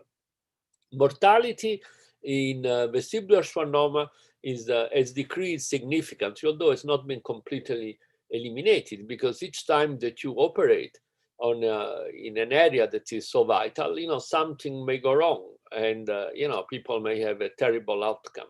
Morbidity is very important, and other than general neurological morbidity, the two important things to consider are hearing function and facial nerve function. There are several hearing evaluation scales, and we're not otologists. So really what we care about is really the speech discrimination. I mean, somebody who has a speech discrimination of grade 4, that means 1 to 4%, clearly doesn't have hearing. I mean, they cannot hear. 5 to 49 is very questionable. And despite all the advancement in hearing aid or in hearing augmentation procedure, we are still very, very far away from having a widely available, artificial ear or anything that comes close to that. And the House-Brackman facial nerve function scale is very good because it's very simple. Of course, if you have a grade 6, the facial nerve doesn't function at all. Grade 1 is normal, and then you go all the different grades with mild, moderate, or moderately severe or severe dysfunction. And although there are several ways in which you can try to correct the facial nerve dysfunction, of course, you should try at surgery to do everything you can to get either a normal facial nerve or a mild dysfunction. I like to quote this paper from Denmark. It's a paper from 2006. I think it's a very robust paper because Denmark has a national health system where you can follow up longitudinally for a long time patients, and patients are concentrated for specialty surgery like vestibular schwannoma in one center. And that's something that would be impossible to do in any other country like the United States. It's impossible with fragmentation of healthcare, and will be difficult to do in many countries. So this study, that was a prospective study, they evaluated the percentage of patients with vestibular schwannoma smaller than 20 millimeter that were allocated annually to observation by repetitive CT or MRI. And from January 89 to June 2005, they observed 23 patients with purely intrameatal tumor and 322 patients with up to 20 millimeter extrameatal tumor. And what they found is that this tumor tend to grow. Not once you get at 5 years, really you have no tumor growth, both in the intrameatal or in the extrameatal tumor. And when you look at a tumor, the risk of growth over time, you have about a 18% risk of growth for the intrameatal tumor that then plateau at 5 years, while the risk of growth for the extrameatal tumor is about 32%, and again plateau around 5 years. Now, I'm not saying that this data needs to be taken, just as the ultimate truth, but in general, I think that reflects very well what is the natural history of vestibular schwannoma. And the other important thing is that in a subsequent paper, they looked at the question that many people had, say, while you observe this patient, what is the percentage of patients that they may lose hearing, patients who have good or relatively good hearing and lose hearing? And the percentage in the group that was observed was similar to the percentage of patients with similar hearing pre-gamma knife or pre-surgery. So they developed a vestibular schwannoma treatment algorithm that you can see here, that again doesn't need to be taken as the ultimate truth, but certainly that's something that makes sense. And essentially, a tumor that grow more than 2 millimeter, they really should be available for treatment. A tumor size in vestibular schwannoma, although many people may use different classification, I think it's a very straightforward classification. Intracanalicular tumor, of course, is self-explanatory. Giant tumor are usually, by and large, by everybody, considered those tumors that in any dimension, they are more than 4 centimeters. And I think that we should move away from this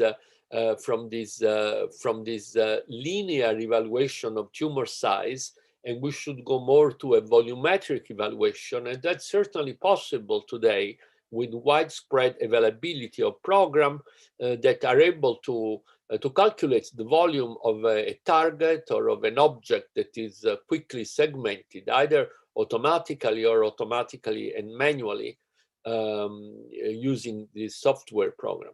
So this one here is one case that I want to show of a patient with a very large vestibular schwannoma. Is a young lady with normal facial nerve. She has no hearing, but she had problem with cerebellar function. As you can see, that is due to the massive size of this tumor.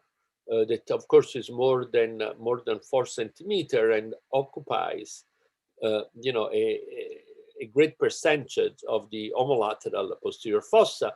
And how we do this tumor? I think the first thing, as we have discussed before, is that of releasing cerebrospinal fluid. I very rarely place ventriculostomy. I don't remember last time I placed one, and very rarely I place lumbar drain. But I always go to the inferior cerebellopontine cistern, to the lateral medullary cistern, where the 9, 10, and 11 nerves are. And that's the first dura that I open, and I take time to get CSF out. And as you can see here, I use a spatula. I still use spatula. I don't think the spatula, they are a bad word if you know how to use them. And then this is the exposure of the tumor. We do all these cases in the semi-sitting position for obvious reasons that I will explain a little bit more in detail later. And usually this tumor, you have to do two things, as in all extraaxial tumor. You have to alternate intratumoral debulking, and we do the intratumoral debulking by and large using the CUSA. And then each time that you see a space where you can put a cottonoid, then you start to do some extracapsular dissection, as we do here, once we have identified the lower cranial nerve, so that you do not lose the interface between the tumor and the normal arachnoid. But essentially, you know, patience is really the name of the game, and we limit the amount of coagulation, because coagulation, especially when you are dealing with the tumor in sensitive area, coagulation, it really loses the crispness of the plane between the tumor and the brain. And that's certainly something that you do not want to do, especially in this type of tumor. And of course, we use facial nerve monitoring, a brainstem evoked potential, in order to make sure that nothing terribly bad happens during surgery. Now, a few words regarding the preoperative visualization of the facial nerve using MRI. I think in this giant tumor, and you can see here the facial nerve that gets stimulated, in this very large tumor, what you see at the beginning and what you see in the preoperative MRI regarding the position of the nerve, it's not what you see during surgery, because you remove a lot of the supporting structure to the nerve. So I really have not found preoperative MRI localizing the facial nerve very helpful. Of course, when in very rare case in which the facial nerve is posterior to the tumor, then you are able to recognize, you know, once you start the surgery. And as usual, you know, we open, as you have seen before, we open the internal auditory meatus. You gotta be careful to make sure that you don't have a high riding jugular bulb. And you can see here the postoperative MRI that shows complete tumor removal with very intact, you know, cerebellum. So that's very important and very gratifying. She is a young patient, so most important thing is how she does after surgery. Her balance, although not perfect, was much better than before surgery.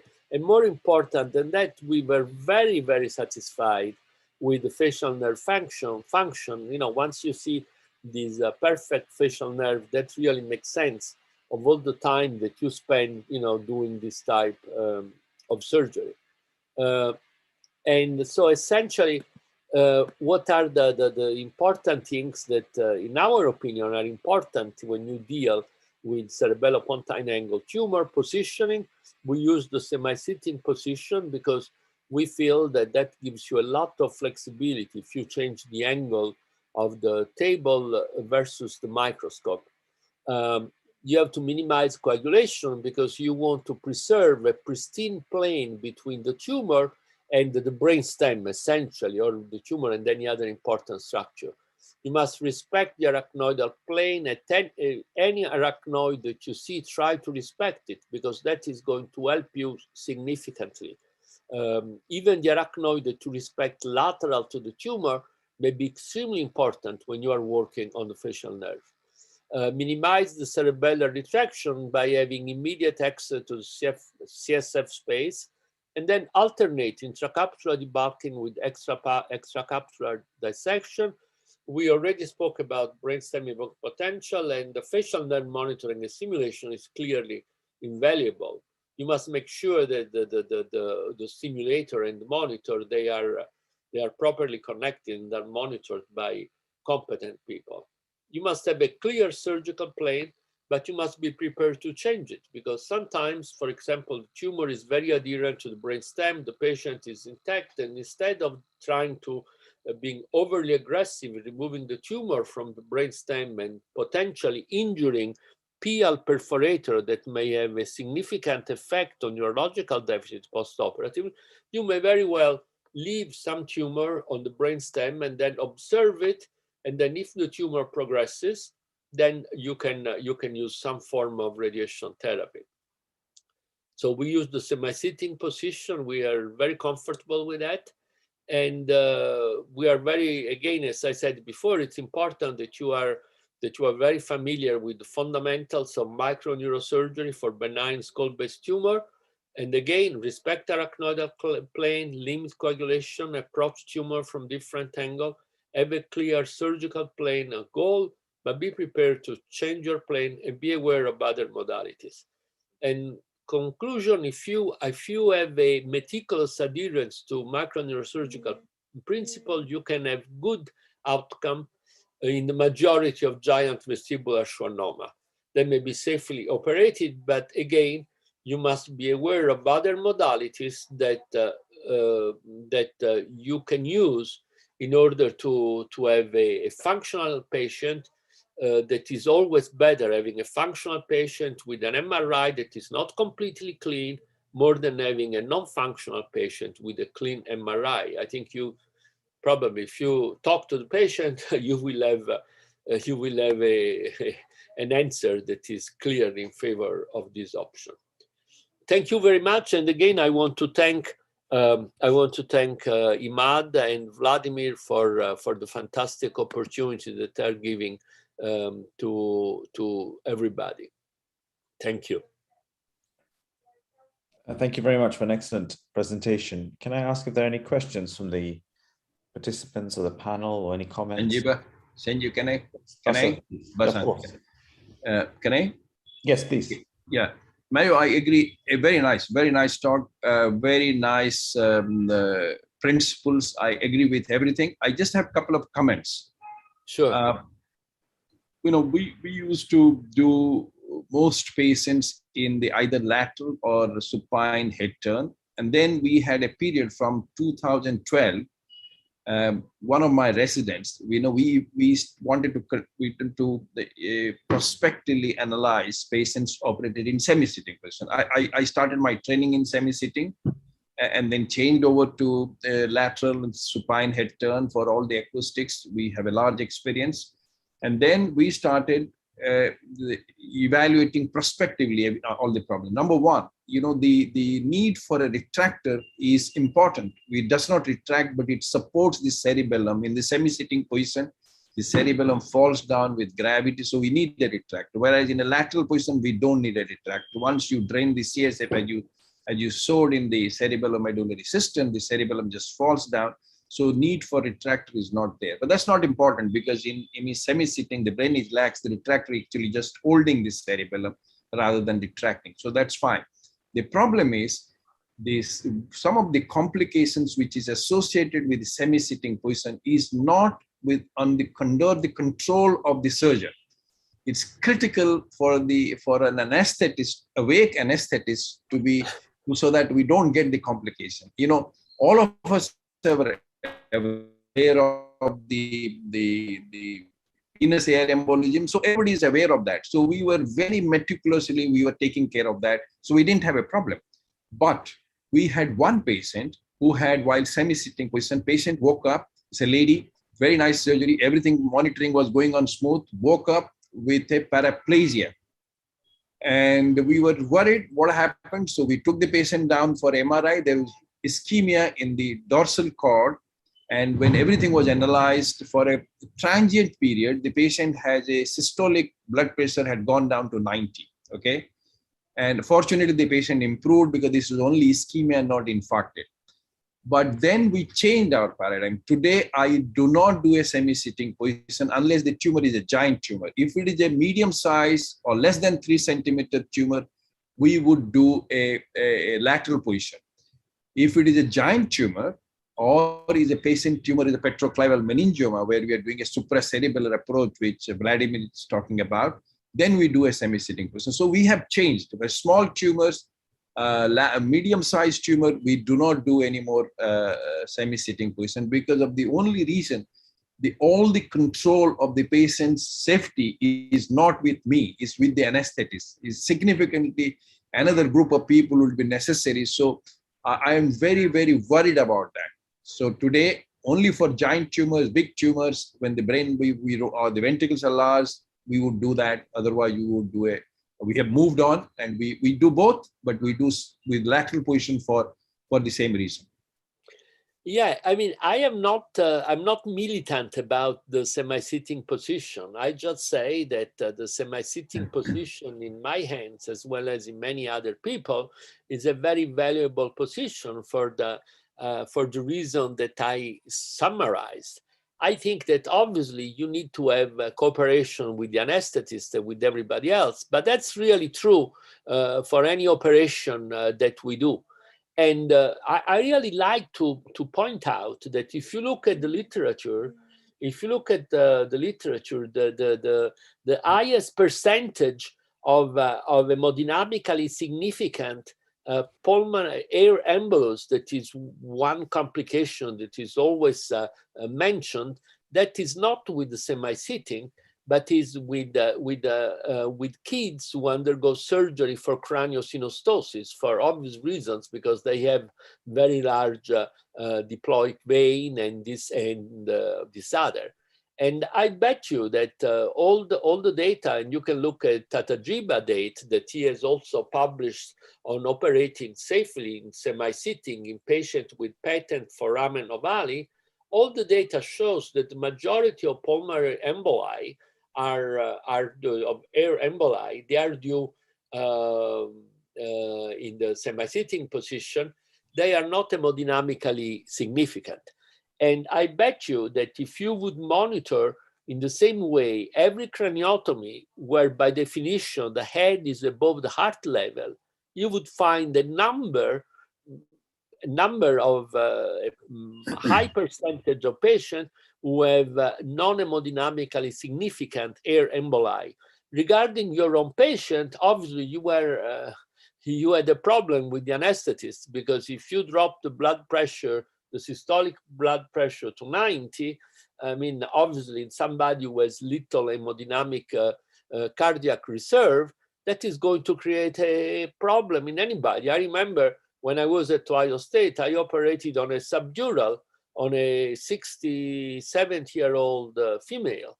And the patient after surgery woke up with multiple infarct. And we looked back and the systolic blood pressure had dropped. It dropped to 80, 70. So, I mean, that's something that really, I think your complication is, okay, as you rightly pointed out, is due to the fact that the anesthetist was not very vigilant. Another thing that I always do flexion extension X-ray before I do this patient, just to discover some latent instability at the craniovertebral junction.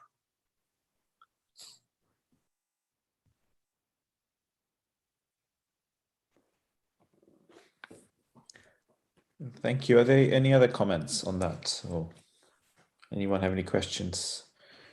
And while we're waiting for that, Professor Amrati, can I ask you just to stop the screen share, please? Yes, I will do. I've been trying to do that for a long time. Unfortunately. Let me see if I can. Unfortunately, I am a stop share. Let me see if I can go to mine. Was that done? I have done it. Sanjeeva, can I have a little short comment? Yes, please. It's not a question, it's only a comment. Mario, thank you very much that you emphasized observation as a legitimate treatment option for these tumors. That's extremely important, because in many countries, especially in Europe, you see the schwannoma, the next day he goes to the OR, and that's dangerous. That's unnecessary risk, especially in small tumors. So please go on and emphasize the observation as the option. Thank you. Sure. I will do it. I'll do it. although many people, for some reason, they never quote this very robust paper that is longitudinally collected. So as usual, as neurosurgeon, we always say we need to have robust data. But then when the robust data does not come with what we think should be the answer, we just do a simple thing. We ignore it. No, Vladimir, in my practice, there is almost all the patients with small tumors, and especially if the patient is elderly, goes for a period of observation, and no intracanalicular tumor gets operated unless the patient has significant vestibular dysfunction. That's right. Nothing, no treatment, not radiosurgery, no microsurgery, nothing. Exactly the same in my practice. But then the patient drifts to the other department and he's operated on. So we see Franco. I think you should welcome Franco is here. I think Imad, you should welcome Franco. Sorry, Franco was nice enough to join. He was teaching at the university. He's with us, but we still have one presentation, please. Let's Professor Boggi is going to present his last talk. Yes, and let's we invite. will give the podium for Professor Servadae to greet all the people they attended today and give the message. Yeah. Imad, I have a problem. I have to go back to teaching because I left the students in between.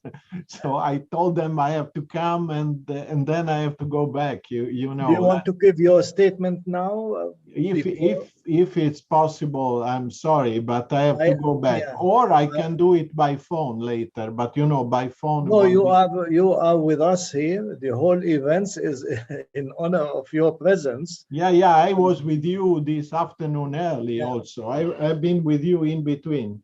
Sure. No, where is Dr. Boggi? Dr. Boggi is with us. If you give us the unmute yourself, Dr. Giovanni. Unmute yourself. I'm sorry, the connection with the internet went away. Well, we are going to give Professor Servadae the final statement. He has to go back for teaching, and then we will conclude with your presentation. Okay. Go ahead, Franco. So, Franco, thank you, Giovanni. I just want to say something. Franco, everybody said excellent things about you. And of course, you know that you helped me a lot with a relative of mine, and I will never forget it. But I want to say you were almost spoken as well as people talk about Mario Draghi in Italy. Well, good. Well, good. Two good Italians. No, I was when I received the invitation from Imad and Vladimir. I was so grateful to them, and I think you had really done a lot for the World Federation. 14 webinars during the pandemic, very well attended, a lot of surgical lessons, and this is important. We are neurosurgeons, and I was yesterday talking with one of my mentors, Graham Tisdale, and there is a Facebook chat called Neurosurgical Cocktail with 24,000 attendees, the largest chat we have. In this chat, there is a debate right now, about should we write papers and go to meetings and webinars and teach, or should we operate and do good surgery? And the debate is going in the direction that some young neurosurgeon thinks we operate, we don't need to go and teach.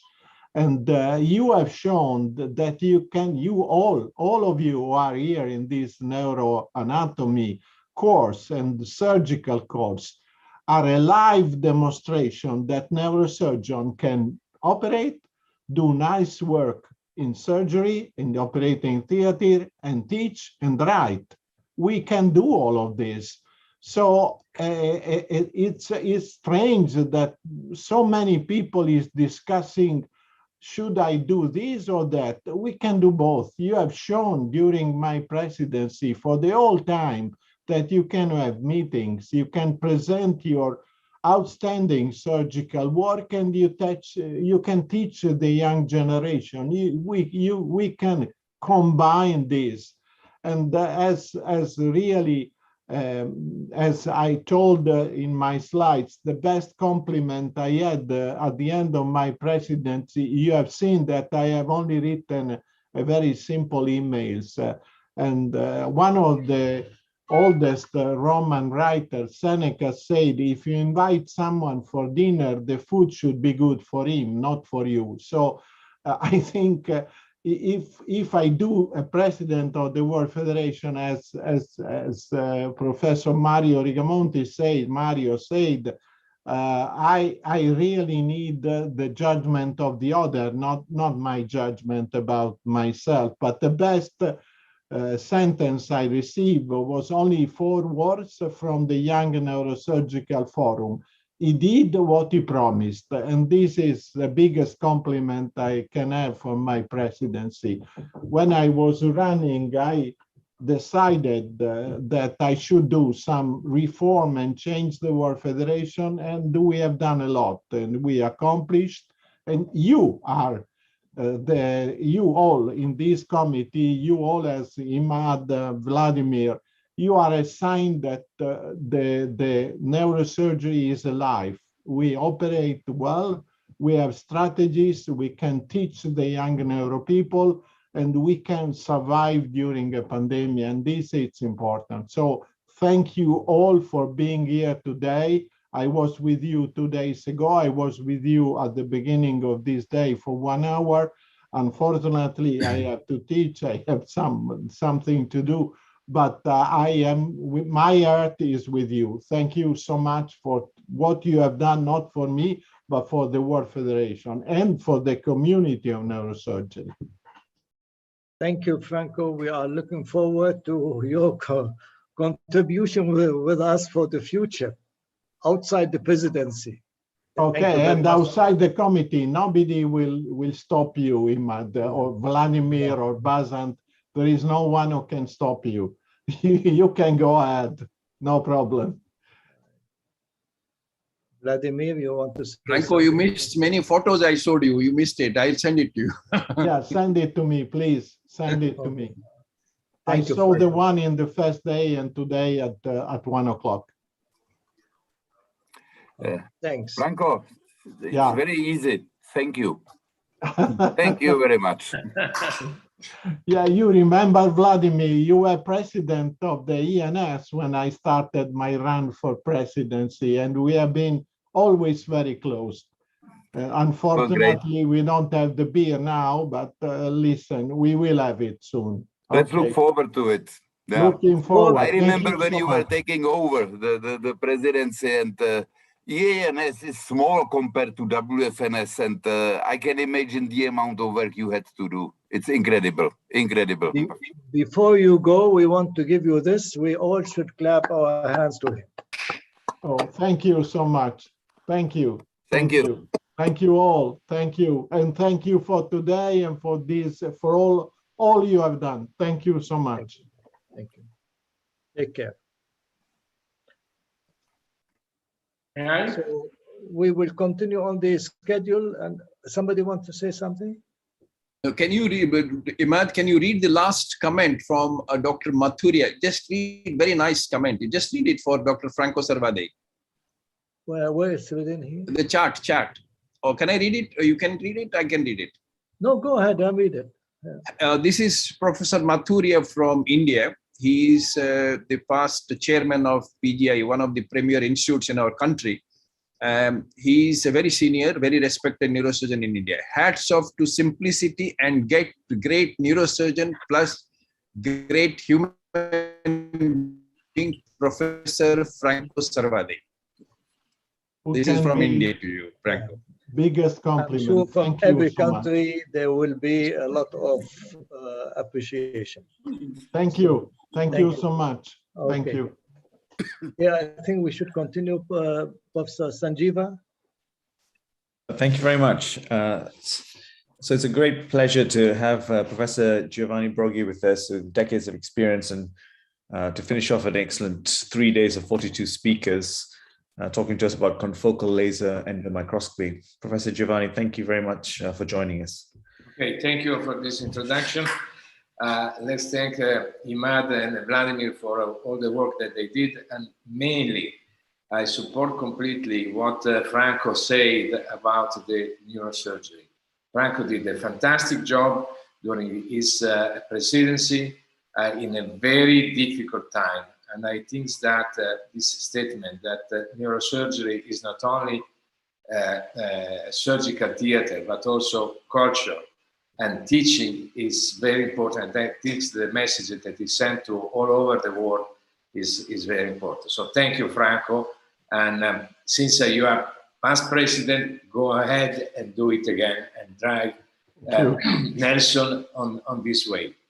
So very, very fast, I would like to share with you a new tool that is very promising and might be will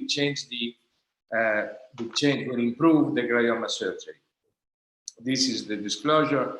What is a confocal laser?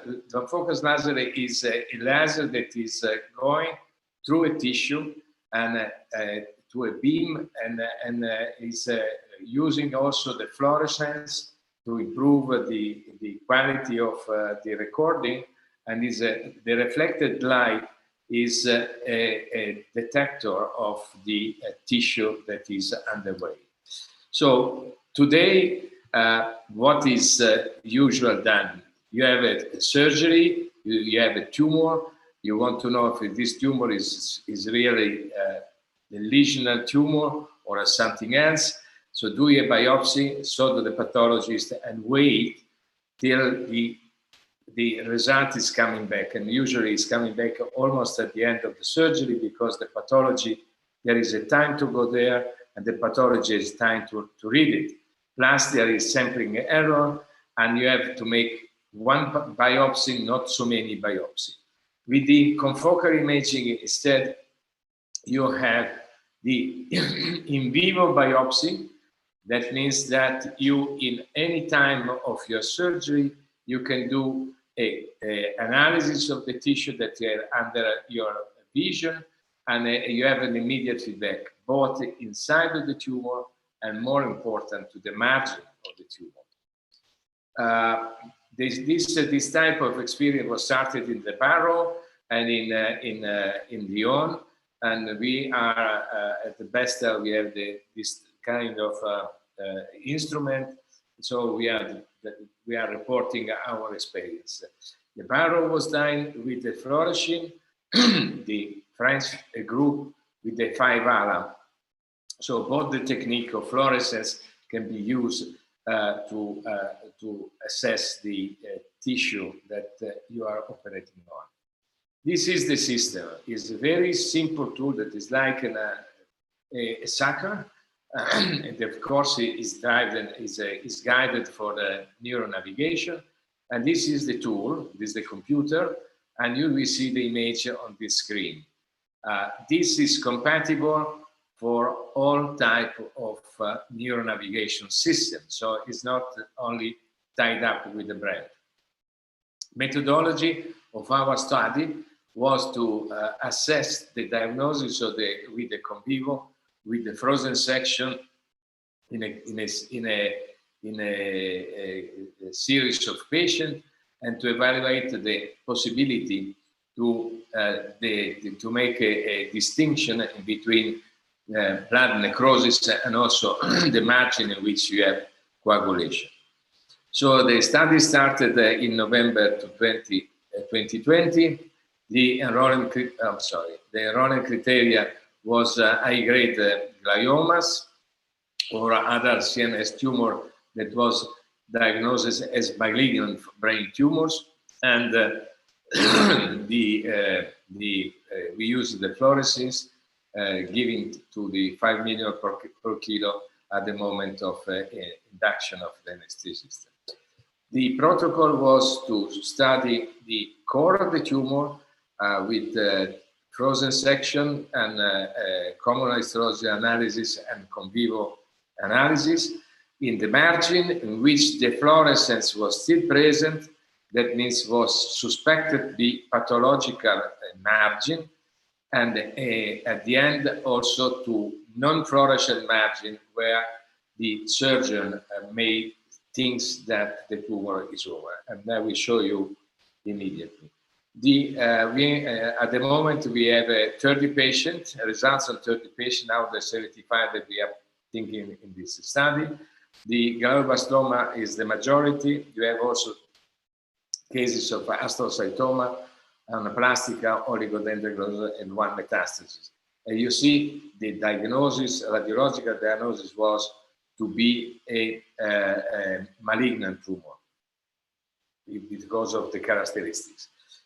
At the tumor center, the concordance was 90% between frozen and con vivo, and overall, on almost 70% of the cases, the pathologist was able to do a diagnosis.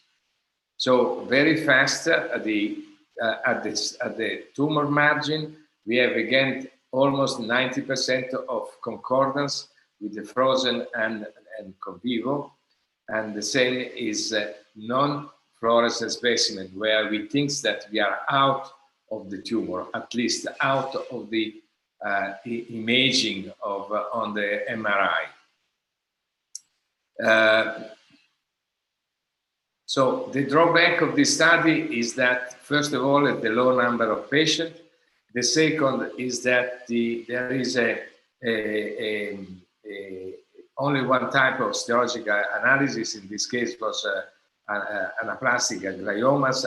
We don't know, and we like to open the study also to so-called low-grade gliomas, and plus there is at the moment of the injection and the analysis, the fluorescence is there is an interval very high, and possibly this may we have to modify that to have a better control. The conclusion is this, that is very easy to do multiple biopsy in the small field of view that is what you see on the microscope. Let's see, I will show you some cases. This is the center of the tumor. This is fluorescent tumor, and this is what you can see. You have not to be an expert pathologist to understand that the lesion is there, and where you are operating on is lesioning. And this is of course, the MRI control, because the probe is guided. What about the fluorescent border? You see here there is fluorescence, and this is what you can see. And again, of course, there is still pathological tissue. It's not normal tissue, and you see vessel and some core of a group of cells, and that means that the fluorescence is real working. When you go outside of the tumor, at the end of the resection, you see that the tool will be put in the pink situation that is usually the normal one, and you see here what is the pathology. No more a cluster of cells, and that seems to be just fibers and maybe with some damage, but not pathological situation. So, in conclusion, the confocal laser endomicroscopy can be used is exactly as we use for frozen section to obtain an intraoperative differential diagnosis in between pathological and non-pathological tissue.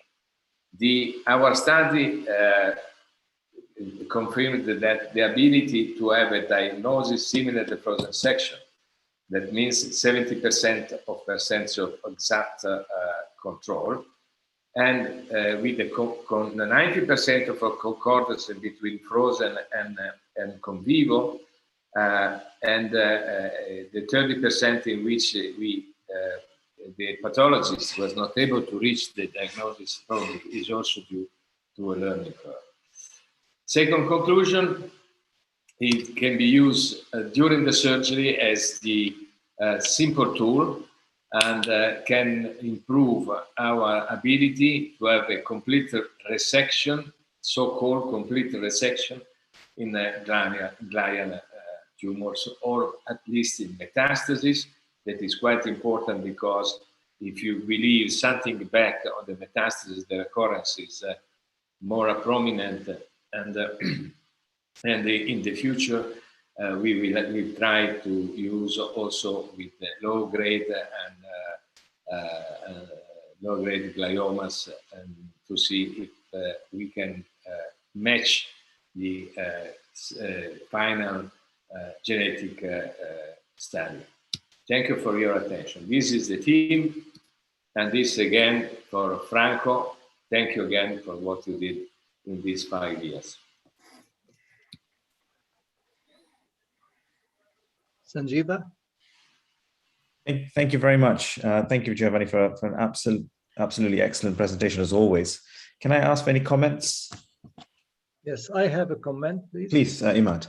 It's happened I was in Dubai here last weekend to see that machine in function.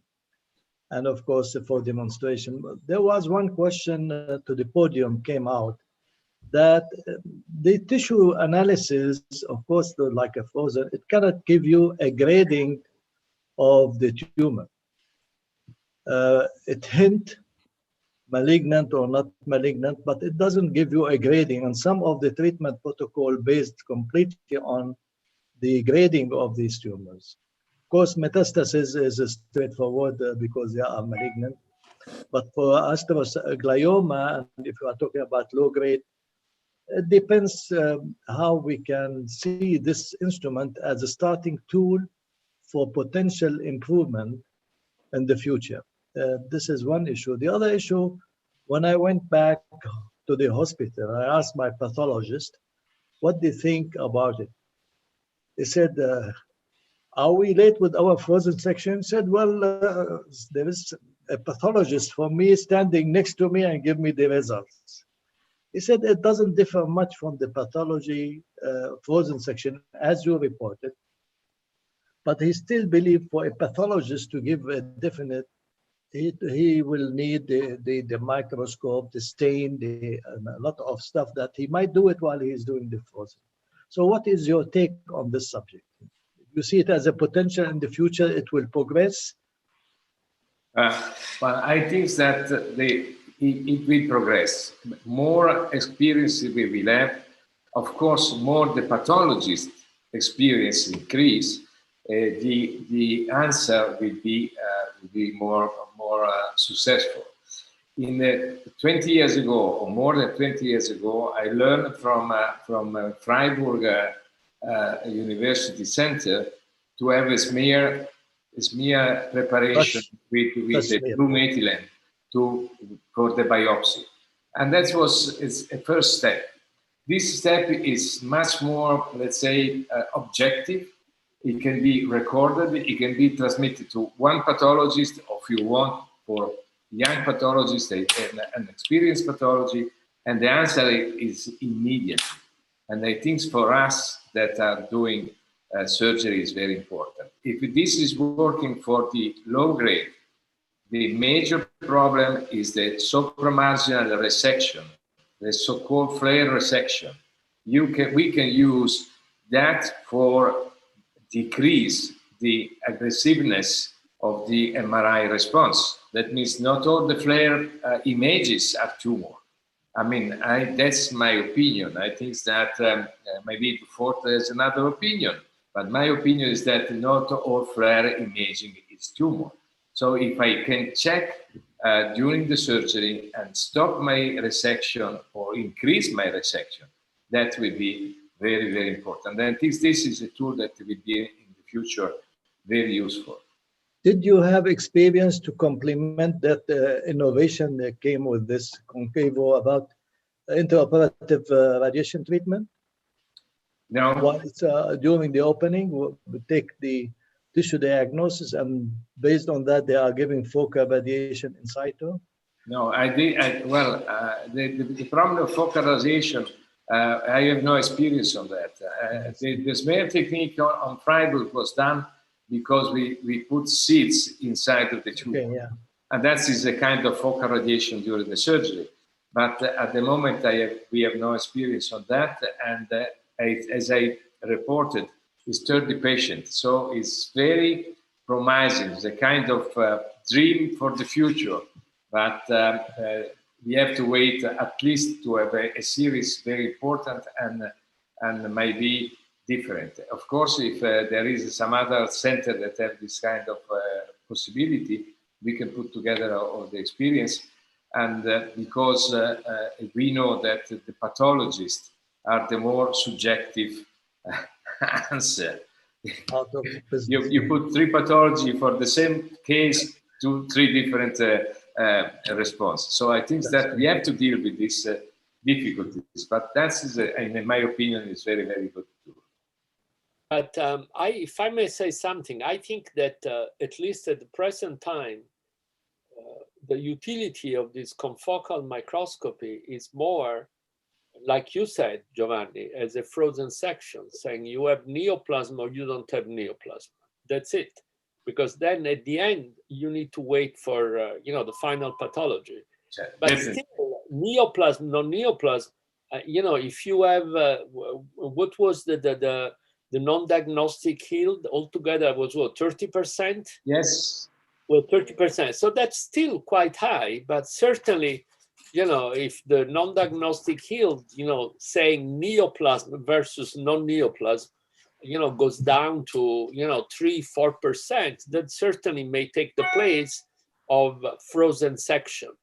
And then, as you know, the prognostic for malignant glioma is moving away from pure histological evaluation, and you go more to, gene analysis and things like that, the IDH status and all the other genetic markers that have a significant pathological prognostic evaluation. So that's certainly something that needs to be taken, kept in mind. Thank you. Are there any other comments? Giovanni, there are some questions in the chat. Maybe you could answer that if you like in the chat. Are there any other questions on the panel? Well, then I'll hand back then to Vladimir and Ima. Thank you very much. Thank you again, Professor Broggi. Vladimir, go ahead. Okay.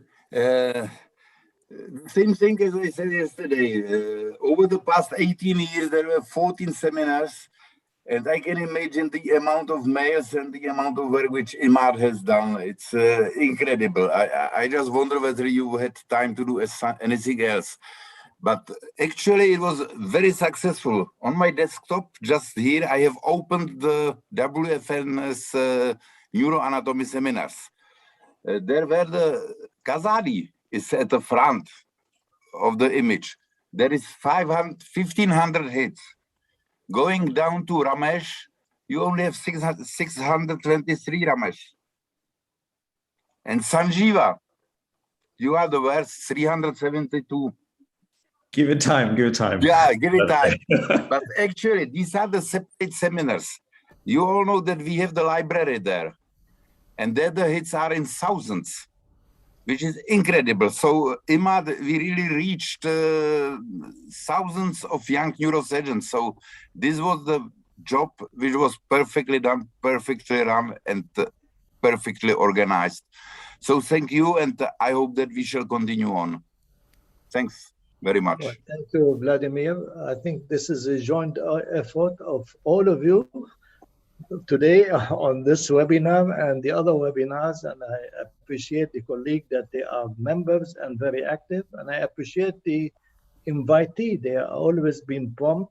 I am seeing here Sebastian and Mario. There are many, Misra. They were always proactive and willing to join and collaborate. We have initiated a liaison with the civil societies and subcommittees I know Sebastian and Landero, they are running the skull base. You have Dr. Chandrasekhar and Qureshi with the endoscopy, Salman Sharif with the spine. They're all not only very close and friends and brothers, we count them, but I think I appreciate the work among the family members that we have here. And I thank you all for your effort and contribution. And I hope we will continue to complement these activities with the on-site activity that they are very keen ourselves and the trainees would like to have it. And I think just if somebody wants to say anything, but if not, I'll just conclude that nice webinar. And I'd like to ask somebody to take a joint picture or photo of us so we can distribute I have it. taken one already. If I could You take are one. already taken one. Yeah, because I So- knew you're going to ask that. Yeah. You know, I really think we should give a round of applause to Imad and to Vladimir. Thank you so much for all your nice work. Thank you. In the background, we have a gentleman who has always been there and behind the curtains. Today, he's on showing us Professor Takashi Kon. He has joined us. He has transmitted this one on his own will to our colleague in Japan, and I appreciate his work. There are people not here. I'm seeing Sanjiva and Pablo. They were marvelous coordinators. I'm not very good with technology to run in a video recorded You are fantastic. presentation, and they did a great job. And I hope that we all join venture together. Thank you. Thank you. Thank you. I'm Takashi Thank you. Ko from Tokyo, Japan. And a very informative and interesting seminar. So to translate into Japanese for young neurosurgeons in Japan, I'll keep attending and keep studying. Thank you very much. Thank you. Thank you. Good night. Thank you. Goodbye. Good night. Bye. Thank you. Thank you very much. Bye-bye. Bye. Bye. Kasadi. Ciao,